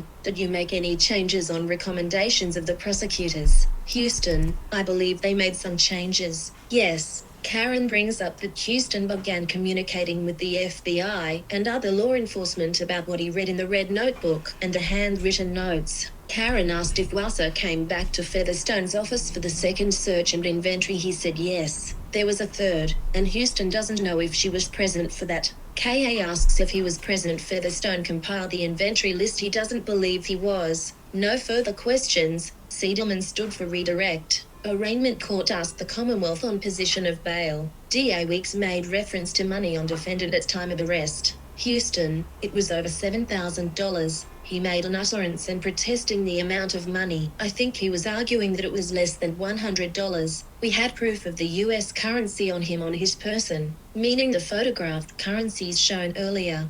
Joel, was the money planted? Houston, no, it was not. Houston, he looked like he had been sleeping outside for some time. LM squints eyes and tilts head to left, staring at witness intently, smiling and small laugh, intently keeps looking, then whispers something to Mark, shaking head no and laughing a bit. Houston, the inventory search itself was in compliance to the search incident to arrest. AFA, at some point, the NYPD and Manhattan DA were en route to Altoona. Houston, yes. KFA, in that incident report for the PA fake ID case, you wrote that there was a flash drive. That has nothing to do with the PA case. Houston, that is not an inventory that was completed prior to the search warrant. It is part of everything that is being seized and sent to the NYPD. Houston reasons that this was BC. The NY charges supersede the PA charges. The homicide supersedes a forgery charge. Houston says Manhattan DA was consulted and made minor edits to affidavit. Then, Karen asked if witness knows about several Altoona general orders again. She entered answers into defense evidence last time. Video: what was your last job? True car: what is that? A software engineering company. ADA: what are you doing now in the video? Houston: going through this property. ADA: at the defense's request, we are silencing the audio on this video going forward. Video: with audio back on. Yesterday he went to Best Buy and bought some digital cameras. Today, cut. ADA: I'd like to show you AA 161, handwritten notes. ADA: what is this photo? From an LM's property. It says redacted crypto seed phrase. Altoona PD's. Houston: I obviously can't see it, but it's about crypto. And the Altoona PD photos at issue are shown. Houston: we wanted to rush the photos to NYPD. Altoona PD's. Houston reading: spoke with Oscar Diaz of NYPD. Footage showed shooter fleeing on a dark-colored bike. ADA: you got this from Oscar Diaz on December 9th. Houston: yes. ADA: does it mention patrolman Christy Wasser or Fox? Houston: no. ADA: let me show you 12B. Houston: by 2D warrant. ADA: Siegelman: and I take it you did not plant $7,700 in cash? Houston: we did not. We took the photo to show how much he had, including that nothing was stolen. ADA: nothing further than break. ADA has one or two more questions. ADA: would you have listed this inventory if it is not an NY case? Houston: we probably would have returned it to him. Justice Caro: cross-examination. Karen Anafilo, the previous detainee: you were joking around. Houston: yes, about his defecated pants. KFA: didn't you ask LM where he intended to shower? Houston: yes. KFA: for the NYPD. Houston: and just interested, it looked like he'd slept outside. Karen Anafilo: you wrote down that in foreign currency, he had $1,620, right? Houston: I didn't know the exchange rate, but I wrote that. KFA: what about bail? Houston: that's when the excited utterance occurred. KFA: DA Weeks said $1,620 in foreign currency. Yes. Karen Anafilo: and he said, I had less than $100. Houston: I didn't hear him say in foreign currency. A courtroom in Blair County is largest at this one. It's like a church. KFA: when you searched upstairs, there was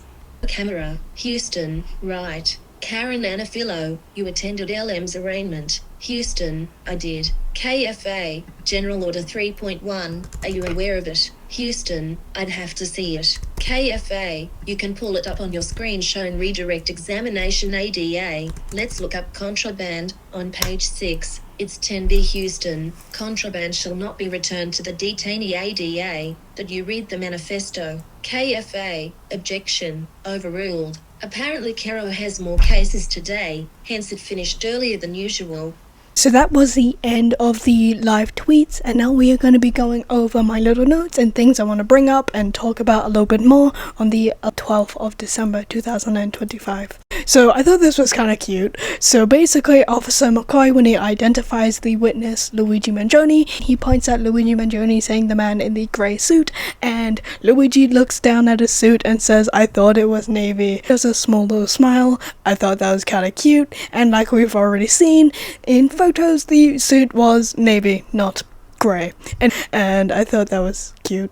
Basically, the Pennsylvania police force, they do not know the difference. They do not know foreign currency does not add up to the same amount to the US dollar. So basically, that's why they thought Luigi Mangione had thousands of dollars. In reality, he basically had $12 in foreign currency. Like we already know, I showed you guys the amount that was shown in last week's video. Again, we already know people did rough calculations and it added up to $12 instead of, thousands because of what they thought.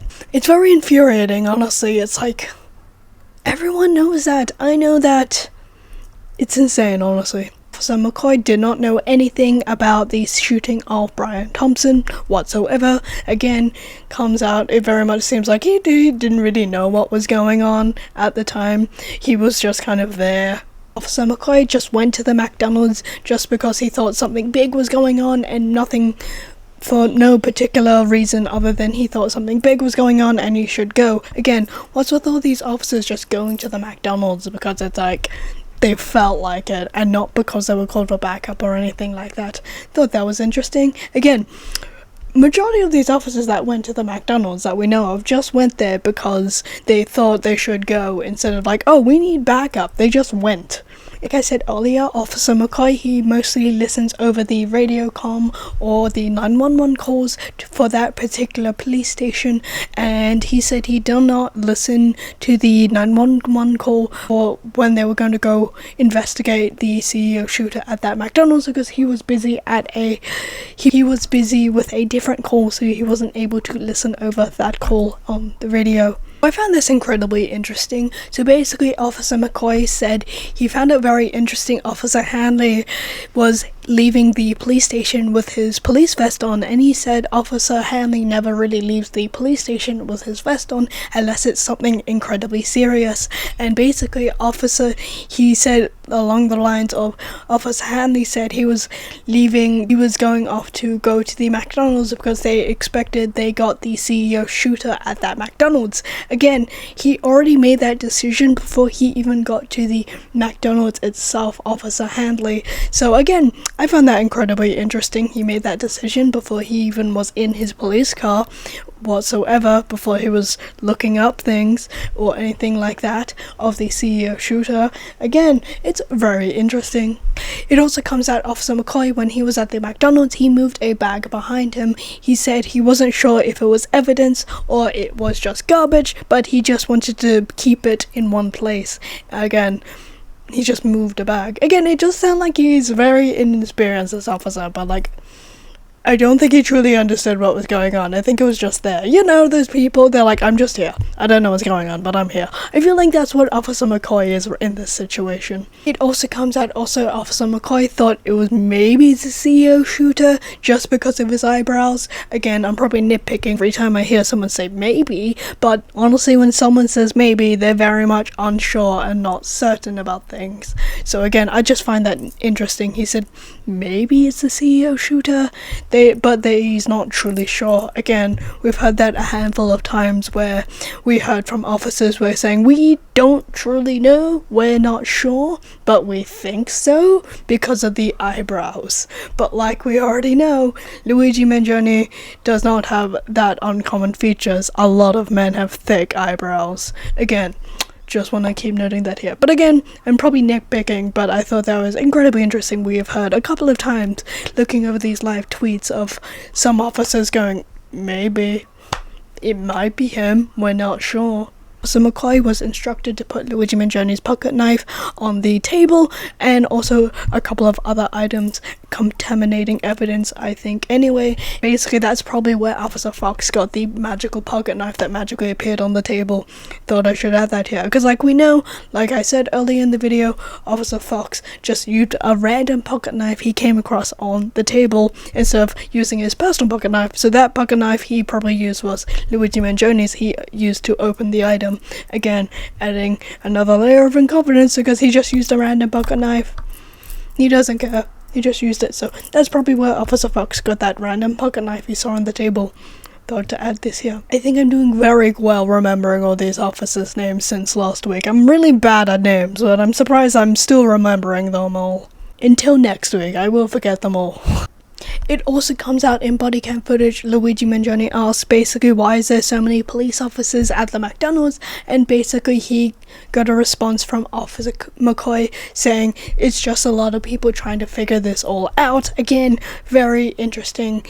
This is the response he got basically. Why does so many people need to be there to figure this one thing out? Like, that's my question. So basically this is brought up in body cam footage. Basically they said they are going to arrest Luigi Mangione for the false ID charge and not for anything else for New York. And basically one of Luigi Mangione's lawyer points out and replays the footage, pointing out this was just for the Pennsylvania case and not for the New York case going on. Again, found that incredibly interesting. They, at this moment in time, they were just arresting Luigi Mangione for the false ID and nothing else, but like we already know, they were arresting him allegedly shooting the CEO shooter at. Very interesting and very suspicious things going on. Again, there's so many things intertwined in this entire case that we are hearing coming out from these hearings. One of Luigi Mangione's legal team, I'm sorry I don't know which one, it doesn't say in this point when I'm reading these live tweets, basically asked Officer McCoy, was there a joint investigation between Pennsylvania and people in New York? And Officer McCoy said no. Did I say koi? McCoy, there we go, he's not a koi fish. Officer McCoy, he said no, and he also was questioned, does he know anything about this case? And Officer McCoy says no, and he doesn't watch the news. Surprisingly, compared to every other officer that loves Fox News. They should put little heart emojis next to Fox News every time they watch it. Anyway, and then after Officer McCoy says no, he doesn't know anything about the case, he was dismissed. So again, probably nothing very interesting from him, but we also got little bits and details from him that are important, I think, anyway. As well, Officer McCoy kind of slips up and says he was collecting evidence for New York, and then he would correct himself and said Pennsylvania, and then he was asked which one is it New York or Pennsylvania, and he said it was for Pennsylvania, not New York. But again, it also comes out every time he would say he would nod his head for yes, and he had to be reminded he needs to say yes or no instead of nodding his head, and then he would come out, he would like nod his head and then say sorry and then say yes. So again, I think he was just nervous and inexperienced with this entire thing, I think anyway, from reading the live tweets. Again, I wasn't there in person, I don't truly know if he was uncomfortable or just not knowing how to do any of this, but it does seem like he'd never done anything like this before, and he wasn't truly understanding what was going on, I think anyway. So McCoy asked Luigi Mangione is that his backpack underneath the table, and we didn't really get a firm answer if Luigi Mangione said yes or no to that officer, but I thought that was interesting to add that here. Anyway, he was also asked was he concerned about Luigi Mangione opening the backpack with his feet, and is that why he was that's why they moved the backpack, and he said no, he wasn't concerned about Luigi Mangione opening the backpack with his feet or anything like that, just because he thought they have everything under control and the amount of people that were there, something along those lines. Again, there wasn't anything set in stone what he exactly said, but something along those lines. It also comes out on this day there was a statement made about the foreign currency that was found in Luigi Mangione's backpack, and Karen Okafilu said this was the first time they heard about the statement about the foreign currency on that day, and basically again it's another thing of the prosecutions not handing over everything to Luigi Mangione's legal team and going behind their back and just surprising them with random things like the foreign currency statement. wasn't just one officer that patted down Luigi Mangione, it was multiple, and he was one of the 3 officers that patted down Luigi Mangione at the McDonald's. Witness of the day is Eric Houston. This I found incredibly interesting. This came out. So basically, when they do a inventory search on someone, they do it in front of the person that they're investigating, and basically when they find a weapon and they put it away from them, making sure it's out of reach, but they still do it in front of them. But like we already know, they found the 3D printed gun allegedly in Luigi Mangione's backpack in a totally separate room instead of in front of Luigi Mangione when they're meant to. Again, thought that was incredibly interesting, so that came out on this day. It also comes out on this day, so like we already know, they did a strip search on Luigi Mangione when it was at the police station, and like we've been told in my last video, they said their body cam footage was turned off, but this comes out on this day. There is a CCTV camera in that room on the roof that is recorded 24/7, and I thought that was incredibly interesting, and I do really hope that footage does not get released to the public whatsoever to humiliate Luigi Mangione. But who even knows if their body cams were actually turned off when they did the strip search on Luigi Mangione. Like we already know, they love turning their body cameras on and off as they want, compared to, when they're meant to leave it on or turn it off at certain occasions, but they love turning it on and off if it conveniences them. Just thought to note that here. So again, I just thought that was something to note here. They have a CCTV camera recording at all times when they did that. Again, I really hope that does not get released to the public. It also comes out in body cam footage. Basically, when Luigi Mangione was asked about his emergency contact, Luigi Mangione was about to say something and then he stops himself for saying it, and it kind of sounds like Luigi Mangione was about to say, "I'm not going to die," but he cut himself off. That's what I'm assuming he was about to say, but again, I thought that was something interesting to note here. So basically, the prosecution asked, did they find any of the clothing the CEO shooter was wearing that you could see in body cam when you could see it on the CCTV camera footage. Again, I won't play the footage. One, I can't find it anyway. It's like erased from the internet from my place in the world, but you do see it pop up time to time when people make edits, shorts, etc. of the shooting of Brian Thompson of the CCTV footage. And basically they asked, did they find any of those clothing on Luigi Mangione, and Karen Ogafillo objects, and basically Officer Hanley said no. He did not find any of that clothing in Luigi Mangione's backpack or items or anything like that, he said. They also talk a little bit about the clothing they found in Luigi Mangione's backpack, like it was wet, and I do find it interesting it was wet, like maybe he got soaked in the rain and he needed to change it so he didn't get sick. Again, that does happen. Sometimes you get you walk in the rain and you get so soaked you need to change, so maybe that's why his clothing was soaked. That's kind of a hidden mystery of why his clothing was soaked. We don't have a direct answer why it was wet in his bag. Why is everyone messaging me right now? What do you guys want? Everyone on the Requiro account I have is messaging me. You should follow me on there. You get updates and stuff. Great plugin right there. So basically, if you guys seen this photo, it's been circling around on the internet where Luigi Mangione has wet himself. That photo was taken at 11 a.m. and the reason why they took that photo is because they wanted to send it to the NYPD, and I find this incredibly interesting. So why did they take that photo to send to the NYPD when they already have someone to send that photo to the NYPD? I thought that was incredibly interesting. Didn't someone already do that at the McDonald's when they're not meant to do that, but they did that anyway on their mobile phone, but then they did that once they got to the police station. So that was incredibly interesting. Why did they need to take another photo when some guy at the McDonald's said he already did that already?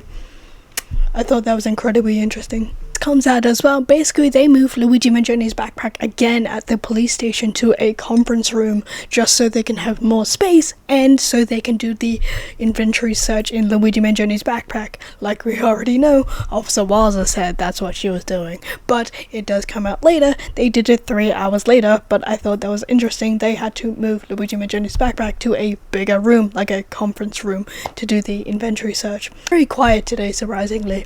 I probably jinxed myself. All the dogs are probably gonna start doing another opera again like my last video. So Hanley, he basically filed the paperwork to get a search warrant for NYPD and then also on Pennsylvania so they can search for Luigi Mangione's backpack. That's what he did. I just found it incredibly interesting he did it for both. But I feel like people in New York are meant to do that, not people in Pennsylvania.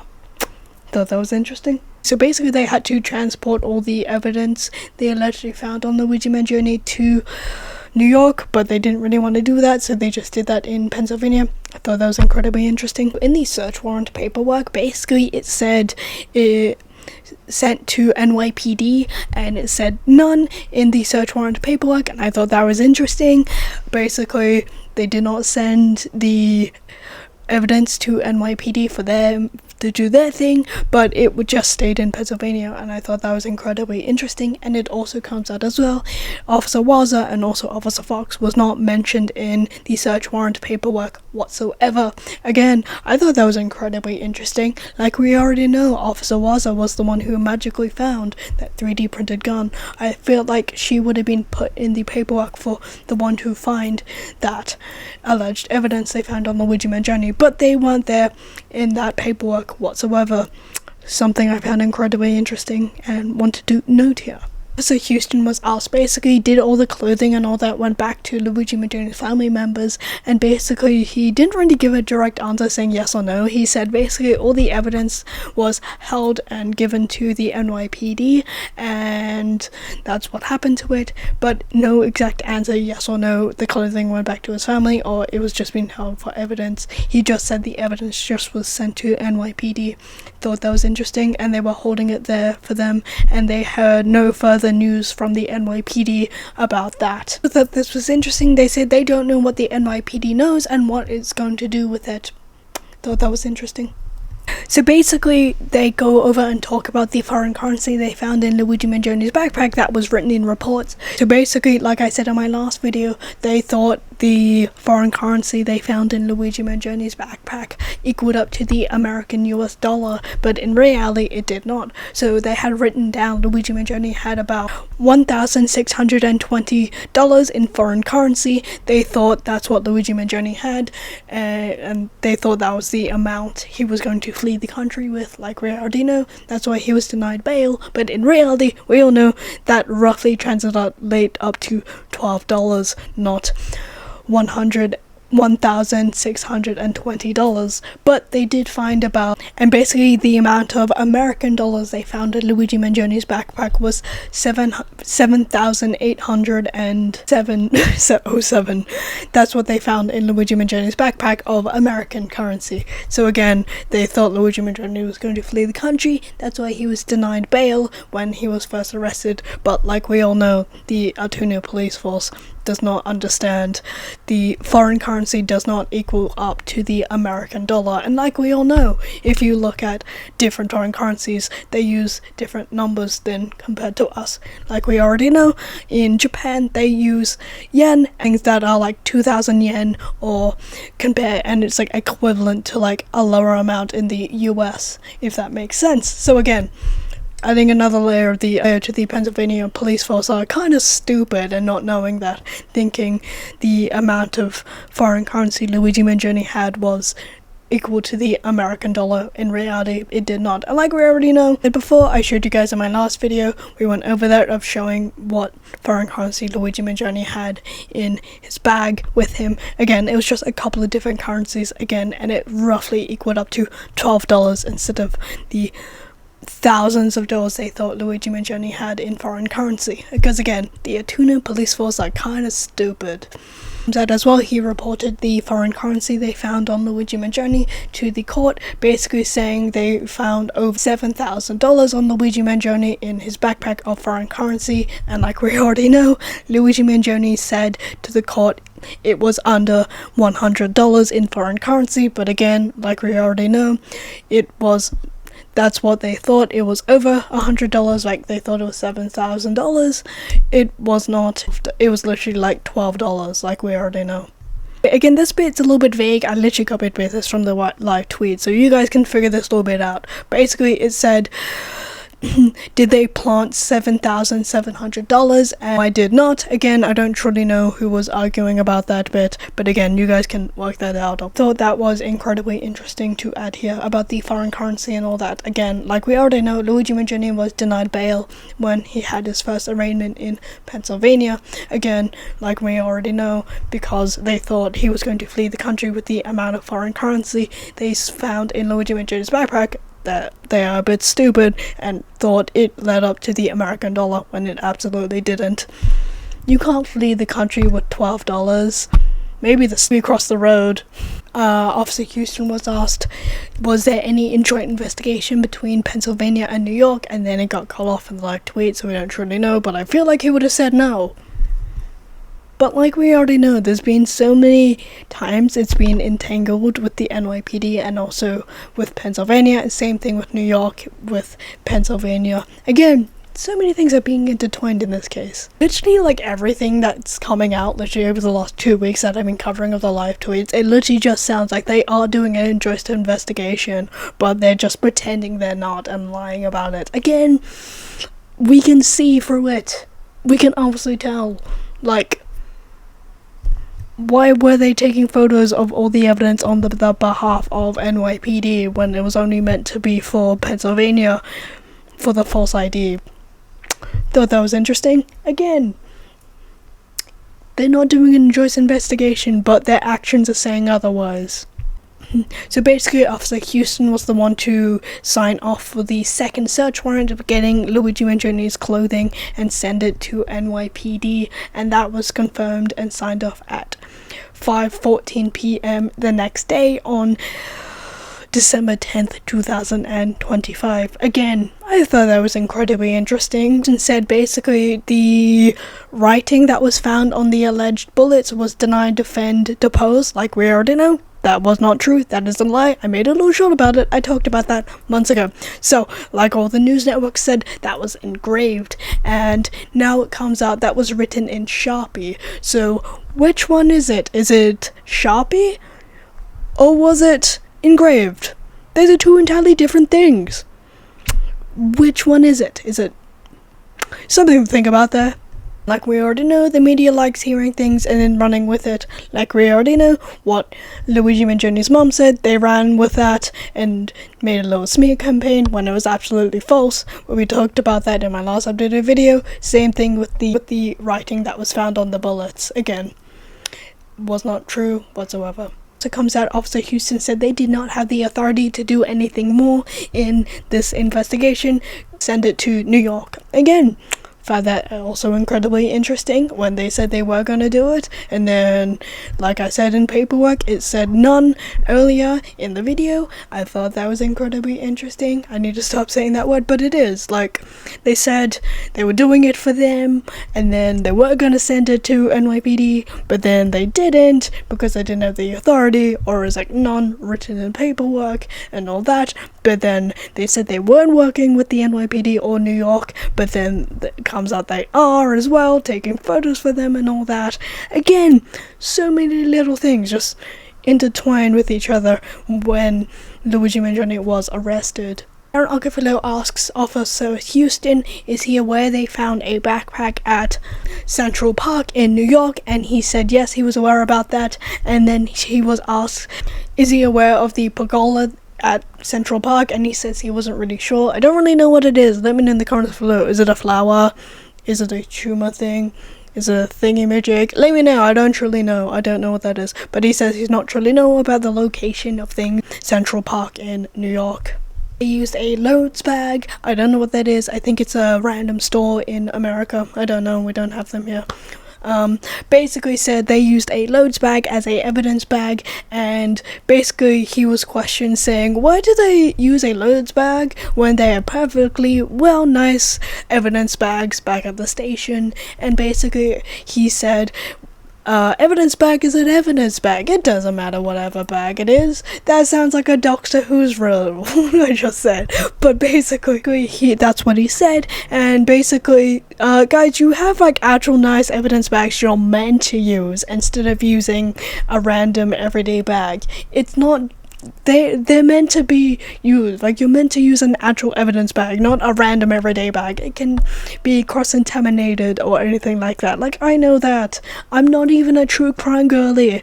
You guys already know the only true crime channel I actually like to watch is Dreading, and they more focus on, like, court side of shit. Like, I even know that, like, to use real evidence bags, not like normal everyday bags, because we already know they're not meant to use normal everyday bags. They're meant to use actual official evidence bags. Again, infuriating. Like, why do I know that? And I don't even work in the detective industry world or anything like that. I'm not even a true crime girly, even if this channel might say so. You guys already know I only watch one true crime channel, and I said that at the beginning. It also comes out on this day. I'm sorry, I don't know which officer admitted this, but it does come out. Basically, one of the officers was in contact with New York and sorting through all the evidence, saying which one should go to New York and what evidence should stay in Pennsylvania. Again, on phone call with them, discussing which evidence should stay and which ones should go to New York with people in New York. But like we already know, the Pennsylvania police were saying, no, we weren't in contact with them. This was not an joint investigation. But why were they on speed dial when you guys were going through the evidence, when you all said it wasn't, but then they were doing it? Very suspicious. It also comes out on body cam as well. Officer Fox said they found lots of goodies in Luigi Mangione's backpack. Again, not too sure what he was indicating with that. So basically, Karen Acapillo asks Officer Houston, basically he was the one who took photos of some of the alleged writing in Luigi Mangione's backpack, but not all the pages, only certain pages he took photos of. And basically Karen Acapillo asks, so you're the one who decided what pages that are useful for the NYPD compared to other pages? And he said yes. So basically, there could be things out of context if he took a picture of one page and not the other, and he was the one who decided what pages were relevant and not other pages that weren't relevant. And I thought that was incredibly interesting. And these certain pages he did take photos of, he did read them compared to the other pages. So again, he was the one who decided what pages are relevant and what other pages weren't relevant. Thought that was incredibly interesting. So this was recorded a little bit on Officer Fry's body cam from Officer Houston on the phone call with NYPD about the evidence, but then his body cam got turned off at 10:34 a.m. That's when his body cam turned off. So I found that incredibly interesting. So a little bit of that conversation was recorded. Also comes out as well, Officer Houston heard from Detective McMahon. That sounds like the silliest last name I've ever heard in my life. Anyway, Detective McMahon was talking to Officer Houston, saying is it worthwhile for him to come down to Pennsylvania from New York.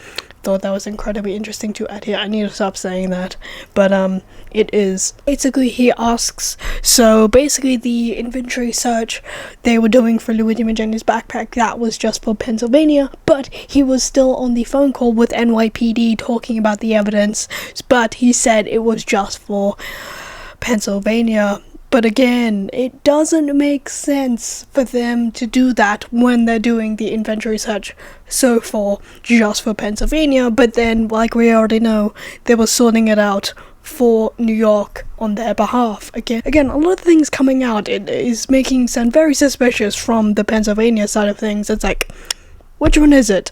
Are you working with New York? Are you not working with New York? Your actions say otherwise, you say no, but it sounds like you are working with them, but then you're not. Again, your actions are saying something totally different than what was actually written down in paperwork and what you are saying. Again, very interesting, I think. Anyway, a detective from New York was there all day and he was questioned. So basically, you were there just because of the importance of the New York case instead of the false ID they found on Luigi Mangione. And basically he said yes, that's the reason why they had to call in a detective from New York to be there all day for the seriousness of that case instead of actually of the charges of the fake ID they were claiming on Luigi Mangione. Basically he was asked, does he normally write his search warrants in Pennsylvania? He said yes, and he also said, he was also questioned, did he need to communicate with NYPD, and he said yes, he had to, just so they can get the search warrant and all that for the importance surrounding the shooting of Brian Thompson's case. Again, very interesting things are entwined with the NYPD when they are saying they are not involved with the NYPD, but then they are in Pennsylvania. It's very interesting. And it also comes out when they were doing the second time around, when they're doing the inventory search in Luigi Mangione's backpack, was questioned, was Officer Waza there? And the detective said yes, Officer Waza was there. And it also comes out, he was questioned, was Officer Fox there? And he said no, but I do find that very interesting, if that makes sense, if they mention Officer Waza was there, but then not in the official paperwork whatsoever. Thought it was incredibly interesting, I think, anyway. Basically, Officer Houston asked Luigi Mangione did he want a shower, and Karen Requiro asked for like NYPD, and basically he said he was just interested because it looked like Luigi Mangione slept outside. Again, like we already know, and we kind of can connect the dots, maybe Luigi Mangione was sleeping quite rough, but I thought hearing that kind of made me add maybe kind of was. Again, I'm just connecting dots that probably aren't there, but again, just adding things together. I'm losing my mind. I need to go to sleep soon. Requiro asks Officer Houston, basically, if this wasn't for the NYPD or New York, would they still listed this as a inventory search? And he said they would have just given it back to Luigi Mangione if they weren't doing it to New York for the NYPD or New York. And I thought that was interesting. Sorry if that did not make sense. That's literally how it was written. Yeah. Sorry about that if that sounded confusing, but that's how it was written. Okay, so that is the end of my little notes of basically the 12th of December 2025 in Luigi Mangione's December suppression hearing. The end of part 2 of the December suppression hearings in Luigi Mangione's case over. And next week will be the third and also final part of this little series I'm doing of the December suppression hearings in Luigi Mangione's case, just because of how big it is. And that'll be a lot shorter video because it'll just be like 2 days. So I'll be covering the 16th of December 2025 and then also the 18th of December 2025, and that video will be a lot shorter compared to these last 2 videos in this little series because it's only 2 days. So that'll be next week's video.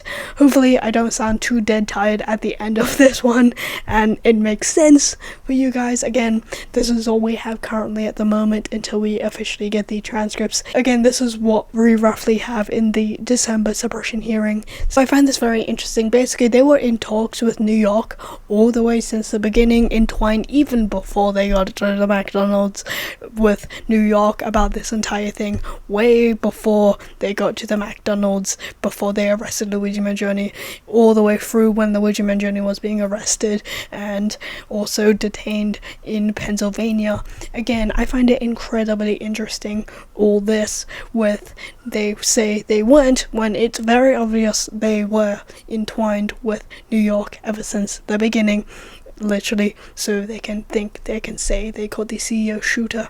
Again, I find it incredibly interesting, I think anyway. I find it incredibly interesting seeing in all the little details of basically when Luigi Mangione was arrested in Pennsylvania from the Altoona police force, of like how much incompetence was going on and how much of them coming out as bias of going, oh yeah, we think it's him, just because they want it to be, without even looking at any photos or anything like that.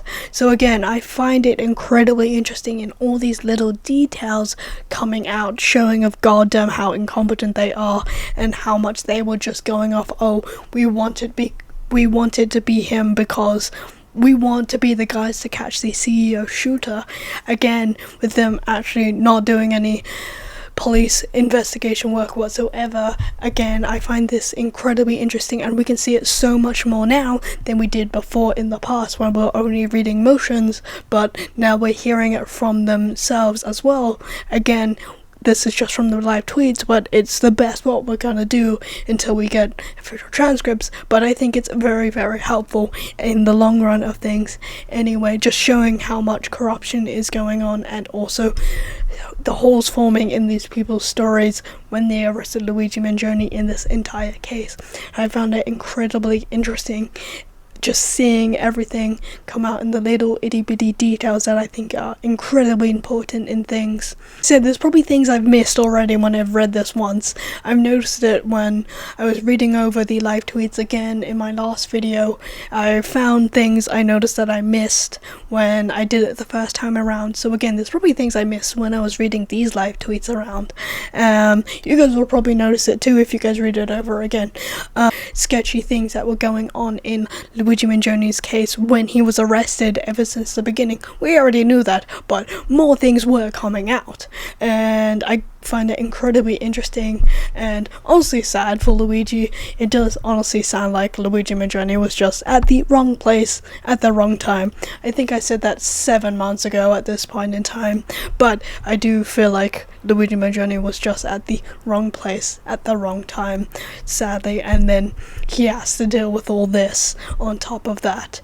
Also, I want to add this here. So I noticed this in my last video when I was reading over the live tweets. One of Luigi Mangione's bags he had on him, I can't remember what store it was, but basically it had a Italian flag on it, and yeah, I thought that was very cute and very sweet. Like, I feel like he might be very attached to his Italian heritage. I think that's incredibly sweet. I noticed that when I was reading the live tweets in my last video. It's like, oh, that's so sweet. But I do wish I did start these videos in December when this was going on. I feel like I would have helped everyone out quite a bit. But again, you guys know I was busy. I could not sit down and do these. But here we are, 2 months later. So, thank you for watching this week's video. Hopefully I don't sound too dead tired and the continuity did not annoy you enough to click off this video. Sorry about the continuity error. I try not to do that as much as possible. I try to film these solidly in one day so the continuity stays, but sometimes that's not possible.